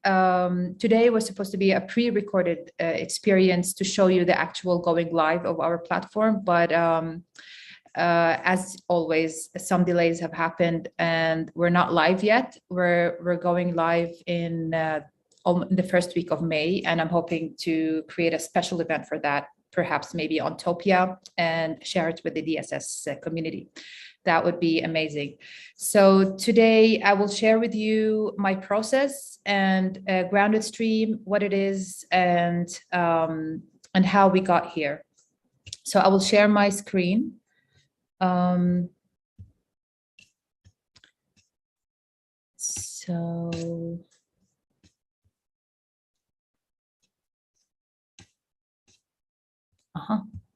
it is.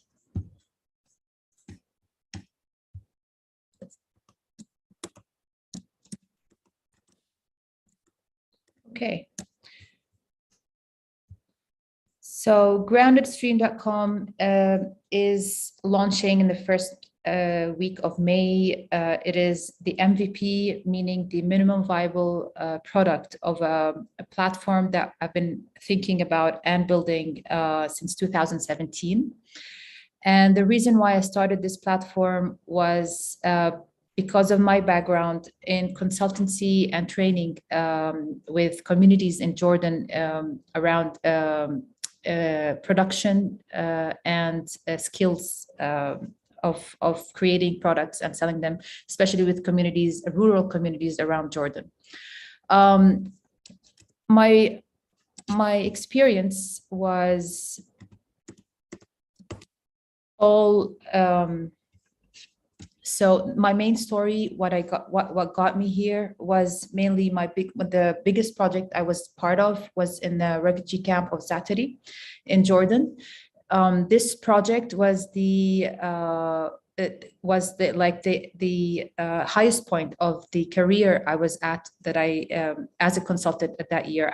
That was also the year that I stopped being a consultant for any project coming in from anything external. This is why I started doing my grounded stream. But this project in the refugee camp showed me that it is possible to really plan out a certain system and see it at works. I had the opportunity to work in a very small area with very specified entities in this area already having their own closed ecosystem, that I saw the kind of patterns happening in this ecosystem in terms of production and creating products for sale, for eventually income generation for these communities. What also got me here was the system that I really liked to work with, which is the ecosystem way of looking at things. I was happy to be introduced to a platform design toolkit around that time in 2017. This is where I started reading into ecosystem mapping and how to look at the patterns happening in the ecosystem.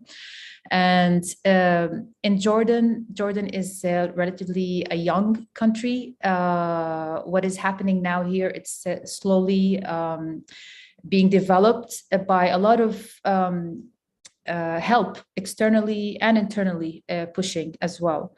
So the ecosystem of production and creation of a certain market or segregation of markets and products in general is slowly being developed. The ecosystem I'm referring to is the ecosystem of handmade products, traditional manufacturing, of local products. So the ecosystem as it is emerging. More designers are coming out every day wanting to have their own brands. These designers are looking for producers to create their own products, as well small businesses that wanting to have their own brands as well, and you work with these designers and have these products being made for them. So this ecosystem is already happening, and in this ecosystem what I'm showing you here is kind of a mapping of the main three entities that I am addressing in our platform that we're working with. And here we have the main core entity that we're addressing is the maker communities. I called it the maker communities. This means any community that has a skill or a process in place for producing any kind of product or a material, natural resource material, or transforming waste into a material that can be used in production. So these are maker communities. They can be a rural, they can be a young youth group, they can be anybody, ideally anywhere, that can create anything they like and they have the skills for it. Next to this entity, we have the businesses and the brands, small businesses at this stage that are looking for small quantities of certain products. And then the third entity here, we have the product designers, and these product designers are kind of like the mediators between the maker communities and the businesses and brands. And these are professionals who are already probably having a relationship with these businesses, but they're entities, they kind of already established. So in groundedstream.com, it's a B2B platform connecting these maker communities directly with the market and these business and brands. And these small businesses and brands are looking for small quantities, not necessarily huge quantities of, wholesale numbers. And this is and this is generally the main relationship we're working on. I will show you this. The first MVP we're working on is in Arabic, simply because it is focusing on the producers, not the consumers in Jordan, as opposed to all other businesses usually focusing on consumers and wanting to sell for consumers. In Grounded Stream, we are trying to focus on the producers and to really work with them on who they are, have them really focus on their skills and establish production lines. For anyone wanting to check out groundedstream.com, you could always use Chrome with their translation extension, which translates it already, like we're seeing here. And on this platform, going like the beginning of May, today I'm just showing you the homepage and generally how it looks like. We're having two main buttons.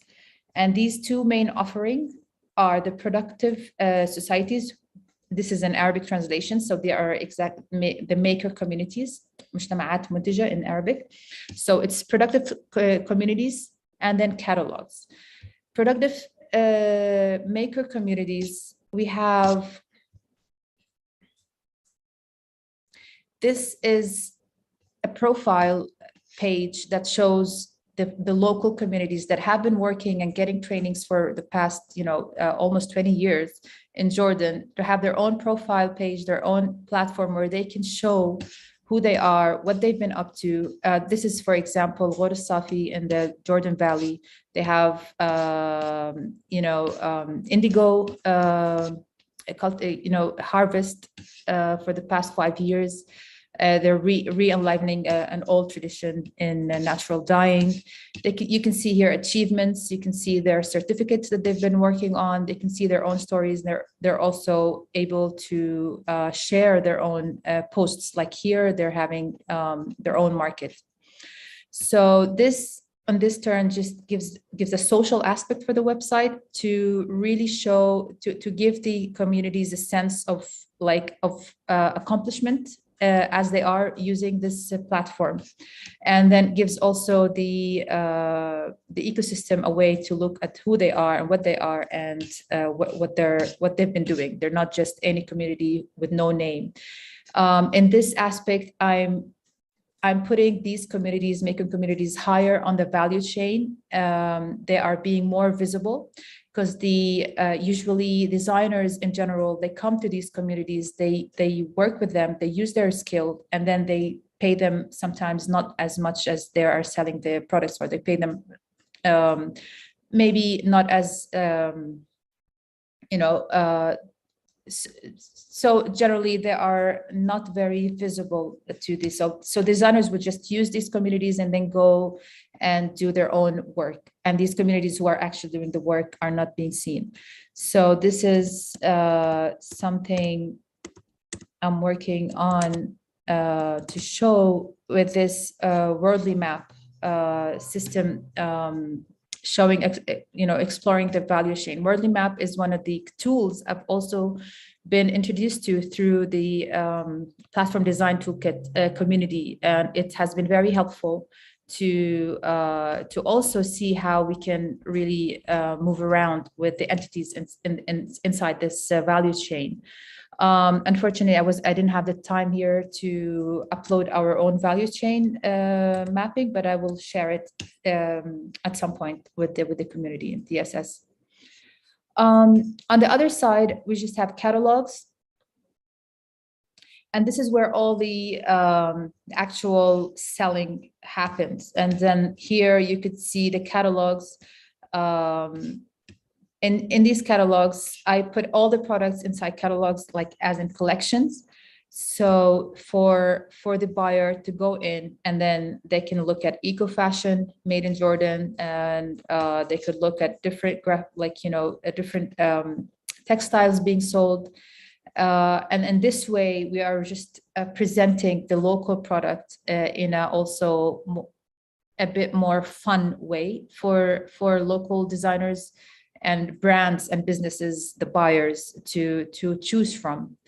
Unfortunately, I'm not able to show you now the catalogs because they're not ready, they're not live, but I will also share that later on. But mainly, we also, inside this platform, we have main categories of these catalogs. And these catalogs, we have white label, we have zero waste. It's here, it's in Arabic, it's not zero raw. We have white label products. We have focused on small business catalogs. If you're having a small business of a cafe or a restaurant here in Jordan or anywhere in the world in the future, you can come in and look at the cafe catalog and see what you can get from local communities. The future of groundedstream.com is hopefully to become a worldwide platform where anybody can use this platform to communicate with their own local communities. So you'd have Grounded Stream in different countries, and you would be connecting with the local communities of those countries. On Grounded Stream, when it's launched, we have communities coming in from Jordan, Lebanon, Egypt, a bit of Morocco, and then we have some from Pakistan, and hopefully one or two from India, or maybe more. So another one thing we have in Grounded Stream before I and the presentation is that we have a special section for materials. And these materials, we are selling just raw materials for any designers who want to use these materials.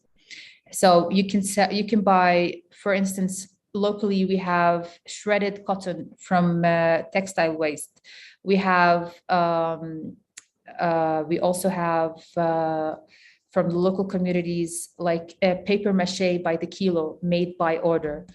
We have stones, if you like. We have palm leaves, banana fiber, all of these local waste, local resources that usually going to waste are going to be available also through this platform.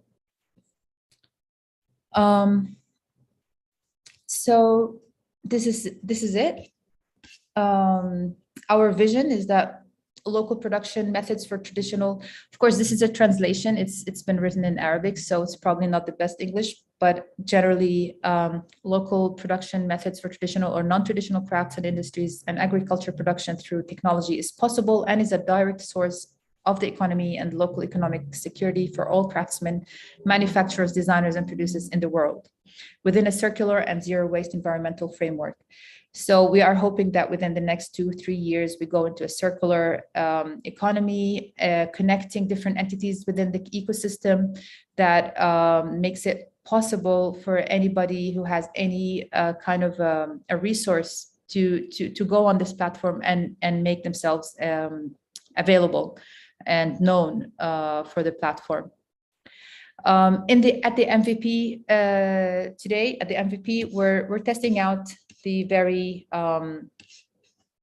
basic idea of the need of what we're having here, which is the connection between the communities and the buyers. So it's almost the first B2B platform for handicrafts in Jordan or in the region today.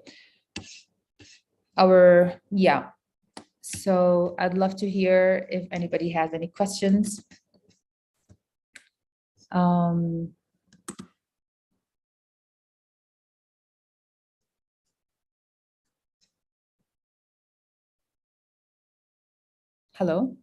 Hello. Yeah. Did you hear me? Yeah. Sorry, I think at least for me, I was like prepared for you to go for another 20 minutes. So I'm like, oh, wait, what's happening? This is amazing. Congratulations. Okay. Yeah. Great. Thank you. Yes, of course. This is incredible. It's so wonderful to see how far this has come. Jeet, I want to maybe invite you up to chat and share, some of what you were sharing in the chat. I know it's less of a question and more of a statement, but it could be wonderful to hear from you around your collaborations that have been spawning. Thanks.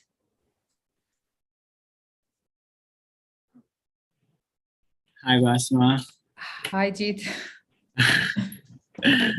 So me and Basma have been talking about collaborating together communities from India and Jordan and how we can fill up some gaps maybe and, make each other stronger at places where maybe we are lacking behind somewhere.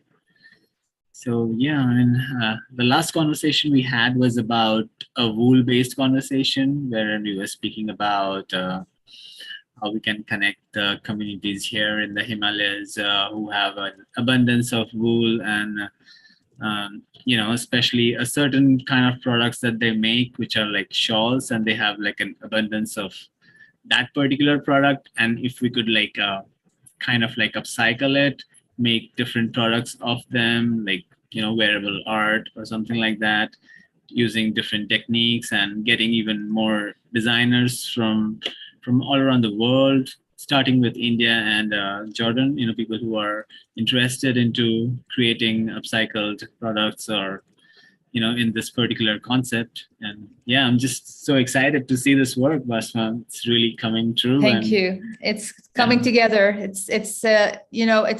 was hoping that it's already live and launched already to show you more, but at least it's getting there.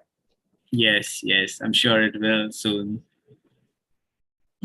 Thank you. Also, if anybody, please do follow us on Instagram. We're not that active yet, but we'll get all our announcements out there on Instagram. And you can also share with you one of the model projects of Grounded Stream. It's an experimental project. I'm going to just share the screen really quickly to show you Badia wool. Badia wool is an experiment made by Grounded Stream to look at a local resource. And wool in Jordan is really going to waste every year. So we are working with local communities to turn this wool into a product or a material that local designers can have available to them. So this is, and until today, it's proving to be very successful. There's a lot of work behind the scenes on saving the wool from going to waste, from convincing the local communities to use it, and we're happy that today we're at least we have Jordanian wool out on the market, and then probably by the end of the year it'll be available worldwide. So this is just an example of what we can do with a local resource, and this can be anything. We're also going in. There's a local community that turns old jerseys into old knit jerseys into the yarn. So also that will be available for designers. Like as I said, other also recycled materials will be available. So yeah, and then we're discovering that there is a need for such materials. And this is Grounded Stream on Instagram. You could check us out.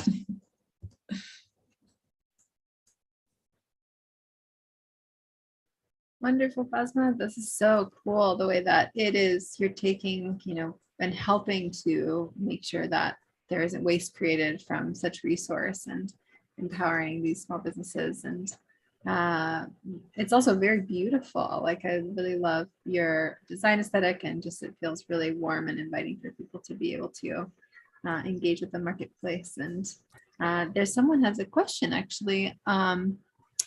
it's Luca says, how is this sustainable? Is there a fee on transactions in the roadmap? Are there community-based financials like cooperatives, memberships, etc.?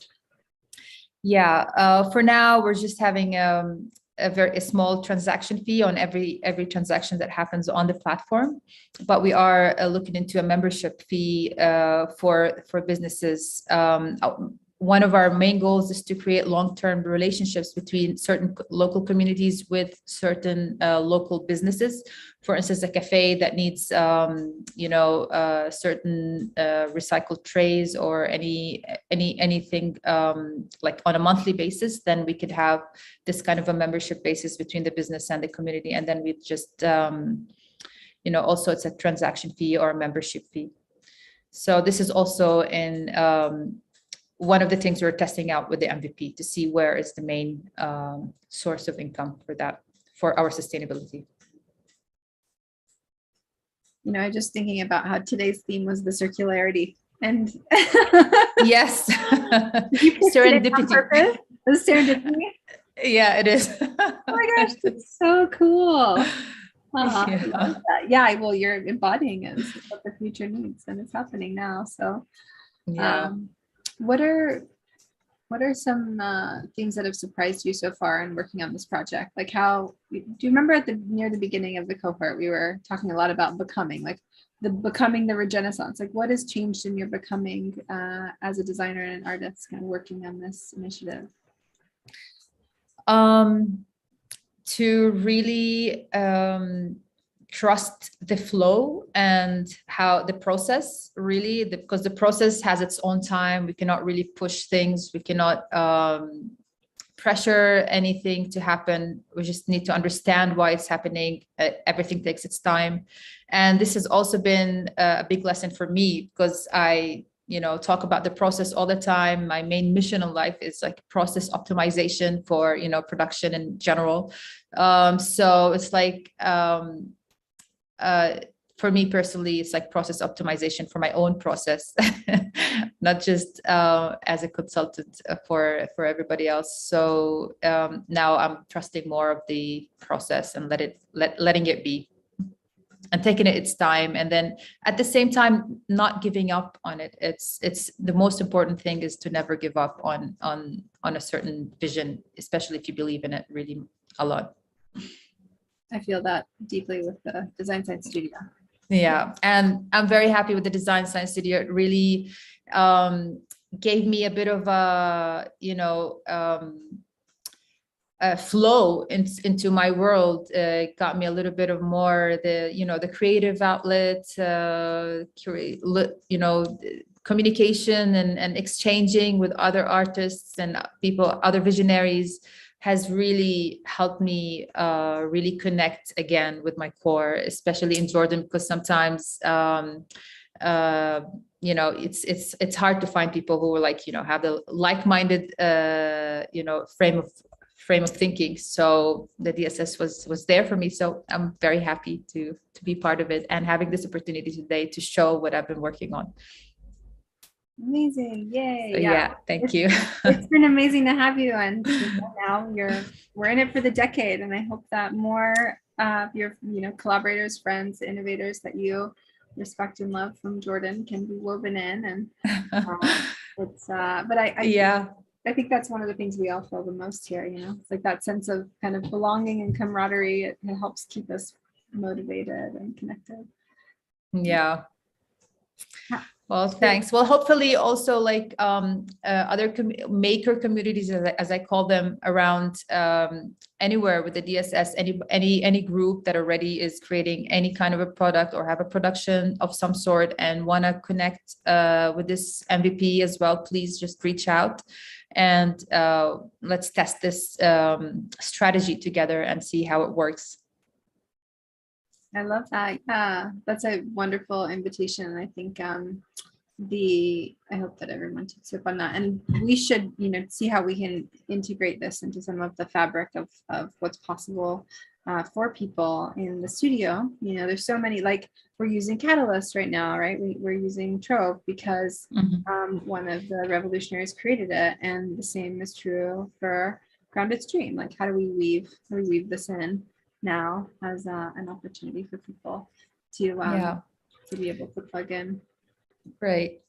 Thank you. And as a last note, this project is funded by Drosis Foundation, and I feel obliged to say that because they've really, really believed in my vision. When I was saying, no, I'm not ready yet, they really believed in the vision and made it possible for today for it to come around. So yeah, just wanted to mention that. And thank you. I hope I'm on time. Yeah, I think we're perfectly on time. I was actually gonna show everyone that in your page, if you scroll down, there's your project, and this is pulling from our Design Science Studio website. So it's the same information of your main project, but it has your website, and then also if you want to contact Plasma, review any of the mission and objectives, and all of this is live Plasma. So if you update the back end of our mini extensions, anything here will also change. So this is a good place to follow up and dig deeper. And thank you. I'm really excited. Thank you, Roxy. This is what we do it for, right? It's incredible when we feel all these projects kind of entering the world at the same time. Yeah, it really is Regenera rising. So okay, we'll get some rest. All right. Congratulations to you and your team. Thank you to your sponsors and supporters. And thank you. Thank you. All right. See you. Bye-bye. Bye. Wonderful. Oh, I'm so inspired. I'm going to welcome Oken up to the stage. How you doing, friend? Hi. Oh, I think you're muted. Hi, Roxy. Thank you. I feel like you wrapped Plasma up very well. I am checking chat real quick. Did I hear? Yes, I am flexible. Hi, Liv. Liv is with us as well. Could you put her on screen as well, please?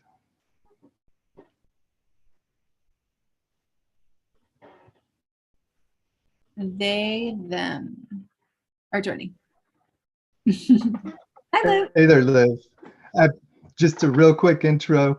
Liv here is a multidisciplinary project manager and systems thinker who works within and outside of existing systems to nurture their capacity towards ecological, social, and individual healing. She is also an integral and essential part of the Cohort Revolution and Regenera Rising. Thanks so much. So I use they, them pronouns, so not she, her. And thank you so much for introducing me. I'm so excited to be here. It's less about me. This is more going to be about the Design Science Studio.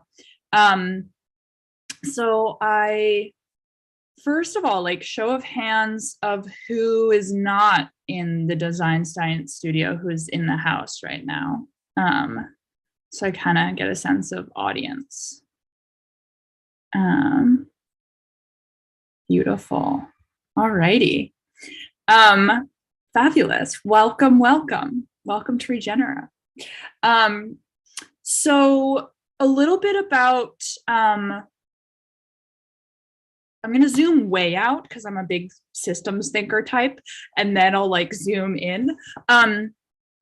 So this moment in time is pretty scary, to be very honest, in terms of the climate crisis, in terms of division and autocracy, and you can name all the things of why each individual one of us might be a little anxious and nervous and feelings coming up. And that's a lot of like the work that I'm interested in and is kind of processing collective feelings and trauma.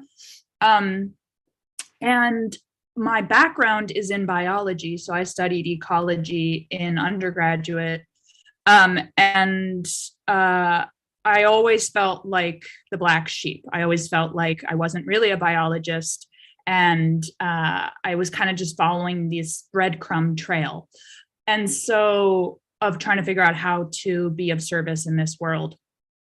And so from biology, I was studying biomimicry, and then I was studying systems thinking. And I took like a program, like a fellowship in systems thinking. And so when I heard about the Design Science Studio, I was really curious and kind of cautious and skeptical, because the systems thinking program that I did, it was so focused on systems thinking, and it was kind of neglecting all the other pieces that I was seeing are as being equally important for navigating this time. And in entering the Design Science Studio, I was pretty blown away by how much of a sense of community I was actually feeling. I think in learning about the climate crisis at such a young age, there was a sense of isolation and separateness, of feeling like I was seeing things that other people weren't and having trouble connecting with others. And the love that I felt in the Design Science Studio was also kind of wild to me. My grandfather had passed away right during like fellowship application times. And so I reached out and they were like, yeah, extend a deadline. And I was like, wow, you're embodying the world that I want to be living in. That is beautiful to see. And so in being a part of this community, I gained so much personal, like internal resilience. I think the other thing that I was kind of caught off guard by was I wanted to enter into like an educational fellowship and be told what to do, or like to be taught and told what to do, and like be given the tools, and to have someone older and wiser than me like tell me how to be of service in the world. And I feel like what was like a growing edge, but like such a beautiful growing edge in the Design Science Studio, was I remember having a conversation with one of the people that was kind of like facilitating and holding space of the Design Science Studio. And they were basically like, well, we don't know like how to navigate this time. Like, we're all in this together. And I think that kind of turning the script of like teacher, facilitator, and student on its head, and kind of just cracking open what the sense of community actually is, was so empowering in a way that I haven't received in other aspects of my learning journey. So what I wanted to do, to be mindful of time, is share a video with some of the people from the last cohort, who obviously not everyone is represented, just people who had the time and the gearing up of Regenera to come and make a little video. And so I wove them together, but something that I was noticing in editing, because I love weaving things, is that there was themes around community that were really showing up, and like the profound nature of this community, to be both like super loving, which was another theme, like a loving environment, as well as like your own, like activating your own internal sense of resiliency and power, and worth. And then the last one, obviously, because this is a community of creatives, is just the power and potency of creativity, and seeing that we're all creative beings, because that was the other thing that I feel like I learned over the course of being a part of this group, is I didn't see myself as an artist. I was like, I'm a biologist. I don't know what I am. And being a part of a group of people that were creating allowed for me to see the creativity that lay kind of dormant within me, and being able to see that creativity can take so many shapes and forms, and we're all creative beings. So with that, I'll do my best at sharing this thing. And we want to do the sharing the sound, and beautiful. Okay. Let's hide everything.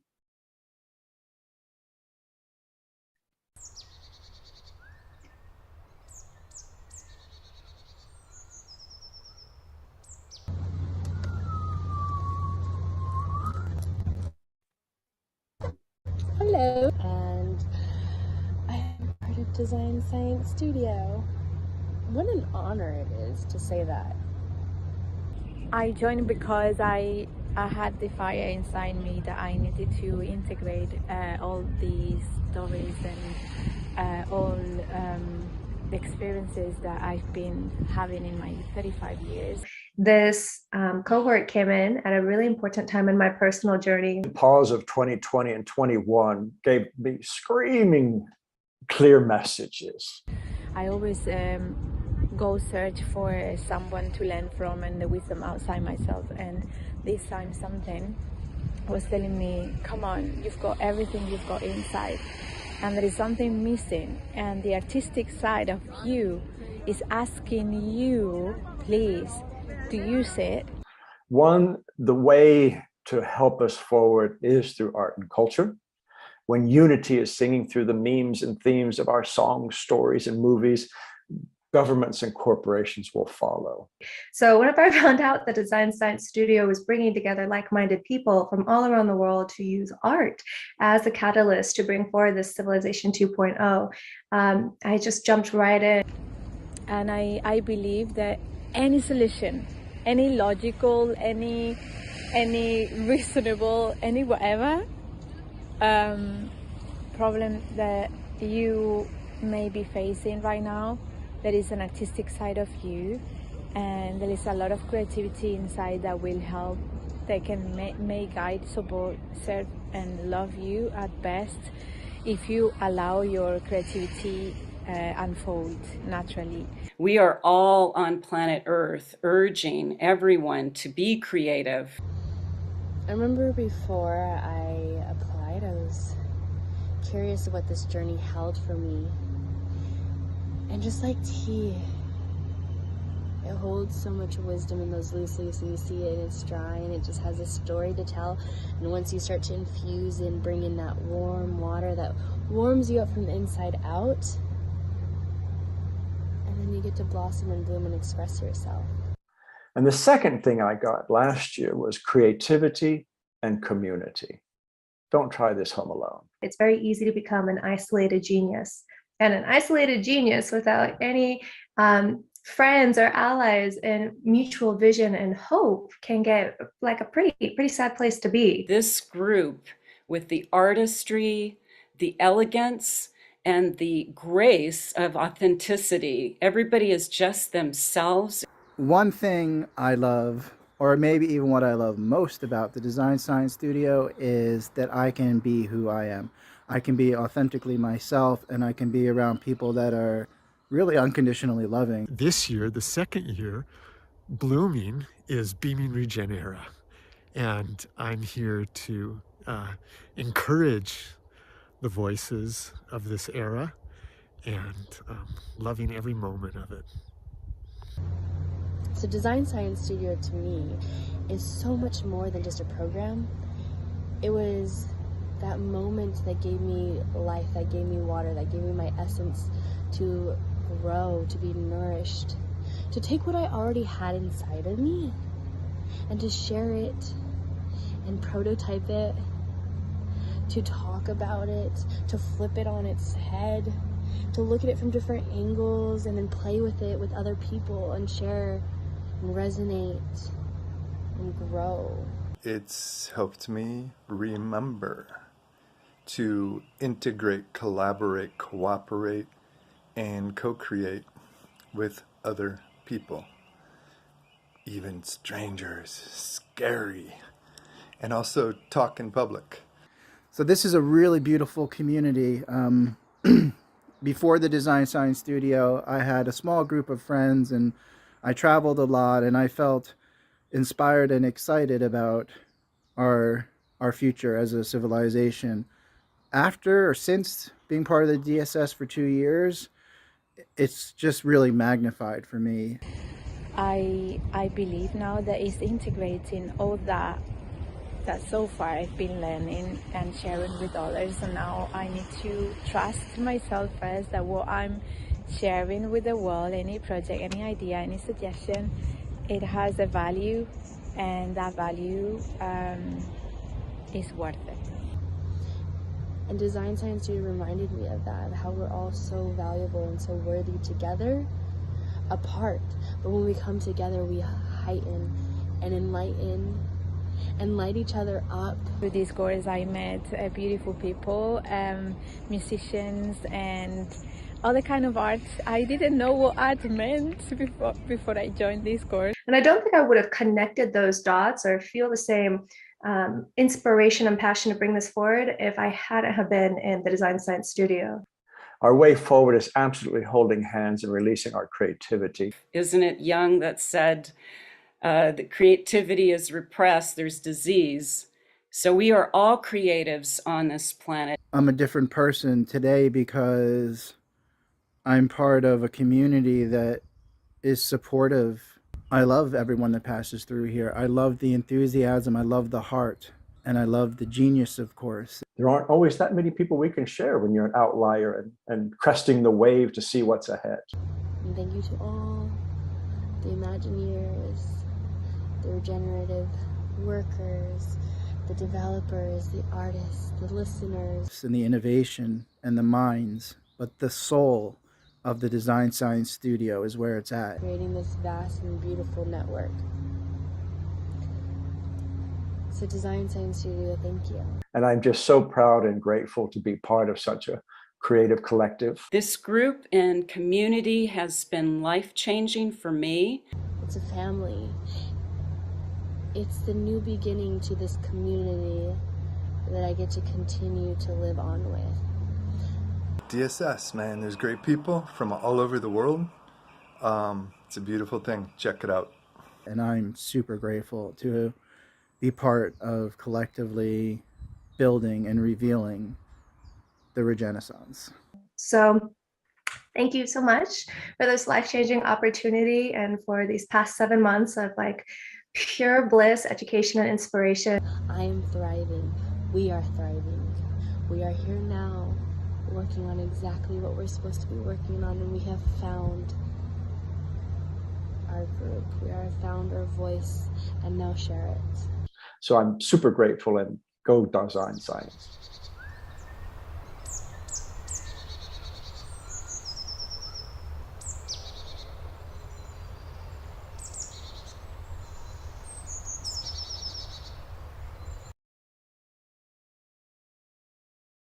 Alrighty.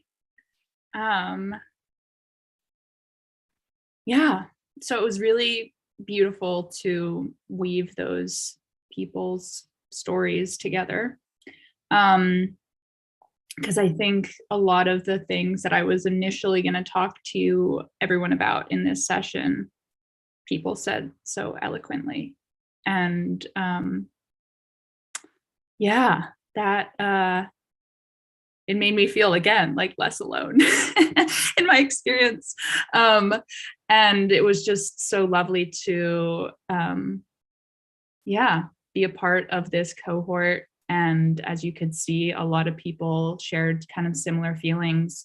Something that I'm really excited about these days is just in general, my theme word is emergence. And it really was, it's the power of all these people that are coming together. And I see the Design Science Studio as almost like, I love the analogy of moths being attracted to a light. And so like, if you turn on the light, like all these visionaries and designers and just people that are feeling called to bring forth a new way of being in the world and to make visible what an alternative world could look like.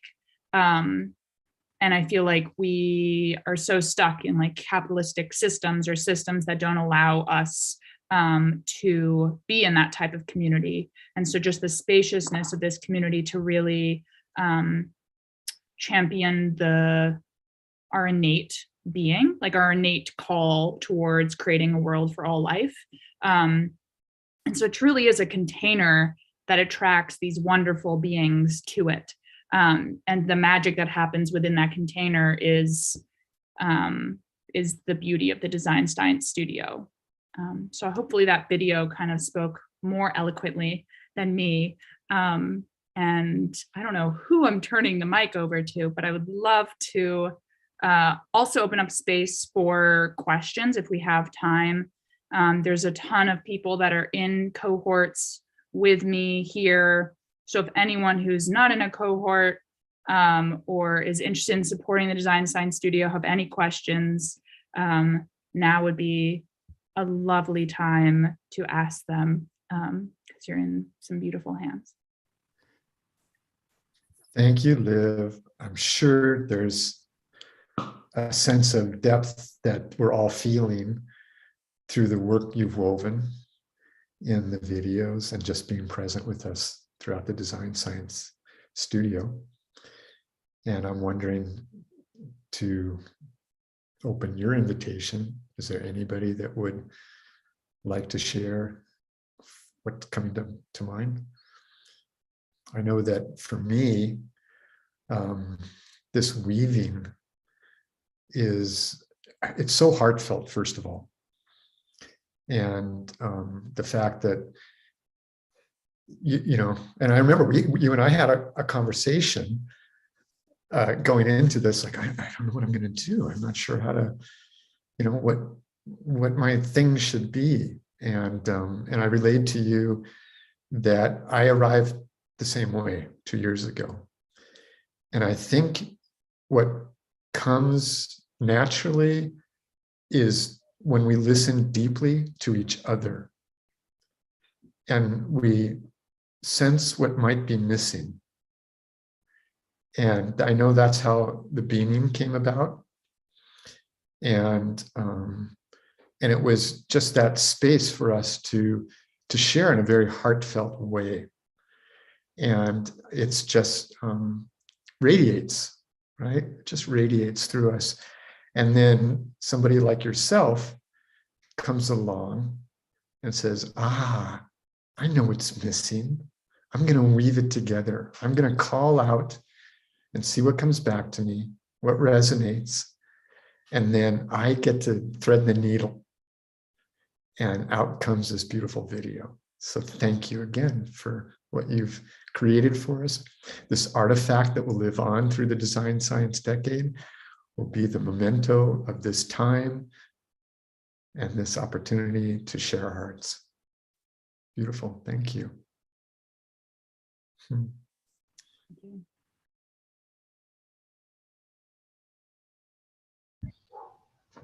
Hey, I'm willing to come on. I am part of this program along with Mark and Liv. It's not a program. That's not a good word for it. We're reprogramming is what we're doing. And I don't need to talk. I'm a cis white male. I've talked a lot in my 55 years. So if any guests are inspired to say anything, if you've been here multiple days or whatever, I would invite you to come on. Put it in chat and we can read it out loud if you don't want to come on video. And we can be up here talking about our experiences as well.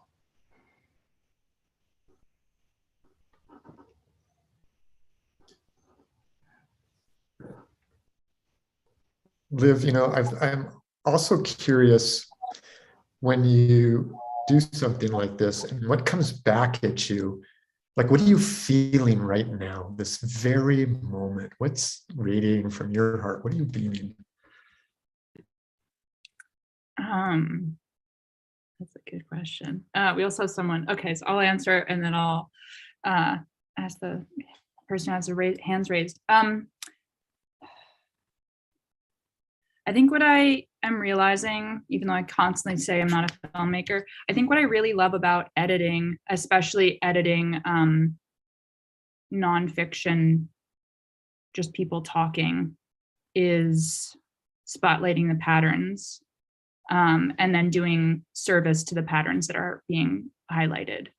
And so it just kind of felt like a dance in weaving it all together and seeing these common themes arriving. So it kind of feels like facilitation in a way, but it's like so curated, which I really love, which I realize is what I really loved about the drag show, is like I kind of could build the whole wireframe and then allow for everyone's voices to be heard. And I think that's something I really love to do, is creating the scaffolding for people's voices to be heard and like help kind of facilitate the the threads. So people, when watching it, see the threads that are being woven in the collective. I wanted to call in Ryan, because I see Ryan's, and thank you again, Mark, for your question. That was really sweet. Yeah, hey. So I am rearranging my studio right now, so I'm kind of like elbow deep in all of that. I first attended your event last year, and it really, really moved me. So I've kind of like been following you all for the last year, and you know, I have been doing this almost every day, and I've got so much art that I have started, and I feel like it is clearing out my space, like, and this is healing me, and I'm really happy to be joining you. I've gotten learned so much, and you know, I'm really about like being trauma informed with people that are struggling, and trying to change our mental health system.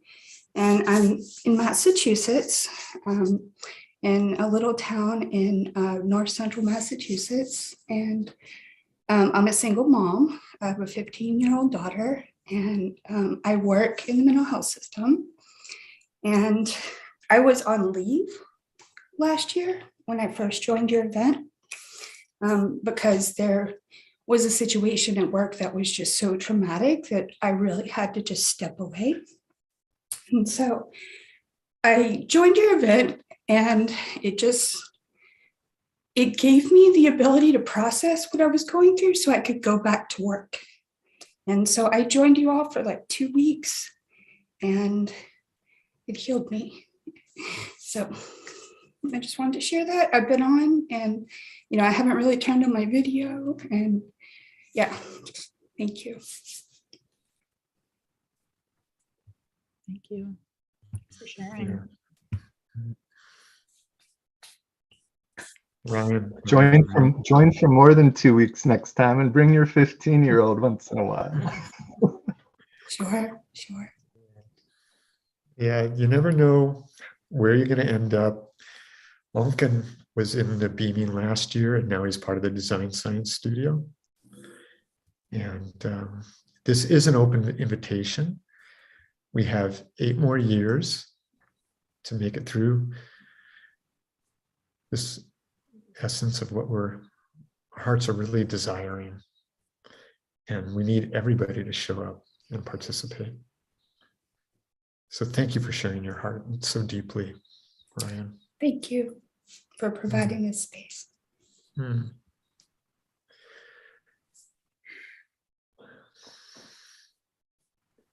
Liv, I feel you too right now. I just feel you so deeply right now. All the work you put into this, and now listening to what resonates back. It's quite something. The sun is bathing her. The beams are beaming on all of us and beaming throughout the universe. Do you want to say a little bit about beaming, Mark or Liv? Is there actually, I apologize. I move too fast sometimes still. Are there any other guests that would like to share?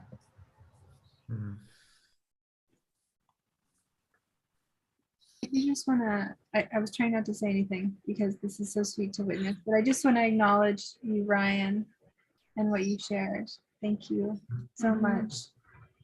This is why we create this space. It's meant to be, it's called an incubator for a reason. Like it's, you know, it's like a nest. We're trying to create a space where all beings may feel safe and creative and can come together.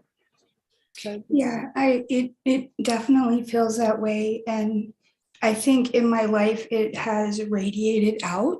I facilitate like an open studios art group for my community mental health center. And it's kind of like the vision train where people can just come on anytime they want and like get support, get peer support, and then paint and do art. And we have musicians that come and play for us, and poets that come and do poetry for us while we do art. And after my art group is over, I usually come join you all or jump on the vision train sometimes. And yeah, it's kind of radiated out into me being able to support others better and inspire them as well. And, you know, keep them out of the emergency rooms and the psychiatric hospitals. Mm. Yeah. So thank you. Thank you. For them as well. That's not easy work, Ryan. I'm a craniosacral therapist, a retired massage therapist, and it's so hard not to take on the energy of the other people's pain bodies in those settings. And it's brilliant that you knew you needed to take time away from work to protect yourself. And I'm sorry, you said a son, right? Because you're protecting your son, daughter. You're protecting your daughter too. Mm. By taking that space that you need. Thank you. Thank you all. The music has been amazing, and the meditations, and it's gotten me out of my chair and got me moving sometimes. And I'm here. I've just got my video off most of the time.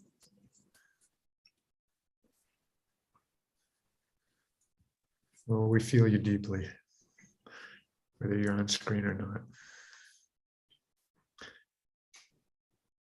We have an open mic right now. We have a moment to entwine, weave our hearts together.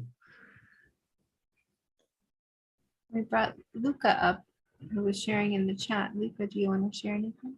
Great.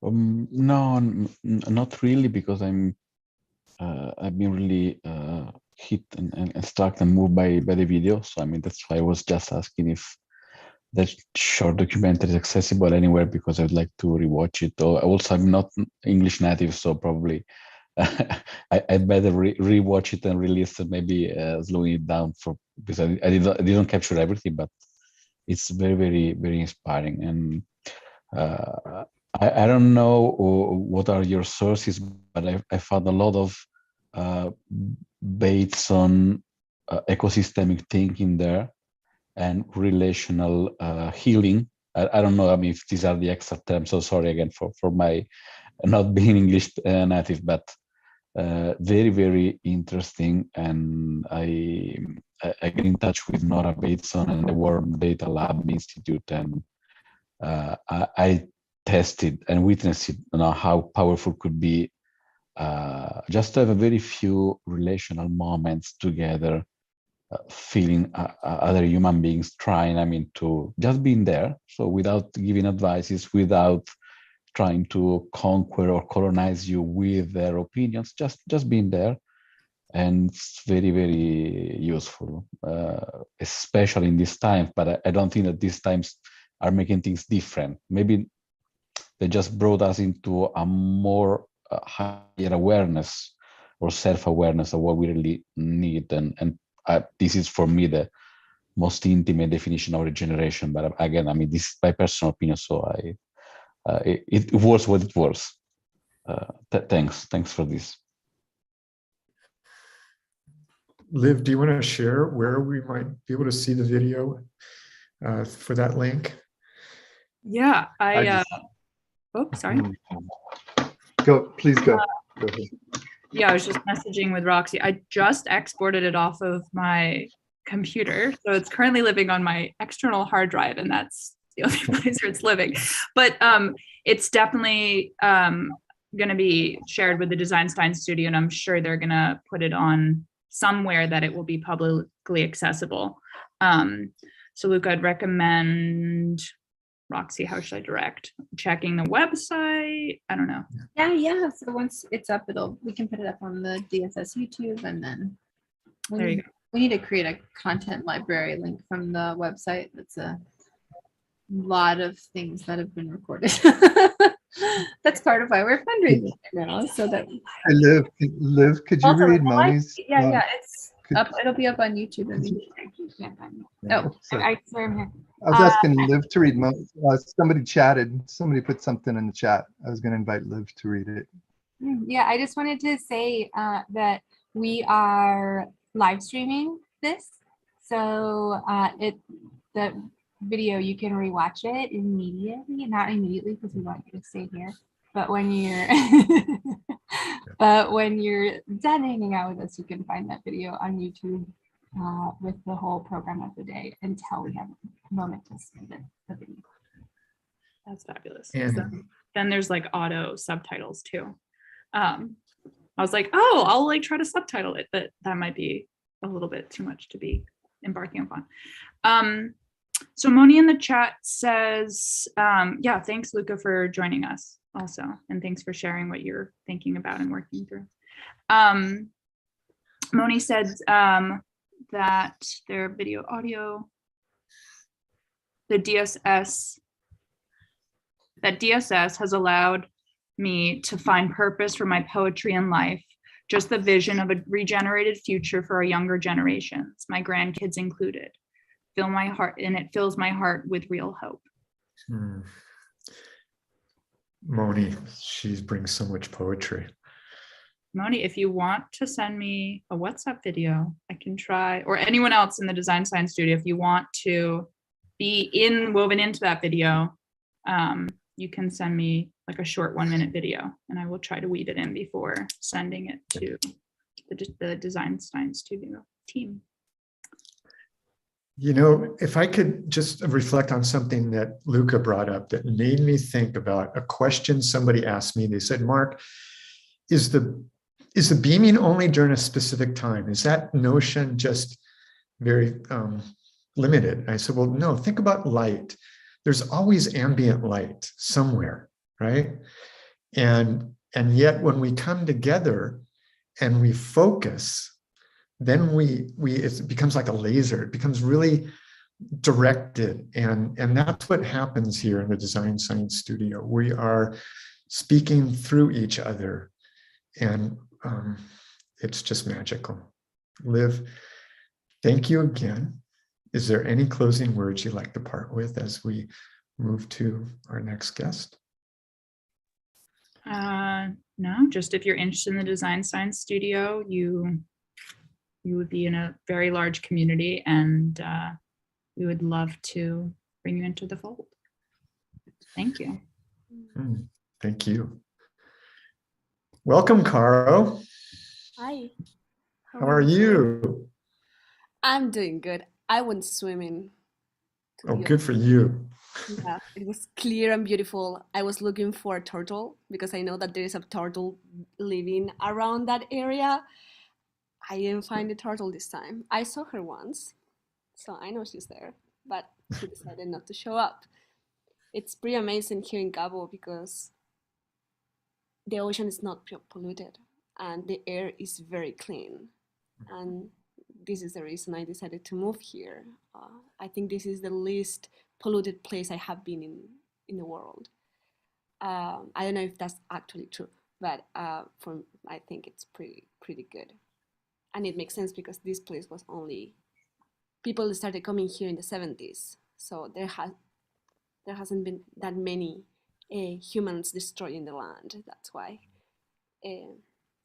So yeah, that's me. Roxy was asking me. Yeah, continue. I just would like to, introduce you a little bit deeper. There's a few more words that's, we'd like to share. We met last year. You were part of the Design Science Studio, and you have been ever present, helping out wherever you can. And so I would like to share that you, Caro, are a creative director from Spain, who is part of the Imagineers of Parousia, a group of artists helping to remember the fantastical world of Parousia and its teachings to connect with cosmic consciousness. Please share what you've learned, what you'd like us to witness with you. Beautiful. Before that, Roxy was asking me why Design Science Studio is important to me. And well, first of all, because I deeply believe in Roxy. Like, she's my queen. If I need to choose a queen or an galactic empress, that would be Roxy. So that's the main thing. I love the vision, and I think it's so important, and it gives me a lot of hope. And I love to see artists coming together and having a mission, and like realizing that there are so many people doing amazing things to collaborate and to regenerate this planet. So it gives me a lot of hope. Yeah, that's very nice. That's why I'm always just trying to help with what I know, and I love that they all, every time that I collaborate with Design Science Studio, I have so much freedom to do whatever I feel like. So yeah, that's so good. I love you, Roxy, and Nico, of course. Nico's my best friend. I love you, Caro. Love you, Caro, and thank you, Liv. That was so special. I don't know if you caught the end of that, Caro, but that was amazing. Liv was so lovely. And So the whole session all about why the Design Science Studio matters to them. It was really cool. Nice. Gatita.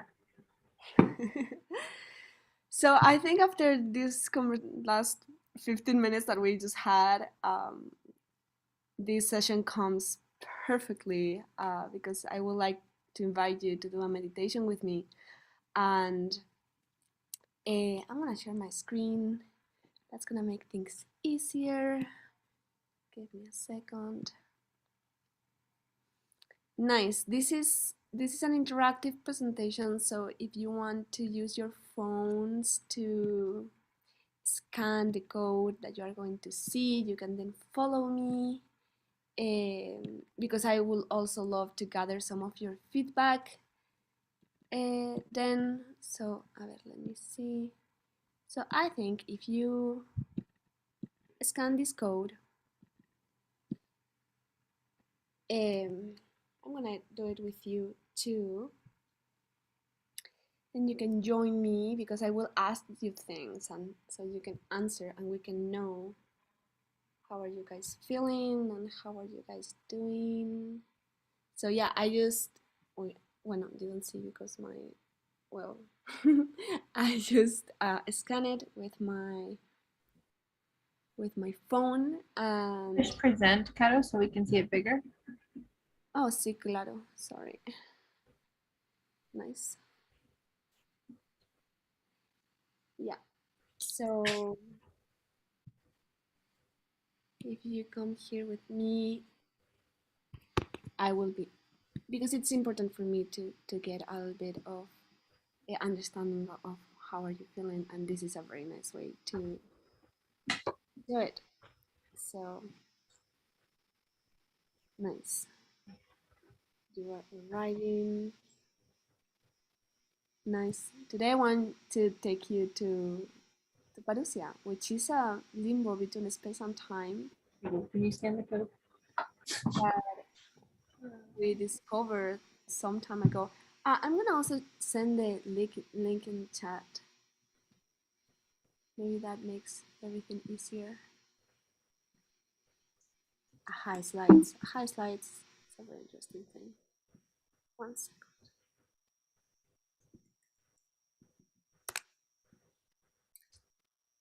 Okay, I'm sending the link on the chat if you want to join. Nice. Cool. So Parousia is a limbo between space and time where they trade with essences. So there, if you go, you will find these different beings called the Manidus that are like the spirits of the land, and each one of them have represent a different essence. And there are some essences like, not exactly, but you can translate them to presence or play or vulnerability or compassion, gratitude. And they believe that through the practice of these essences, you will be able to connect with cosmic consciousness and was feel enlightened or just like awaken. And it's amazing. It's the world of Parousia is beautiful. We have been channeling for 3 years now, and yeah, I would love to understand how are you doing right now. I'm feeling kind of, yeah, I'm feeling good. I'm relaxed and tired a little bit after the whole week and feeling not so creative. I feel like this afternoon I will sit down to. Nice, we have some answers. I just loved when this program does these things, right? It's But so we can't see them. I want to see them. Oh, you're not seeing because I'm not sharing anymore. I'm sorry about that. Okay. ¡Ay, qué bonito! See. Nice. We have blessed, grateful, relaxed, nice, blessed. A ver, what else? Cool. So, yeah, today I was thinking about doing the World of Gratitude meditation. That is so beautiful, but I think after the conversation we just had, it would be amazing to do a meditation that connects us with Nom Nom, which is the stillness to receive.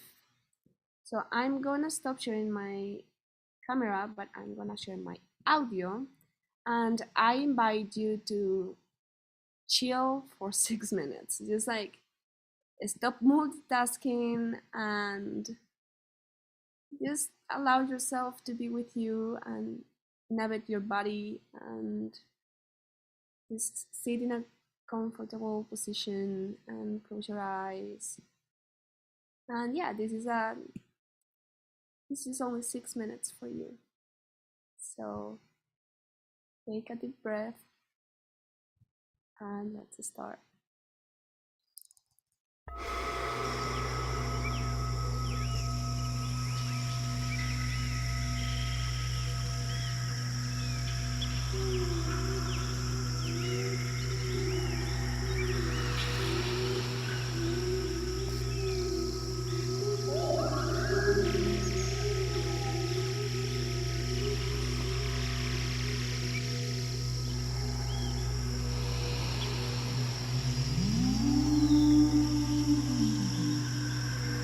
Twameva Mata Chapita Twameva Twameva Bandush Chisaka Twameva Twameva Vidya Dravinam Twameva Twameva Sarvam Mama Deva Deva. Find your way into a comfortable seat.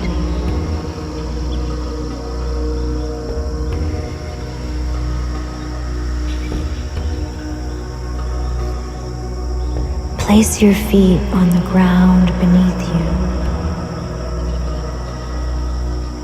Close your eyes. Lay your hands on your lap, palms facing up. Straighten your spine. Relax your shoulders and open your chest, pushing your heart forward. Now bring your attention to your breath. Breathe in through your nose and out through your mouth.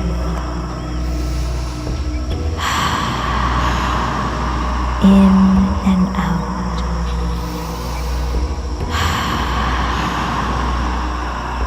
In and out.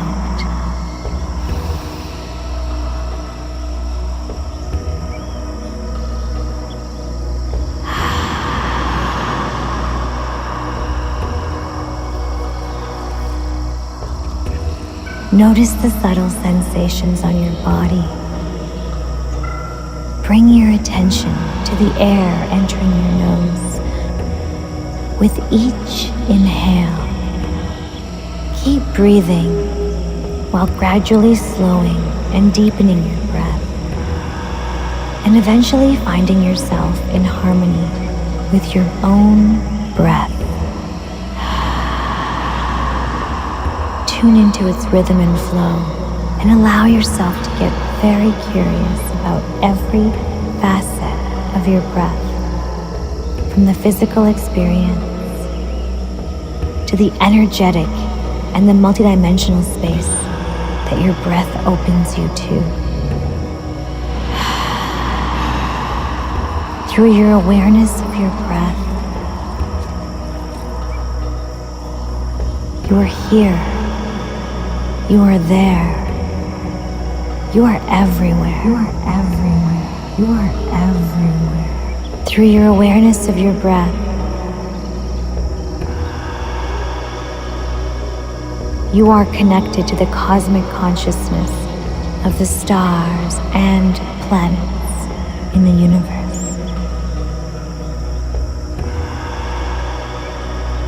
Through your awareness of your breath, you unlock the wisdom of your lineage living inside of yourselves.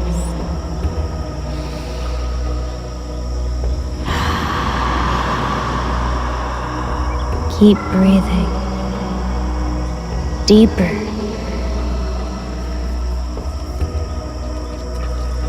Deeper.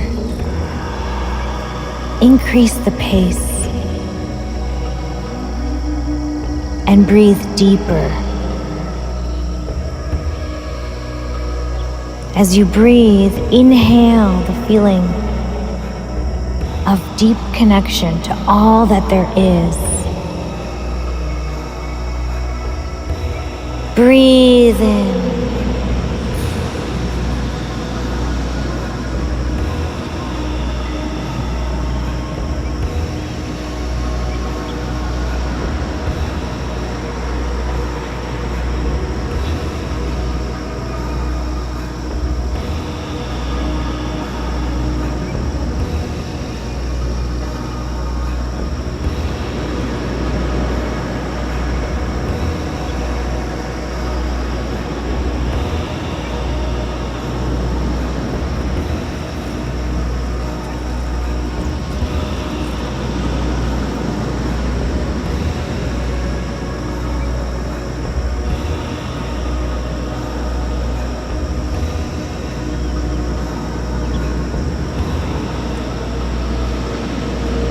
Take a moment to sit with the reverberations of this unifying sound in your body.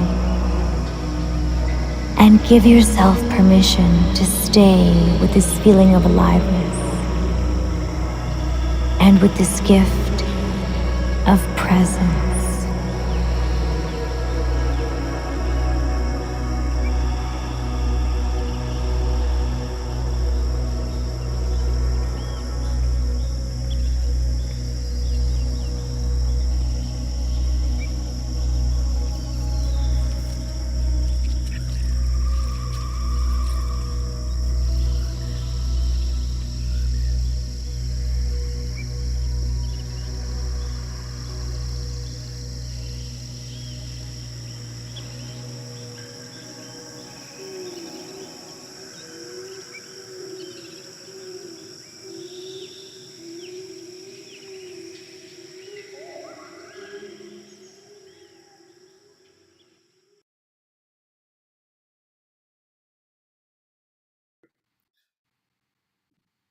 Beautiful.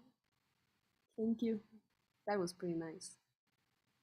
I hope that you got immersed as I did, because I was in Parousia, 100%. That was Ria, the voice of Ria Mehta, who is a powerful, amazing woman, and she is a scriptor. The scriptors in Parousia are the ones that connect us with Nom Nom, or presence, or more like maybe another translation is the stillness to receive. And yeah, I hope that you got to relax for these 6 minutes. So what we are doing now with this project is I want to share my screen again, is to build a library of content.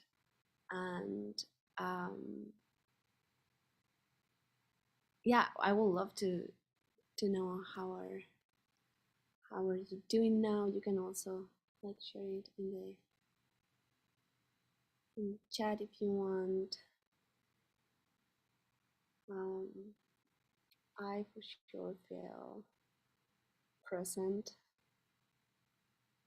gentle. That's amazing. Nice.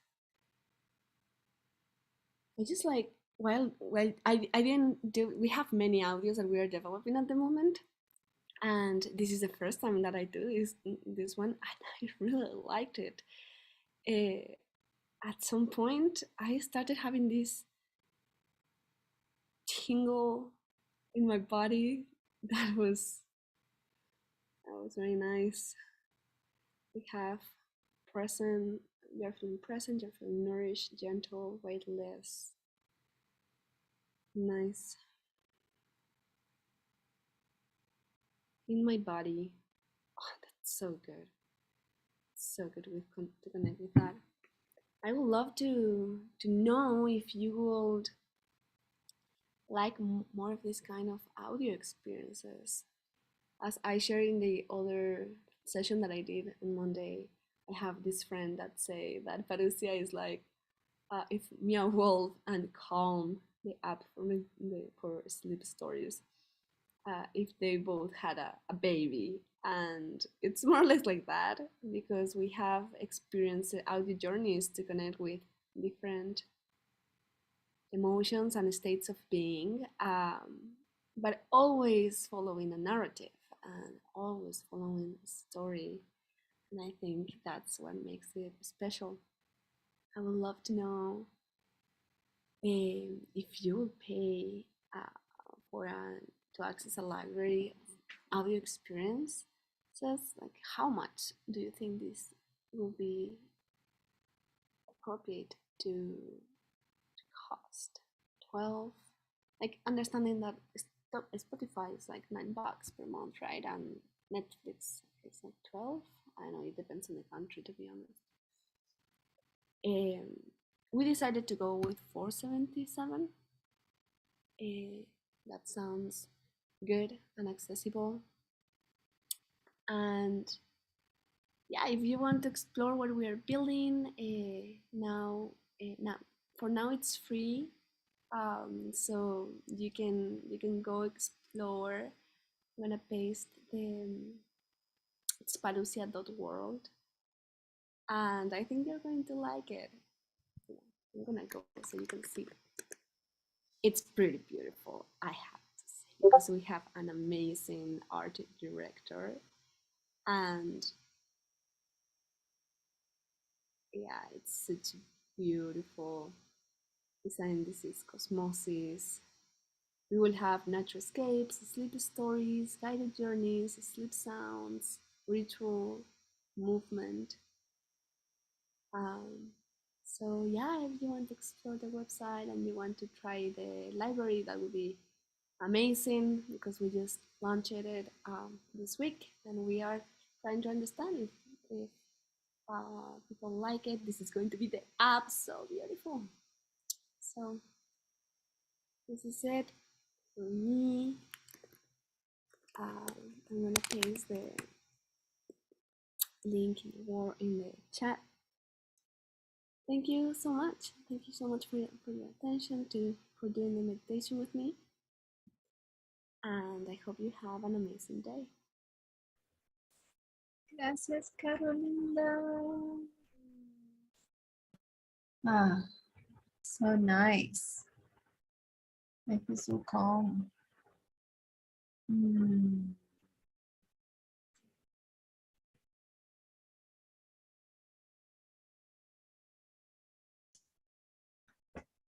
Thank you, Cara. That was beautiful. I think, what did you say the other day when you played us or let us listen to a journey? You said it was something like something in Meow Wolf had a baby. What was I forget what it was. Calm. Oh, it was Calm, and Meow Wolf had a baby with the soundtrack. I think with the soundtrack of Cirque du Soleil in the background. And I just wanted to add that. It's just such a beautiful, beautiful, beautiful soundscape. And thank you so much. Thank you so much. Oh, I can't hear.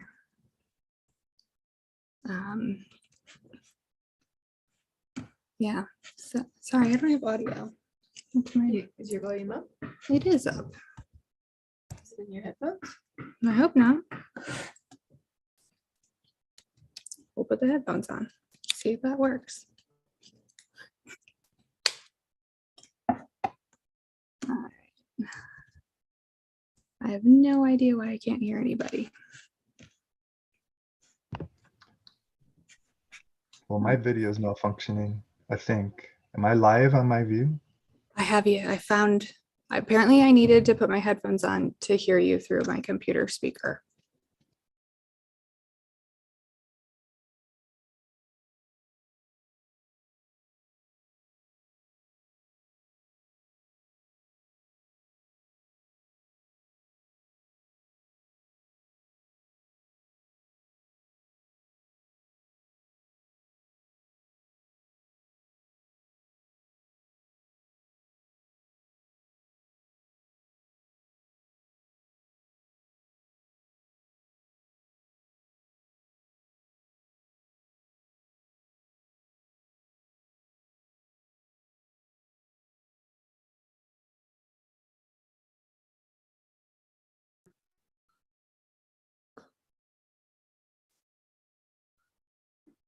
No sound.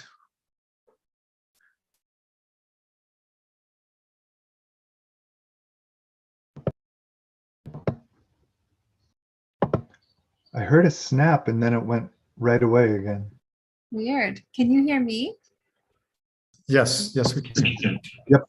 Do you want to mute yourself? Listen, come over here. Yeah. You mute that.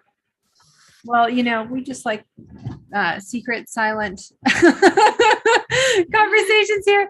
We were discussing about Caro and how Caro helped build all the Topia worlds. And also how, Caro, you should join the Topia tour that's about to start in 20 minutes. I don't know if you can, but there's an art tour that's going on for the next 2 hours, and it's going through Topia with Evo. Yeah, sure.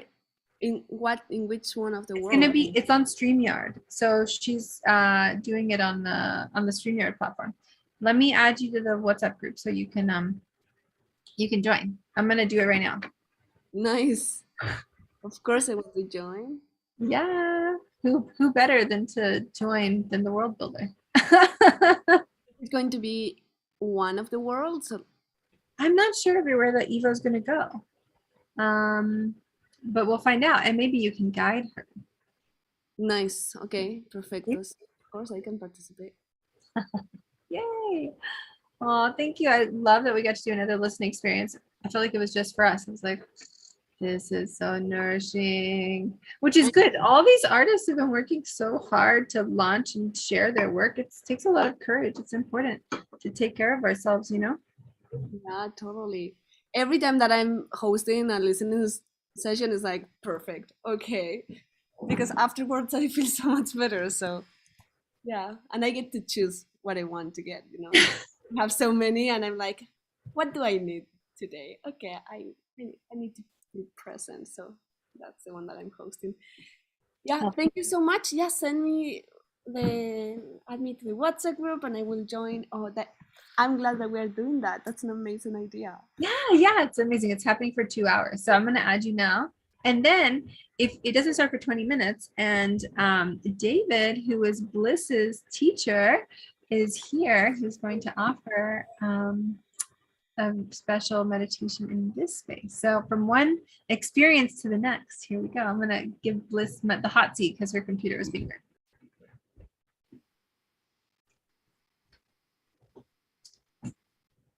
David, I got so excited to see you that I left you in the breakout room. Okay. I'm so sorry about that. That's all right. That's all right. I have known David for 10 years now. Yeah, I think it's something like that. Yeah. Yeah, so exciting. I met him by attending one of his free energy healing days that he has once a week and has been hosting for how many years now? Well, it's 12 years now. 12 years. So I went and I received a free chakra clearing from him and his students, and then I never left. David has been studying and practicing meditation for over 35 years. He earned a BA and an MBA from Maharishi International University. He's been a teacher of meditation since 1977 and has done close to 2,500 psychic and intuitive readings and energy healings in the past decade. His lifelong interest in helping people transform led him to opening the Yoga of the Mind studio in 2004. And one of the goals of Yoga of the Mind is to help stretch, strengthen, and balance your inner abilities for personal awareness and growth. And the first step is to learn how to meditate.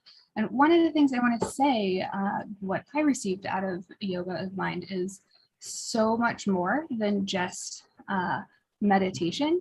I learned just a lot of different intuitive tools and tricks that have helped me just in a pinch. Like I can be sitting in a stressful meeting and like use a couple of like little tools that I've learned from David and feel grounded and spacious within a matter of seconds. So I think that while meditation is one of the many facets of what Yoga of the Mind is, I think that there's a lot more to it. So with that, David, I will let you have the stage. Okay. Well, so glad to be with you all. And I just wanted to share a couple things that I've noticed and that I believe. It's a great introduction there, Jen. But as we look at our world, we see so much progress in what I would call outer technology. So computers, media, everything that derives from that. And this translates into products and services and many, many things, but they're all in the external. And I think our development there has been really, really amazing, and it's much appreciated. The bottleneck for humanity, as I see it, is our lack of development of our internal world, our lack of development of things like emotional intelligence, intuition, all our inner faculties, our ability to get along, our ability to see other perspectives, our ability to access our creativity and our inspiration. And I love the theme of today, re-enchantment. That's what we need. We need so much more of that. So experience is always much better than just knowledge and words. And so we're going to do a 20-25-minute experience here of clearing our chakras, our energy centers, and a couple things. First of all, whatever you know or have learned about the chakras, just kind of put that on the side and get into that beginner's mind, that mind where we are just experiencing things for the first time. Then also, and this is, it can't be hard because I'm telling you to proceed easily, but what I mean by that is don't try too hard to concentrate. You want to kind of be in almost a floaty, dreamy state. And if you go on your own journey for a while, that's just fine. You'll get what you need out of this experience. So with those two things in mind, let's go ahead. First thing we're going to do, and it doesn't matter if people are muted or not, but we're going to just hum I'll hum 3 times. If you need to hum more, that's fine. All the breathing we do during this should be in through the nose. You can breathe out through the nose too, but especially in through the nose. When we breathe in through the nose, we calm ourselves. When we breathe in through the mouth, we stir ourselves up. And so we're going to take a breath in through the nose, hum as long as you can. When you run out of air, take another breath and just start humming. And I'll tell you when we're on our 3rd and last hum. After that, we will just proceed, just follow along easily. and enjoy the clearing. So let's go ahead. Inhale.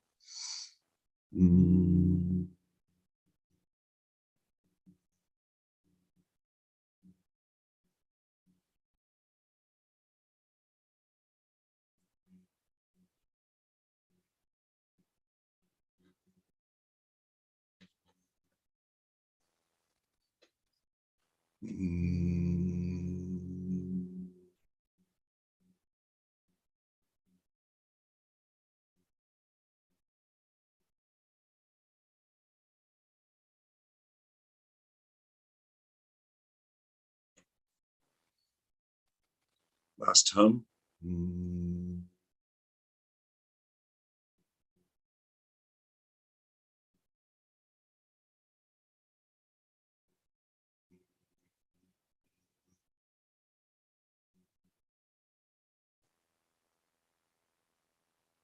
See if it got a little quieter and more spacious inside.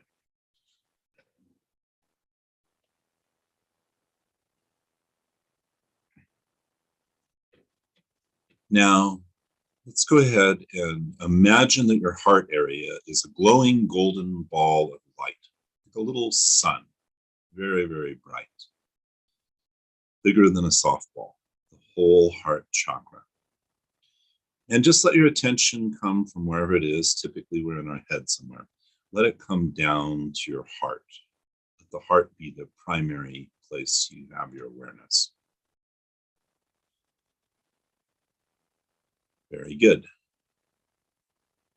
Imagine you are sitting on a column of light. It's wider than you are, and it's that wide all the way down, through the floor and through the earth to the center of the earth.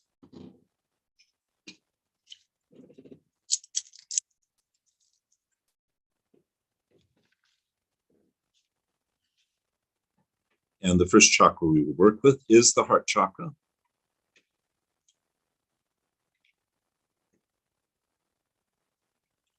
The chakras have a natural spin, which tends to get bogged down when we get stressed out. And we're all stressed out to some degree or another. So this will help reestablish the spin, just naturally. The spin does two things. It helps the chakra clear qualities that are no longer useful.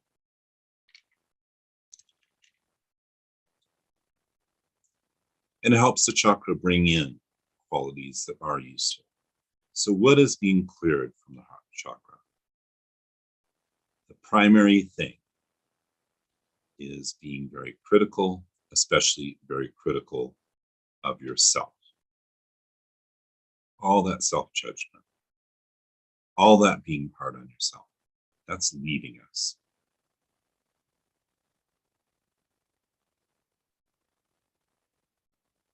If you're familiar with the kitchen, it's not an appliance, but kitchen device called a salad spinner. It's a little bit like that. You put the wet lettuce in the salad spinner and you spin it, and the force throws off all the excess water. So that's what's happening. And at the same time, positive qualities, compassion, caring,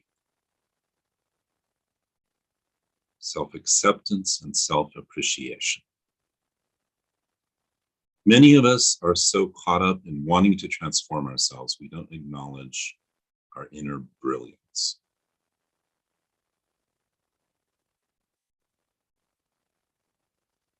Very good. Now, when we work with each chakra, the work will continue even as we move on to other chakras. The heart is also a portal to a dimension of infinite healing energy. So we can literally take that beautiful golden light that we generated in the heart, and everyone's heart got a little bit bigger. Their heart chakra got a little bit bigger. And we're taking that beautiful light and moving it down to the base of the spine, down to the root. And the root chakra is at the base of our spine. It's our most physical chakra.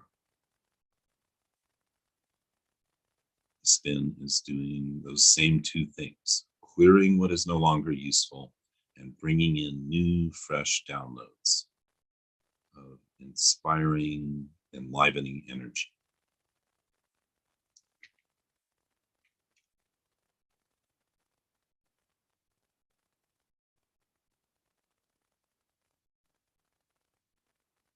What's being cleared from the root chakra? Fear of change.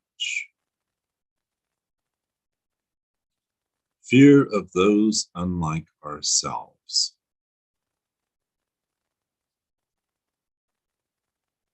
Any place where we believe in our physical fragility.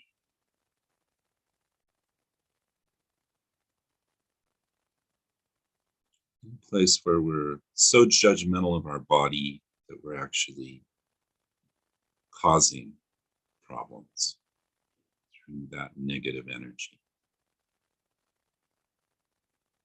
And one of the most important things we're clearing in the root chakra is alienation, that feeling of loneliness, feeling like you don't belong.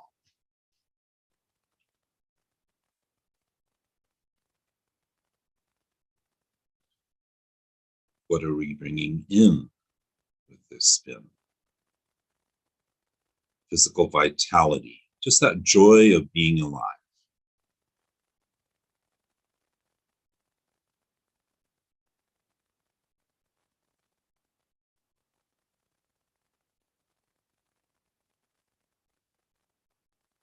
And especially feeling like we do belong, feeling like we do matter, feeling like you have a right to be here. And energetically you do, because if you didn't, you would not be here.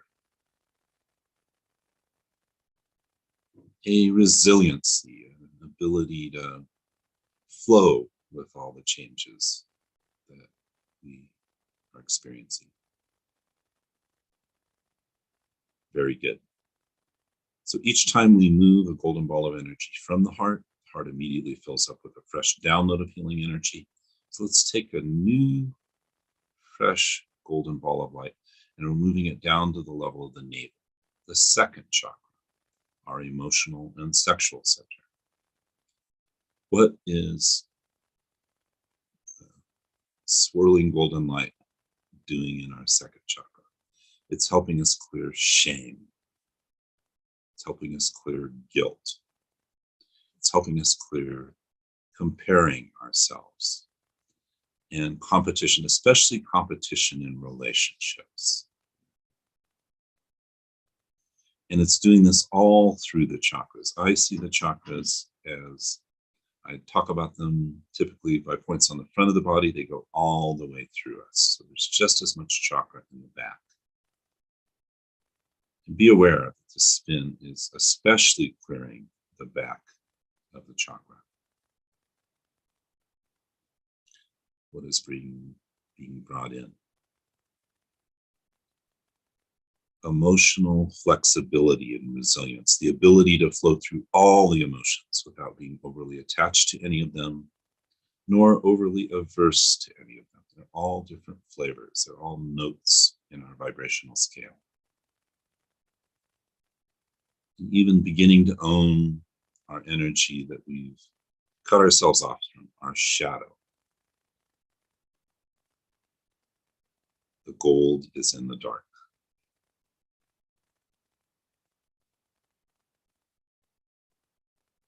And all manner of healing in the emotional and sexual areas. Probably one of the most ripe areas for our wounding.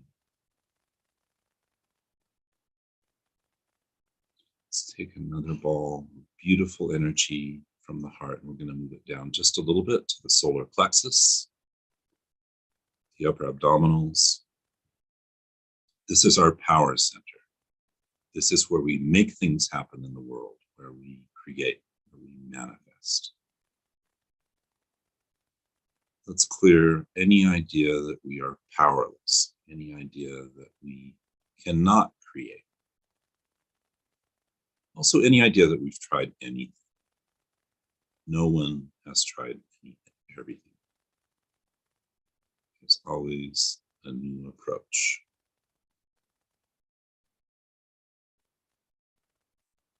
Let's bring in just really owning our power. Not to impose our way on others, but to express our vision in this world.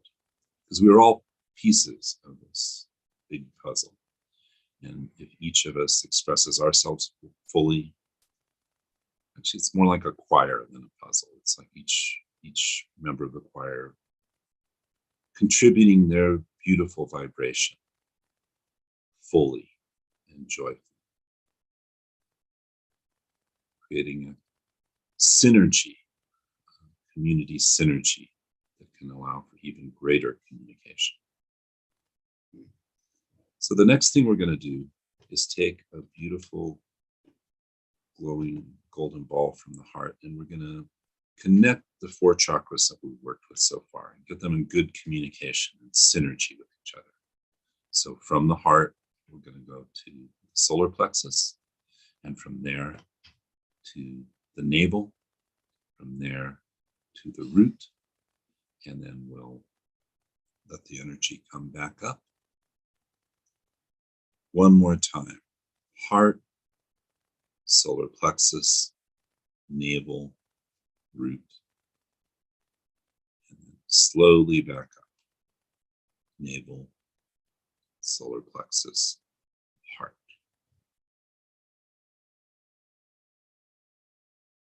So now we've worked with all the chakras, which are more physically oriented. The heart is a perfect blend of physicality and spirituality. And let's move from there to the throat, our communication center. All forms of communication, verbal and nonverbal, giving and receiving. And this is a particularly good chakra to clear as we emerge from our pandemic. Let's clear any inhibition we have to communicate. Let's clear social anxiety, the fear of reaching out and connecting through communication. And let's bring in a spontaneous trust in our ability to communicate what we want and need in the moment. Let's also clear all the backlog of undelivered communication, all those things you wish you would have said, let them go. You'll do so much better if you just can bring all your attention in the present moment and into that spontaneous flow. And let's welcome, we call them good energy agreements, but basically a best friend is a good energy agreement. There's a synergy between you. There's enlivenment that happens when each of you communicates. You get new ideas, new inspirations, and new wonderful feelings. All available through our throat chakra.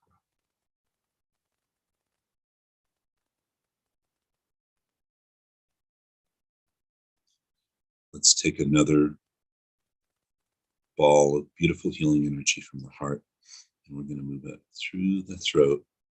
And first, we're going to have it just clear the whole brain, clearing any mental fogginess. On the physical level, clearing any plaque, anything that doesn't need to be in the brain, balancing the neurochemistry, balancing the electric activity of the brain. And let's have part of that golden ball of light become smaller and concentrate in the area around the pineal gland, the 6th chakra, in the center of the head, the most peaceful, neutral place in the body.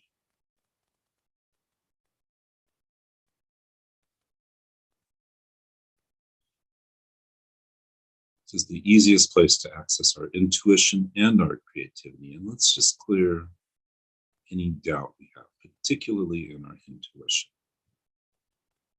And bring in a deep knowingness and trust and certainty.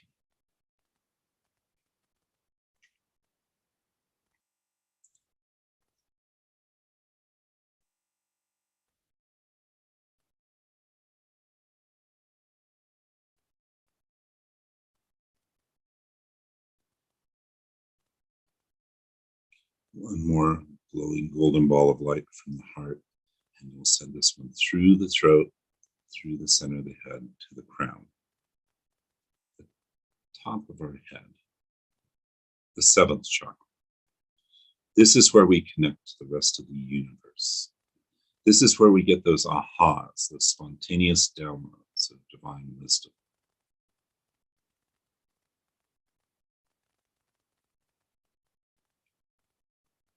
And as far as the clearing, this is also where those who like to control and manipulate can influence us. So let's just have our crown chakra be completely our vibration, completely open to receiving that inspiration that is for us.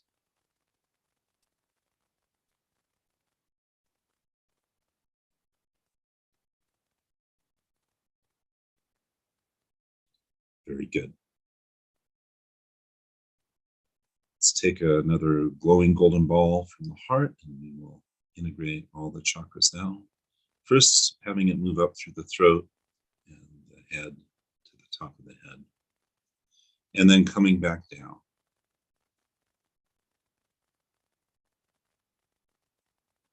One more time, from the heart to the throat, through the center of the head to the crown. And then coming back down, center of head, throat, heart, solar plexus, navel, root, coming back up, all the way back up to the crown, and settling in the heart. And just have a wave of appreciation go through your body.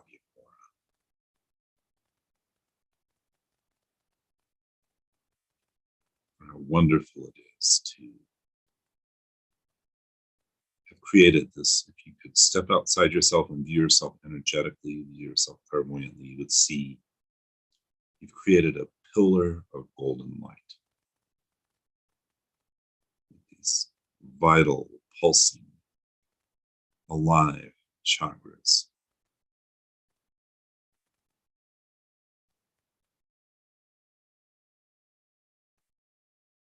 And we've released a lot of old energy that's no longer relevant.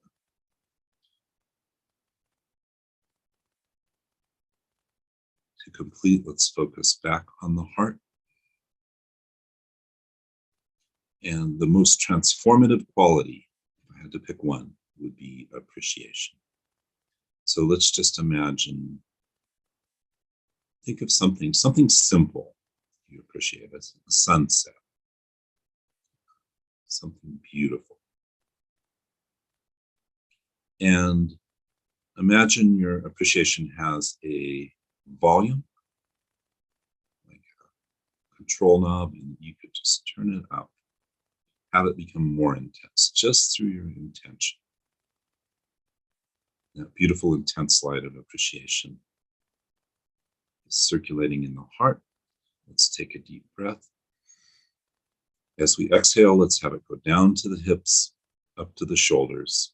It's expanding front and back as well. Another breath. Exhaling and having that beautiful golden swirling light go down to the feet, down to the fingertips, up to the top of the head, filling the whole body. One more breath.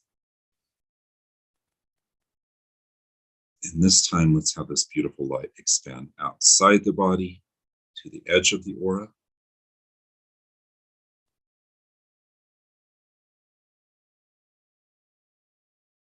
So we're just being bathed in deepening appreciation. You're increasing your capacity to feel appreciation.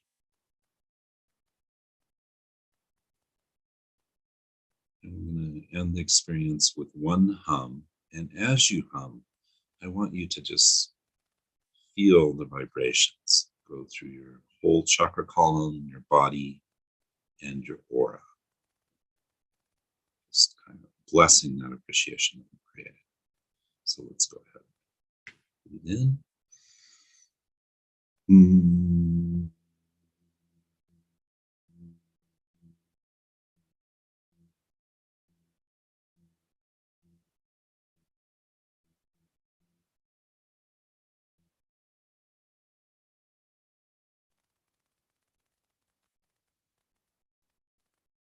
Appreciate yourself. Appreciate this whole conference. And know that we have generated about 20 of us for most of this. Because there's 20 of us, there's strength in numbers. And so it's amplified the effect. This has been 400 times as powerful as if any of us did this on our own. And so just appreciate yourself for being part of this. Go ahead and stretch and open your eyes.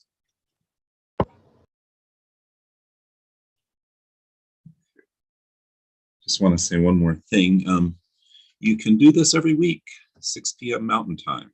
You can register on yogathemind.com for our chakra clearings. They're free, and thank you so much for being part of this. This is a very beautiful group. I can tell by how much inspiration I get when I'm delivering this, that this is a very open and highly conscious group of people. So, thank you. We're working on it. All right. It's an ongoing battle. That was beautiful, man. Yeah, thank you. Thank you. I'm glad you appreciated it. I grew up in Iowa. Did you happen to live in Vedic City there? No, Vedic, well, see, I was there twice, and they were just starting Vedic City the second time I was there. But yeah, I lived on campus, and then I lived near the town square for a while. I worked in some of the businesses there too. So yeah, very cool. Very cool. An amazing place. That was quite a stir for the community when Maharishi Mahesh Yogi. Oh yeah, no, I was there the second. Yeah, I was there the second year they in 1975 when they had you know, that they had the meditators, and you know, it was it's been an interesting social experiment. But I went back to visit in 2019, and it's still going strong. Still a very, very beautiful place. If the weather was better, I'd probably move there. So I understand. That's why I'm in the Pacific Northwest now. Yeah, Midwest is no, well, Jen's from the Midwest. She knows. It's, you don't move to the Midwest for the winters unless you have some really strange taste. Where are you state-based now, David, may I ask? In Denver, in central Denver. Yeah. Yeah, so we're near, about a mile south of the state capital. And Denver's really, really having an interesting influx of people and creativity. So I'm really happy to be here. I don't know about that guy running for Congress, Dave Williams, but we won't go there. We won't go there. You know, I've noticed anytime I mention politics at Yoga of the Mind, the vibe lowers. So, and I also feel like really any of our transformations, like I'll take one for instance, something happens in consciousness and then it happens in the political and all the other spheres, like gay marriage. It wasn't a thing, and then all of a sudden it was the law of the land. So yeah, I'm very hopeful, but I think the real work is us each working on ourselves. There's still people fighting gay marriage. We just need more love in this world, man. Yeah, yeah, we do. Need more love. Say, I almost called you Roxy Bliss, but did you have anything to say? Thank you, David. That felt wonderful. I realized I left my cell phone spotlight the whole time. Oh, okay, not a problem. I was like, oh. And then when I realized, I'm like, is it weird to go off of spotlight for the last 5 minutes and just vanish? But yeah, thank you. I posted in the chat David's website and his Instagram and just ways that you can stay in touch with him.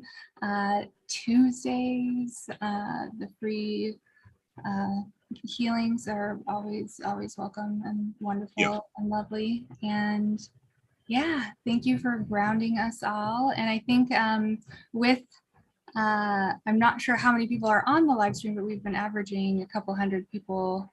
Oh, wonderful. So, you know, instead of that, you know, amplifying, you know, 400 times, I think we've maybe 4,000 or something. I'd have to do the math. Yeah, something like that. So yeah, thank you so very much. And hopefully you'll stick around and hear some of the other wonderful things we've going on next. And I think the other David Oken here is going to bring up our next friends. I sure am. And David Stevens, I do hope you stay for this. I believe you'll find it intriguing. And we're working to beam this throughout the universe as well. Shant and Vincent, I'm happy to let you two introduce each other if you'd like. All I know is Shant has been working on the Noose, NOOS, for at least 7 months, and I think quite a while before that. I believe he and Vincent have collaborated to blend both of their skills, abilities, and gifts to create a special experience here for us today. With that, I will hand it off to you. Thanks, David. And thank you also to Vincent, who his platform, Trove and the Catalyst Network has been powering this whole event. So amazing work, Vincent, really happy for that. And kind of how this collaboration between us started was that Vincent also created a form and a customized approach to this idea of sharing offers and needs on the website. And I had gone through this facilitation process of hosting an offers and needs market. And so we were like, why don't we host one here and see how it goes? Yes, so we've been working together the last week or so to create a really awesome experience for you guys. Welcome everyone, anyone who's new. So we're going to be doing a 1 hour needs and offers session. Yeah, just to briefly, I guess, my name is Vincent Arena. I'm calling in from Long Island, New York, an engineer, systems designer. And yeah, basically, Shant, do you want to briefly introduce yourself? Yeah, my name is Shant. I'm calling in from San Francisco, and I am a artist and working on this idea for a new reimagined news. So, yeah, Vincent.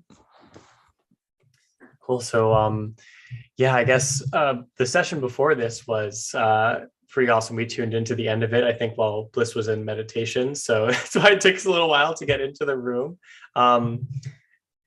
So before we get started, just wanted to feel like everyone's probably pretty relaxed, but we had to take a few deep breaths. So let's just take 30 seconds and ground into the space. Breathe in and out. Take a breath in.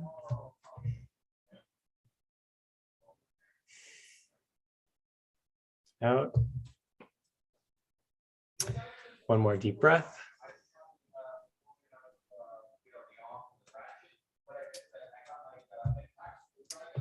Awesome. So to prepare for this event, everyone's going to need a few things.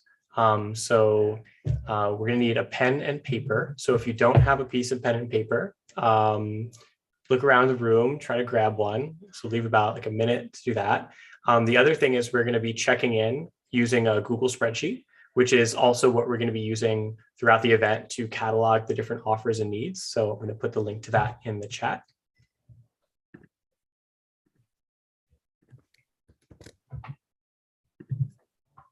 And I will screen share as well, so you guys can see the check-in process.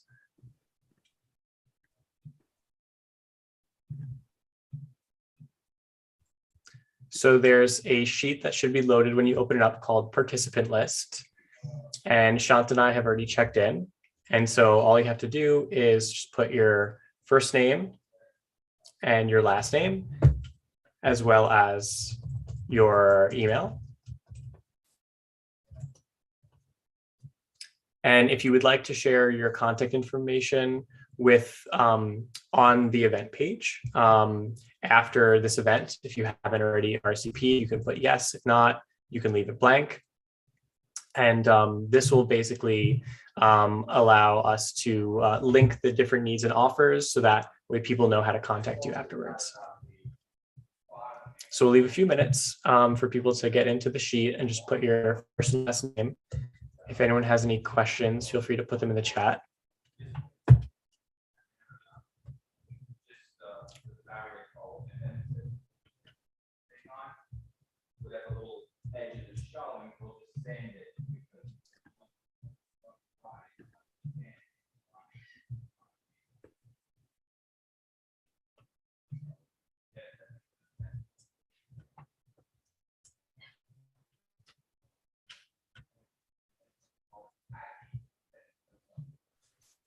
Should we close the stream since this is sort of more internal?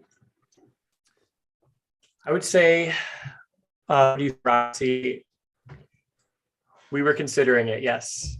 Yeah. Okay, well then I'm gonna screen share and you can tell everyone out there in the world to come on in and then I'll close it. So okay. You tell me when. You go for it. All right, hello world, hello Regenera.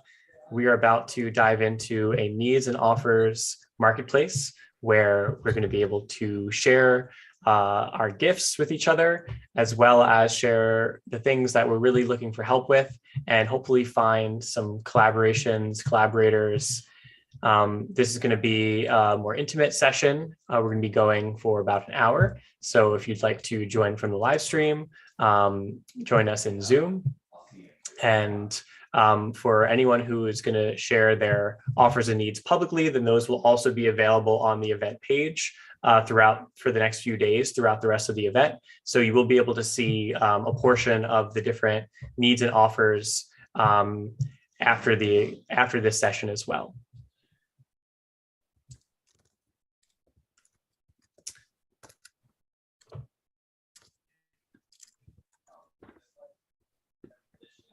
All right, Roxy, back to you.